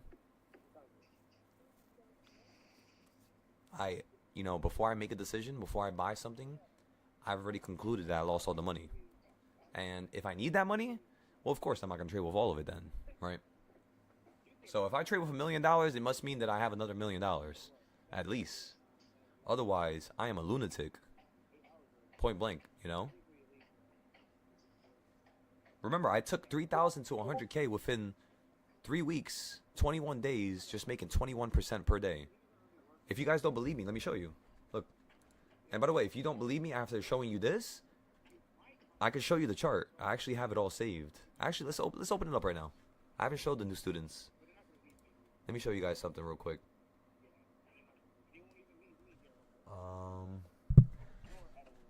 Where is it? Tuesday, 2021. It's called 2021 buys and sells. 2021 buy. There you go. Okay, so that's every wedge that should be on this chart over here. Where are you?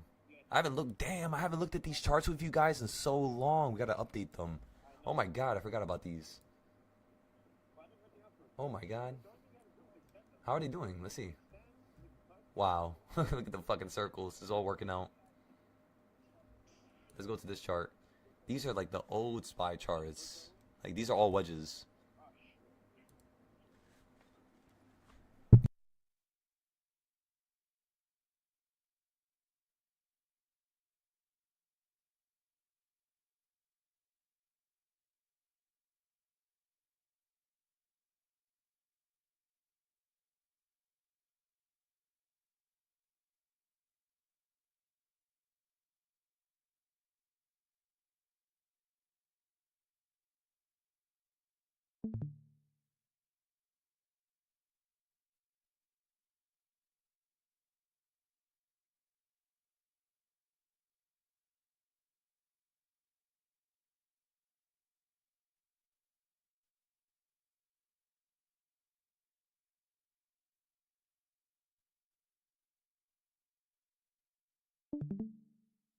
What the fuck?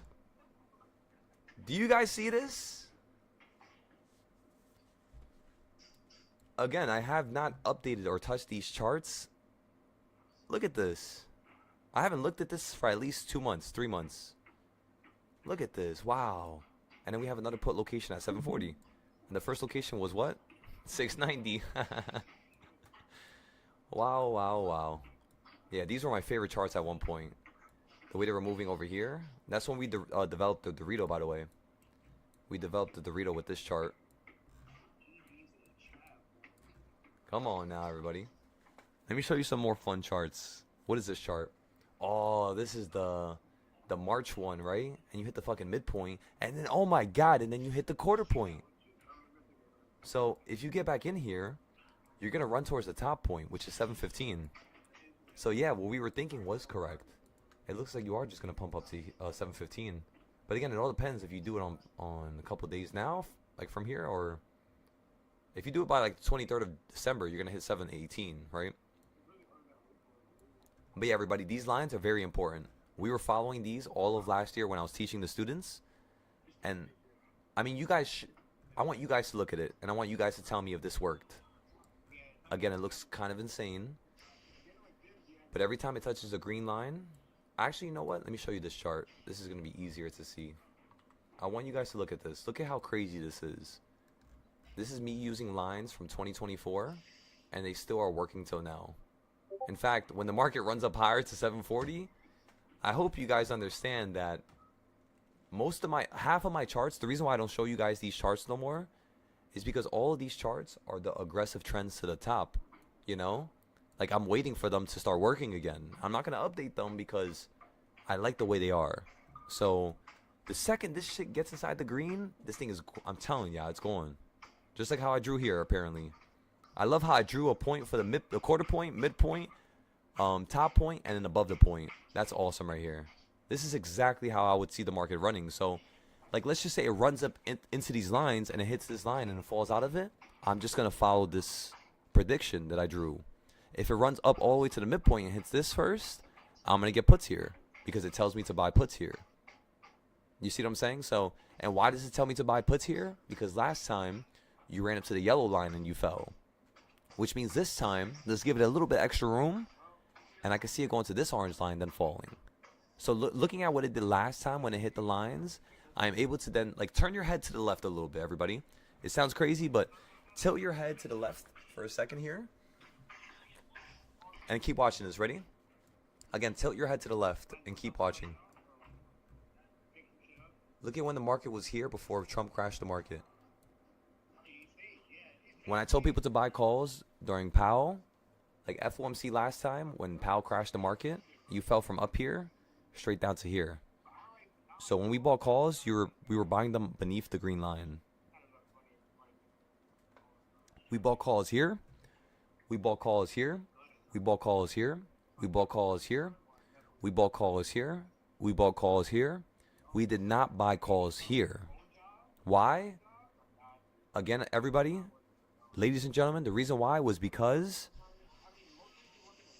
you stopped running up above 613. So what I told the whole group was, in order for you to make a new high, you got to go $4 above. So what was the first high when you ran up here? It was for 608, 609, right? 609. So what's 609 plus $4, everybody?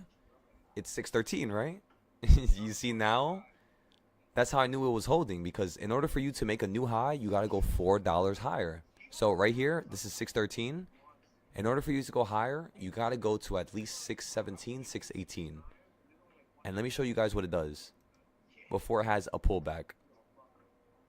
So before you have a pullback, you go right up to here. That's 616. You pull back down to 610. Then you run up to 625 and then pull back down to 618. You see? So weird. So that's what you want to look for in order to play a continuation going higher. When it's doing something like this, that means it's not going higher. So that means it's gonna drop. So when I saw that, I told everybody, I was like, nah, yeah, we're out. Let's buy some puts here. So Moomoo stops 0-day puts at 3 p.m. Exactly. That's why you guys want to start getting other brokerage apps like Webull or Trade Tasty Trade, I think. They do that as well. They let you trade late. Okay, so anyways, we were looking for this chart right here, everybody. We were looking for the chart from 2021. And I have no idea where I put it, but let's just go through stuff real quick.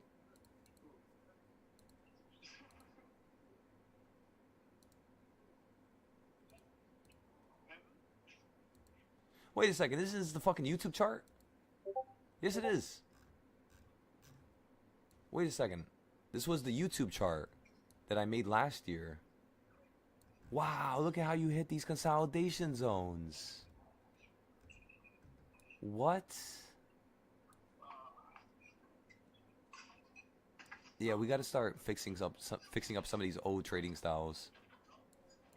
So if you hold here, It looks like, I mean, honestly, do you guys see what I'm saying now? If the market falls, literally, I kid you not, this shows it so much better. You're going to fall down to here and hold. You might even go beneath the white box, like in here, and then hold. So yeah, if we get below, what's this bottom of the box? 682, it's over. Let's just keep playing puts. For you to fall down to here.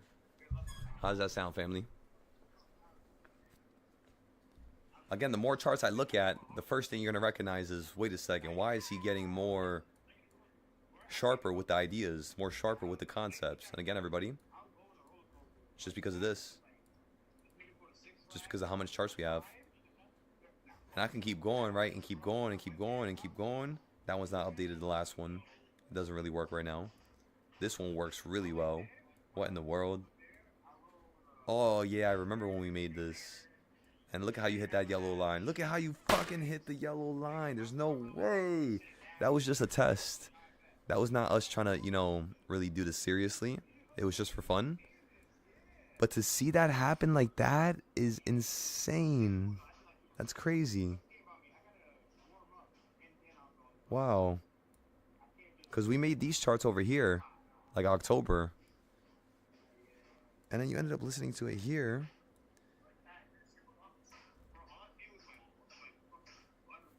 Wow.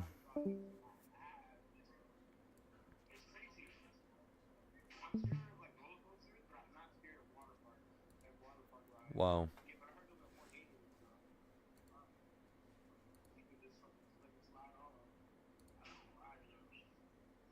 You said, should you buy 670 puts for tomorrow? Is that an option? It is an option, but I wouldn't do it until tomorrow. Again, everybody, this is one of my most completed charts ever. This is one of the best charts in the world. I kid you not. This is called the perfected consolidation zones. You guys never see me use this no more. But this right here is one of my favorite and one of my best charts. It's amazing. When you're at the bottom of a zone, you buy puts. When you're at the top of it, you buy calls. So right now, you're in the middle of them. So you wouldn't really be spending too much money right now. You would be buying like a 1 day, 2 day for it to run up to here. If not, a 1, 2 day put for it to fall down to here. And that's pretty much it. Let's go look at some more charts. Again, I'm telling you guys, I have a problem when it comes to creating charts. I don't stop. I keep going and I keep going and I keep going and I keep going. And this is only half of it so far. I still haven't showed you guys the other ones. But these are not bad. They're not terrible, right? Oh yeah, we looked at that one already. How's these here? Wait, what was that one? Oh no, we looked at that one. How's this one here? So let's check, everybody. Did this work out?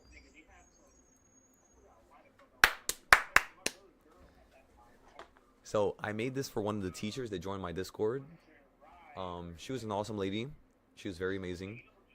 She was teaching for like 20 years plus. Unfortunately, she's no longer in the Discord with us, just due to her schedule. But this chart right here was created just because of her. And the idea was, I noticed that when some people would join, because of how much work they do with their jobs, they wouldn't be able to understand what the hell is going on with the market. So what I did was I created this chart here to show a person what you would do in the future. And let's go check it out. Let's see if it worked out, right? Okay, so down here, we say 2-week calls here. So the first time you went into this area, it did not work out. It ran above it and then fell down. So maybe what we could do here to add, to make it better, is right here in the middle of these greens, add a red area. It's a little bit cheaper. So boom, that would fix that, right? Okay, so then you fell down to here, and you ran up to here, you fell down to here. Second time did not work out. Third time did not work out. Fourth time, it worked out amazingly. Fifth time over here, it worked out amazingly, everybody. So yes, the calls did work out after just, you know, you not working out here, which I guess you can't really count because it doesn't hit the box. So it only kind of doesn't work once, if you really think about it, because it only hits it once, which is where you would buy the calls. But, and then that's pretty much it for that, right? And then this right here says 3-week outputs, right around this area. So this right here was absolutely garbage. Did not work out at all. So that right there, we got to fix. The next thing you want to pay attention to is let's go up a little bit higher. These calls work out, right? Give me 1 second. Pull this to the right. These calls right here, they did work out. The first time you hit into it, you fell down below it, but you did run above it the next couple of days. So you could have sold out for a profit had you had average down here. If you did not average down, you would have had to wait till over here. And unless you had a 10-day to 30-day contract, if it was only a 5-day, you would have got destroyed. So if you had a 10 to 15, 20-day option, you would have been good here. Here worked, here, down here, over here to the right, it worked as well. Now, let's look at the major locations where it says 12 months, because this is 2 weeks, this is 1 month. Okay, this says 12 months puts. Did this work, everybody? It worked, right? You see what I'm saying? Because these are the main trades. This is where you're putting most of your money. And it always will perfectly work. That's what I want you guys to consider and understand. I only have these other entries because people get really impatient. I kid you not. People get so impatient, it's insane. So that's the only reason why I have all this here. Otherwise, I wouldn't even be buying here, really. I would just be waiting for the bigger areas like this up here. Or like how you're currently here now. But yeah, I definitely think, yeah, it looks like you kind of want to fall down here and then potentially run up to like over here and then maybe fall down again right after that. If you just run up now, looks like you're going to hold potentially at the top of the box. Go up to here potentially, and then maybe you might have some downside. So yeah, it all depends, really. All right, let's go back to SPY. We're missing out some trades. I want to trade SPY. What's going on here? Hit the middle of the CS zone again. Come on, SPY. Drop to the bottom. Buy 3. Let me get these crazy contracts. Cheap price. Come on, SPY. Drop down a little bit more, and then yank up the last 10 minutes of the day. And then boom, we can call that a day. SPY right now is currently at 683. Bro, it's basically at like a monthly. Yeah. Yeah, when was the last time I talked to you about it? Nah, yeah, it's probably like 580s, 590s. Yeah. That's what I'm saying. Like, bro, the last couple of years, like from 2008 to 2018, the way the market ran up was very controlled. It was respectable. It was, in my opinion, it was right. But then when I looked at the trends now, imagine this. You basically ran up. You know how the market crashed during COVID?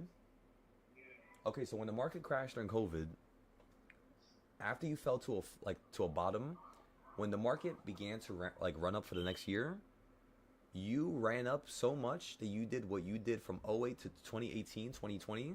So you did something that normally took you 11 years to do before, and you did it in a year. That's what I'm saying. Like, it's not right. So I believe that, yeah, the whole entire stock market is going to probably get... Yeah, it's going to get destroyed somehow, sooner or later. This is not right. It can't keep building like this, you know?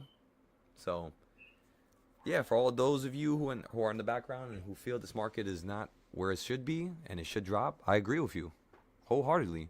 I want this market to drop down to 300 flat. If it drops down to 300 flat, I'm investing into every single one of my long-term companies 100%. But I'm only going to wait for 300s to buy into my companies. That's it. Because it's going to be almost impossible to go below 300. In fact, when you're, I don't know if you guys know this, but if you're below 400, half of the S&P is actually negative. So, nah, yeah, bro. So, like, in 2021, 2022, it was the most difficult time for me to trade because it was like one day the market was green. One day the whole entire market was red. One day, 90% was green. The next day, 70% was red. It was like, bro, oh my God. Yeah, literally, bro. Like, dealing with I kid you guys not. Dealing with SPY at 380 was the most annoying shit I've ever had to do. Like, buying and selling that thing at 380, 390, 400. Oh my goodness. I would never want to do that again. But now, I mean, I'm ready for it, I've been through the torture already. And we're ready to teach, and we could show people how to go about doing it properly now. But I just don't even want to bother with it, you know what I mean? It's just such a headache at this point. Nah, yeah, bro, 100%.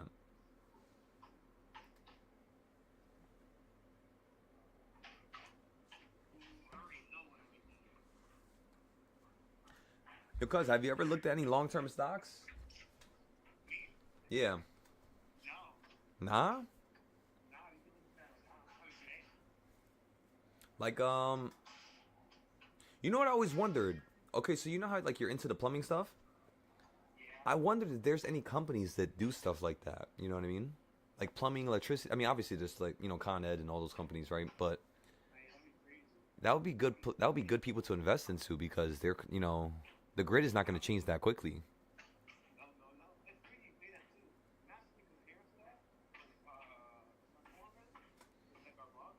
Yeah.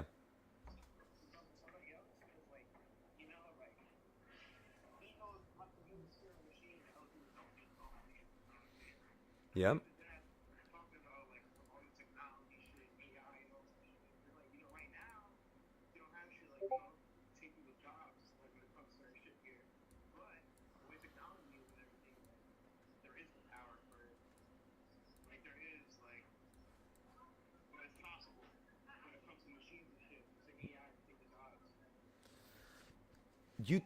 But in order for that to happen with certain, I mean, what job do you think would get taken first for AI?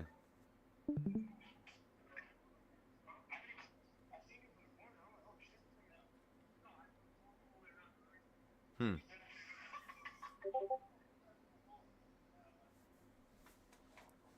You said companies like that are divided holders, usually medical.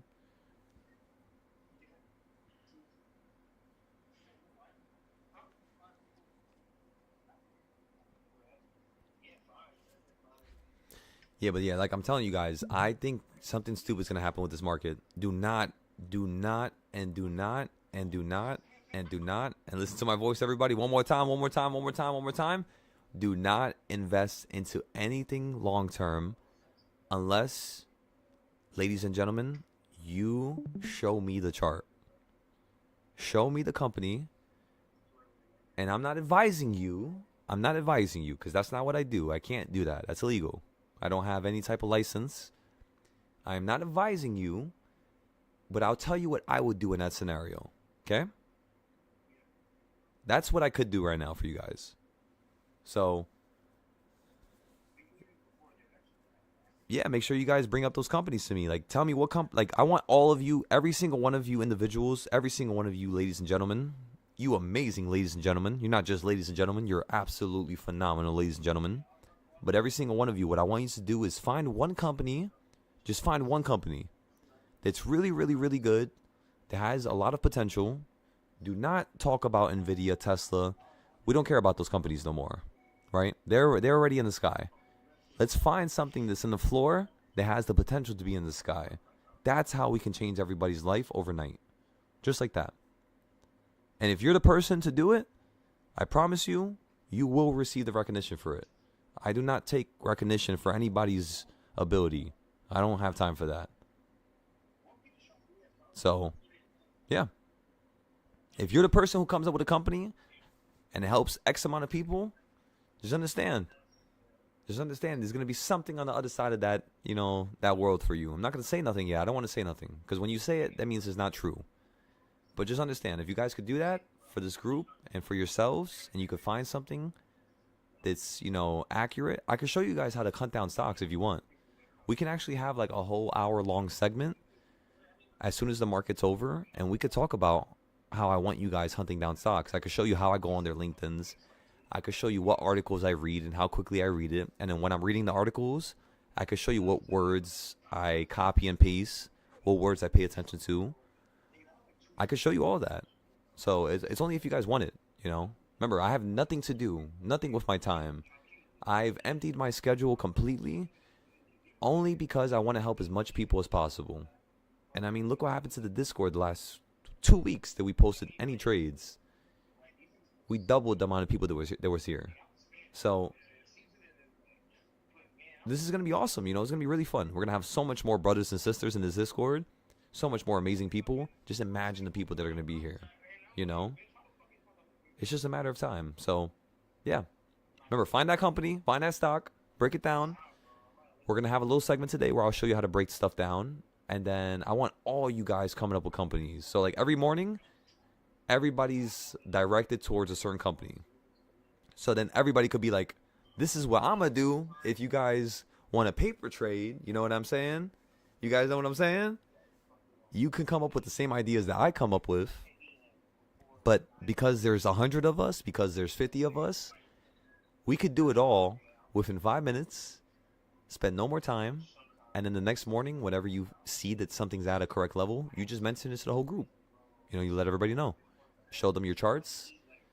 Like, that truly is what I believe the next level that we're approaching is when everybody has their own company that they like to play, and then all the SPY trades is extra from me, right? Do not touch SPY.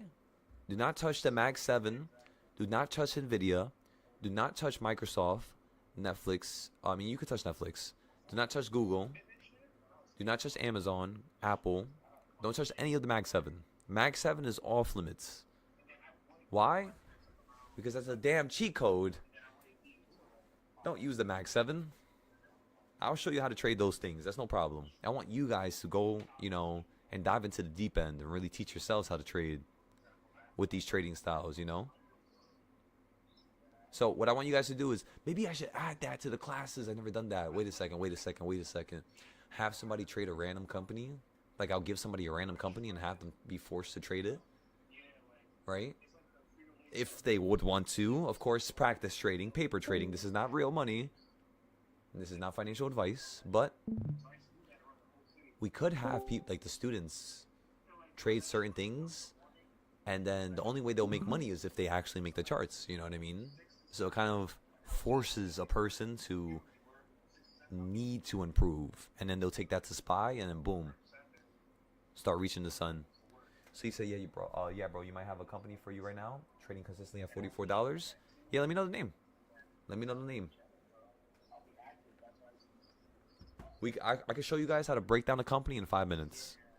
With notes, with articles, with everything. Sounds crazy, but when you got to do the whole S&P 500, trust me,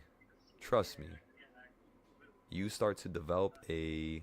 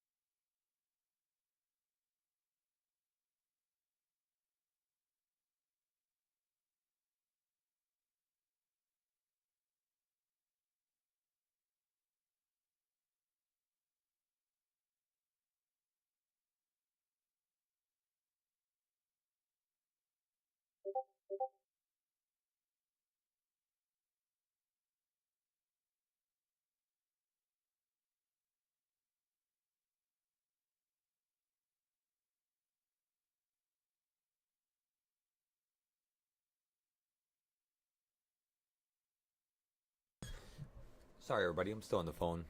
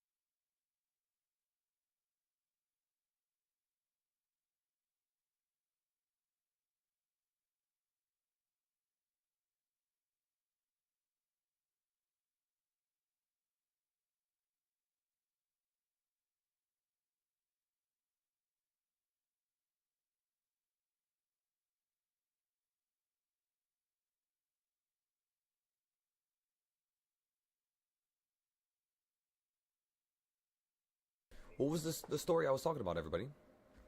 Was I talking about a certain thing? I apologize. Sometimes I get a little caught up in conversations. Yeah, so right now, I wasn't just talking, I was just on the phone. You bought shares today of what company exactly? Remember, everybody, you're at a very extreme high. Be very careful with what you buy. Make sure that the companies you're buying are at extreme lows. And yeah, that's really all you could do.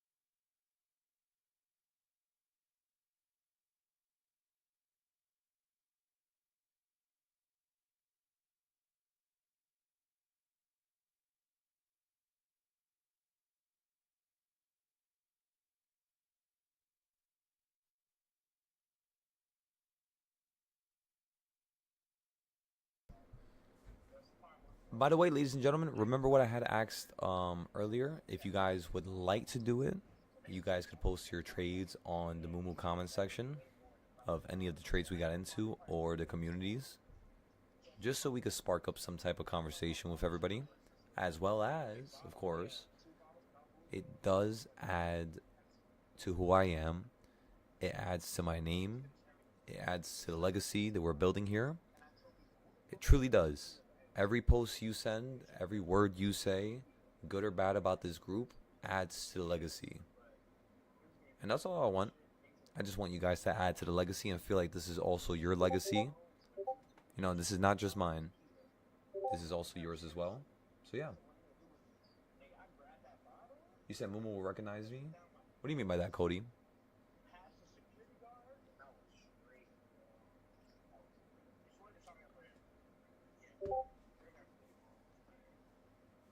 I hope so. Honestly, I've always wanted that.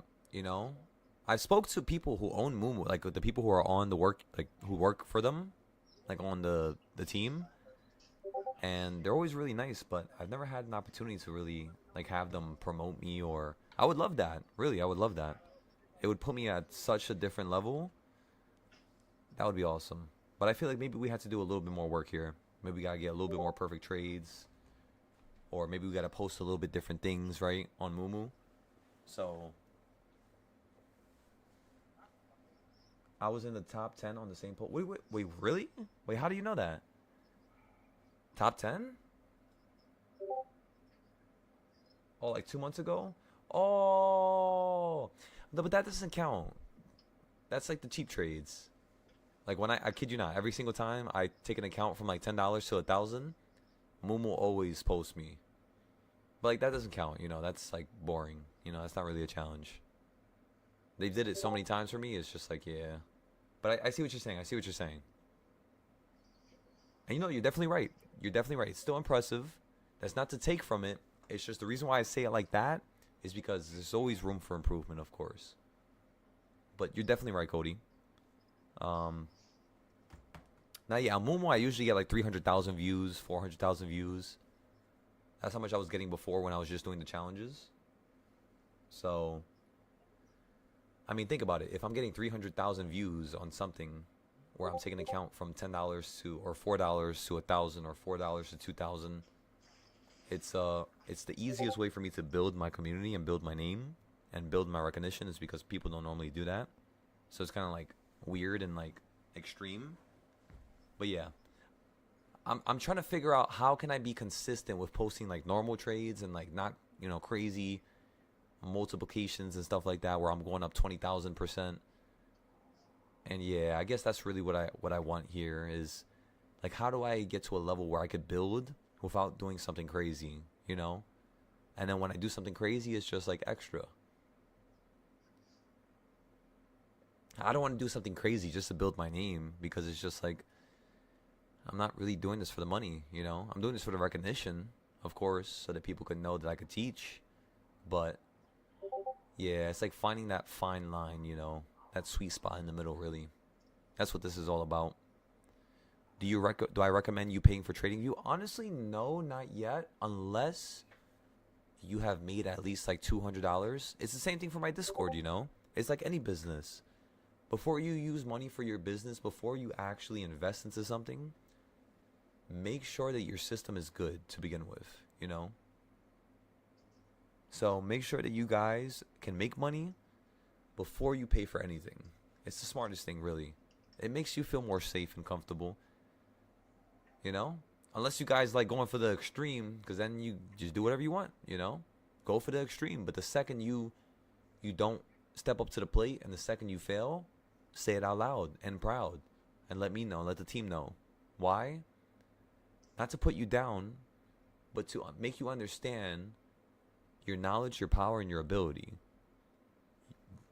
And the only reason why I want to do that is because once you understand your knowledge and your power and your ability, you can then improve it. If you don't understand it, you're not going to be able to improve it because you don't even know how far you can go, you know? So it's all these little important attributes that we pay attention to every single day that really change the whole paradigm, you know? It's what makes me love this market, is because there's so many different chaotic things going on at once. It's like, you know what I mean? There's no room to breathe, really. But that's what makes it fun. It really makes it fun. 5-day options are so cheap right now. Oh, 100%. They're going to keep losing their value. And then they're going to yank. They're going to yank. They're going to yank. Okay, I'm looking at 684 options right now for the calls. All right, everybody. I'm getting 5 options for 684 right here. Again, everybody, I'm getting 5 options for 684 right here, right now. I'm trying to get filled at $16. Currently, right now, they're each $17. So if I don't get filled, again, we're not going to get filled. Again, $16. That's what I want to pay.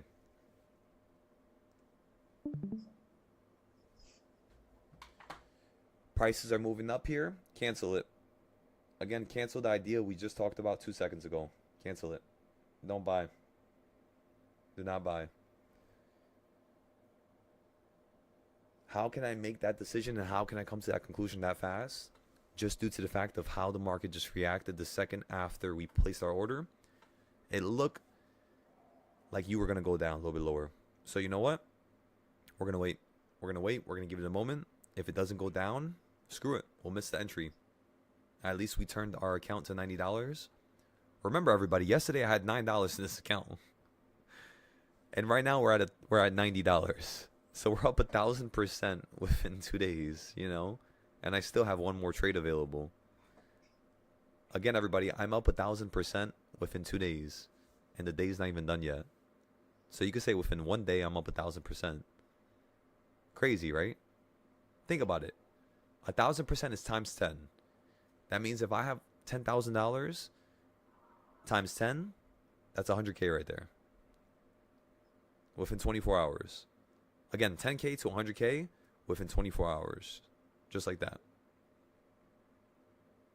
Crazy, right?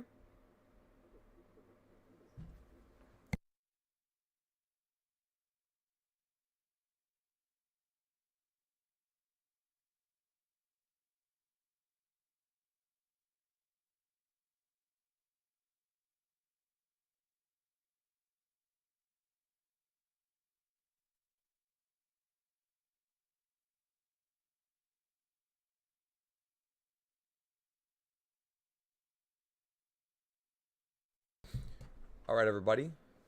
We're going to sound the alarm. From here to the rest of the day, I am no longer going to be here. I'm going to give you guys 10 minutes to get into an entry, paper trade it. I want everybody in this group chat that can currently hear me to paper trade a SPY option in the last 10 minutes right now. You got a chance. If you have Webull, they'll let you trade right now. Paper trade, paper trade, paper trade, paper trade.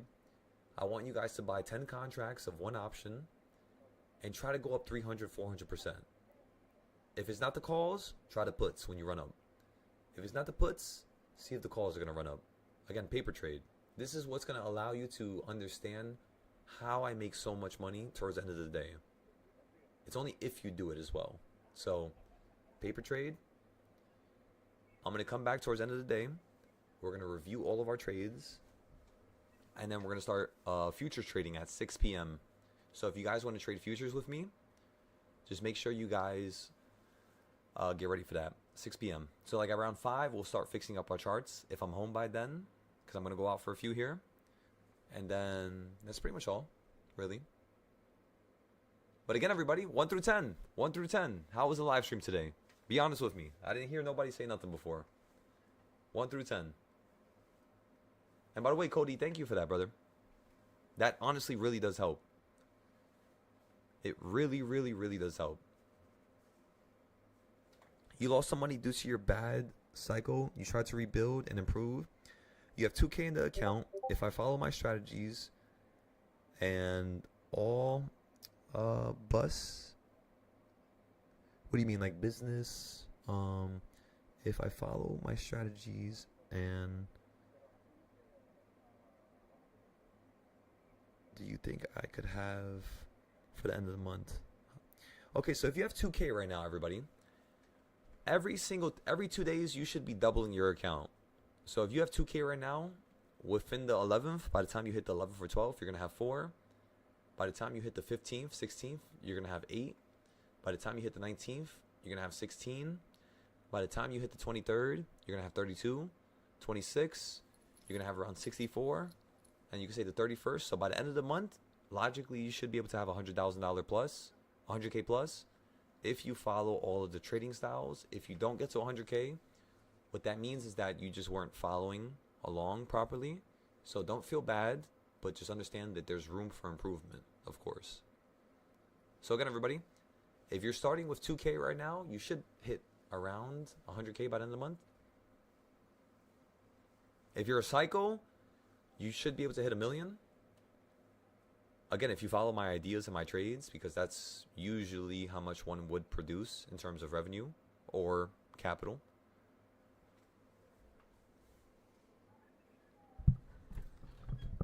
It's a high 10. Thank you. Thank you, Nathan. Thank you, Strikes. Thank you, Mikey. Remember, whenever you guys feel like I could improve in any way, let me know. I would love to hear it. I'm not going to catch feelings or be angry. I'm not going to think of you as different. I just, want to improve for you guys. That's all. Thank you, Mikey. Thank you, Cody. John, you said 9.5, A plus. Excellent. Thank you, John. That shows me right there that you might think that we had to improve something. So I love that. When we speak, I'll try to see if I can narrow it down and then see if I can add it to the Discord. And then boom.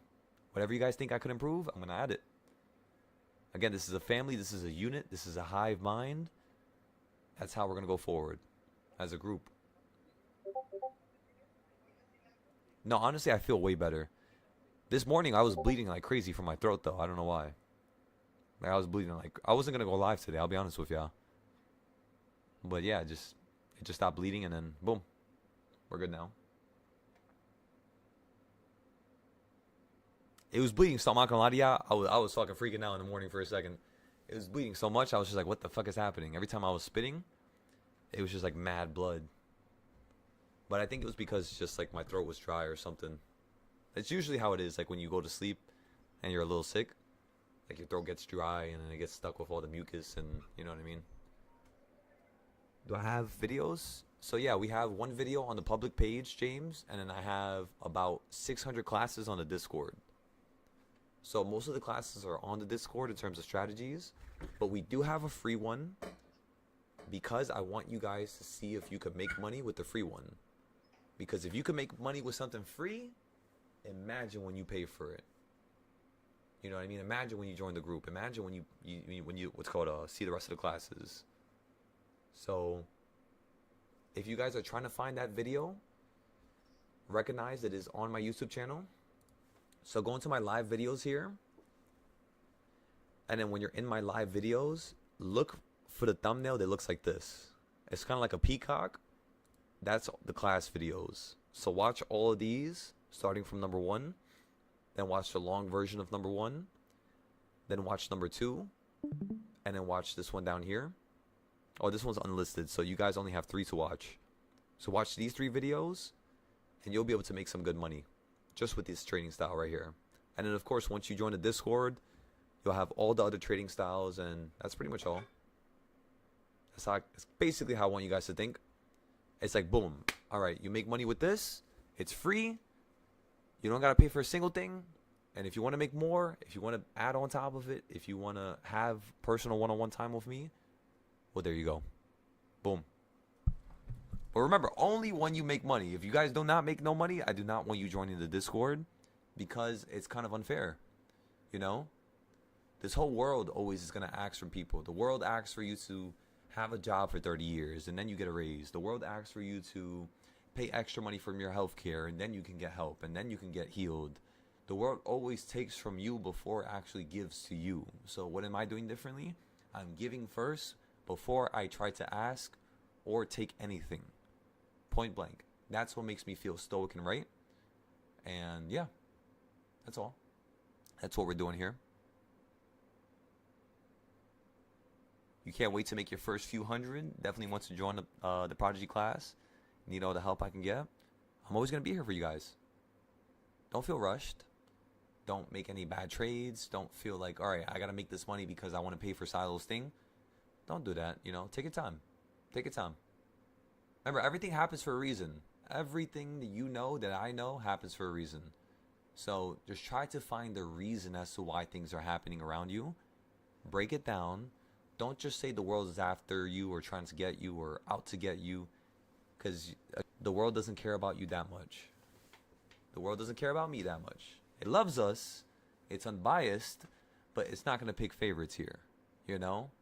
You do what you do. You get what you get. You build what you build. You love what you love. You know what I mean? It's always upon your actions. So, yeah. Just have fun here, everybody. Have fun. We're going to take a little break again. I might hop into another call here within the next 5 to 10 minutes, which we're only going to post to the Discord. Why? Because these are more risky. The end of the day trades tend to not work out as perfectly. So we're just going to do it slow. Do it slow. Maybe I might post it on Moomoo, but it depends. It depends. Because if you fall down to 682, then I'll post it. If you just stay stuck here and we buy something here, because this is dangerous, I might not let you guys just get into the trade here, you know? I might hold you back for a little bit. At least until tomorrow.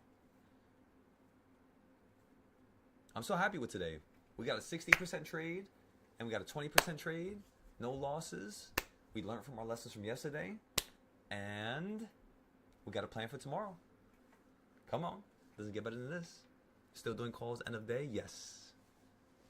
You guys know I can't stop trading. Come on now. I love it. Win or loss doesn't matter to me. It's a lesson. Win or loss does not matter to me. It's a lesson. That's the reason why I trade so much. Because I just love learning the lessons. I don't love winning. I love adapting. You see? Again, I don't love winning. I love adapting to become the best. That's all I care about. Win-loss, it's just a process of becoming the best. So, yeah. Take it easy, everybody. I'll see you guys in a few. We're going to go ahead and let the live stream play out here. If anybody on the Discord would like to speak to me, text me. Other than that, yeah, let's take a little break here, okay? And then once we come back, we're going to fix some of the ideas and some parts of the Discord. Because remember, everybody, those of you who just joined, I have this insanely large essay type of thing that I've written for you guys, where all you had to do is follow it little by little, piece by piece, and you'll know how to progress with the learning when it comes to the Discord. Like, you don't just join the Discord and then you have to randomly learn stuff. Most of you guys think that because I haven't sent it to you yet, but it's because I'm rewriting everything. It's a lot of stuff, you know.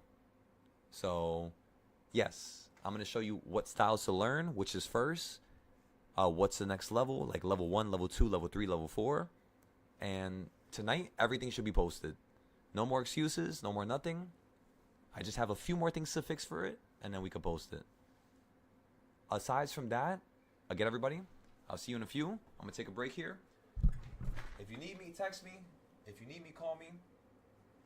And most importantly, I'll see you guys tomorrow. Stay safe.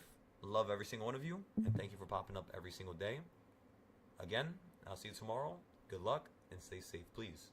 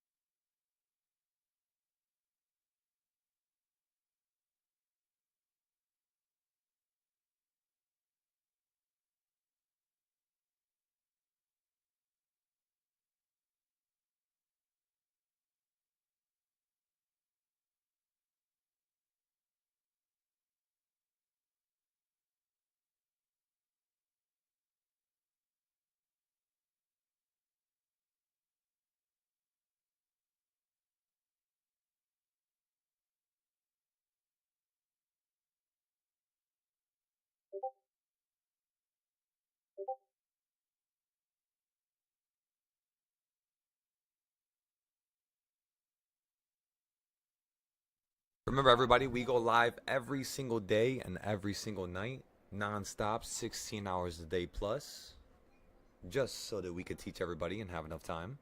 So if you guys want to pop up tomorrow, we'll be here. And we'll be here the next day. And we're going to be here the next day. And then the next day after that. And then the next day after that. And then the next day after that. Until every single one of you are financially free. You understand? That's what the purpose is of this group. I could care less about me making money and about me achieving riches, and I don't have time for any of that shit. If it happens, it happens. But the only time I'm comfortable with that happening is if you guys are a part of the picture, you see? If you're not a part of the picture, I don't want it. I don't want it. So, that's how it works, ladies and gentlemen. I'll see you tomorrow. Goodbye. Not really tomorrow. I'm going to come back later, so I'll see you in a little bit.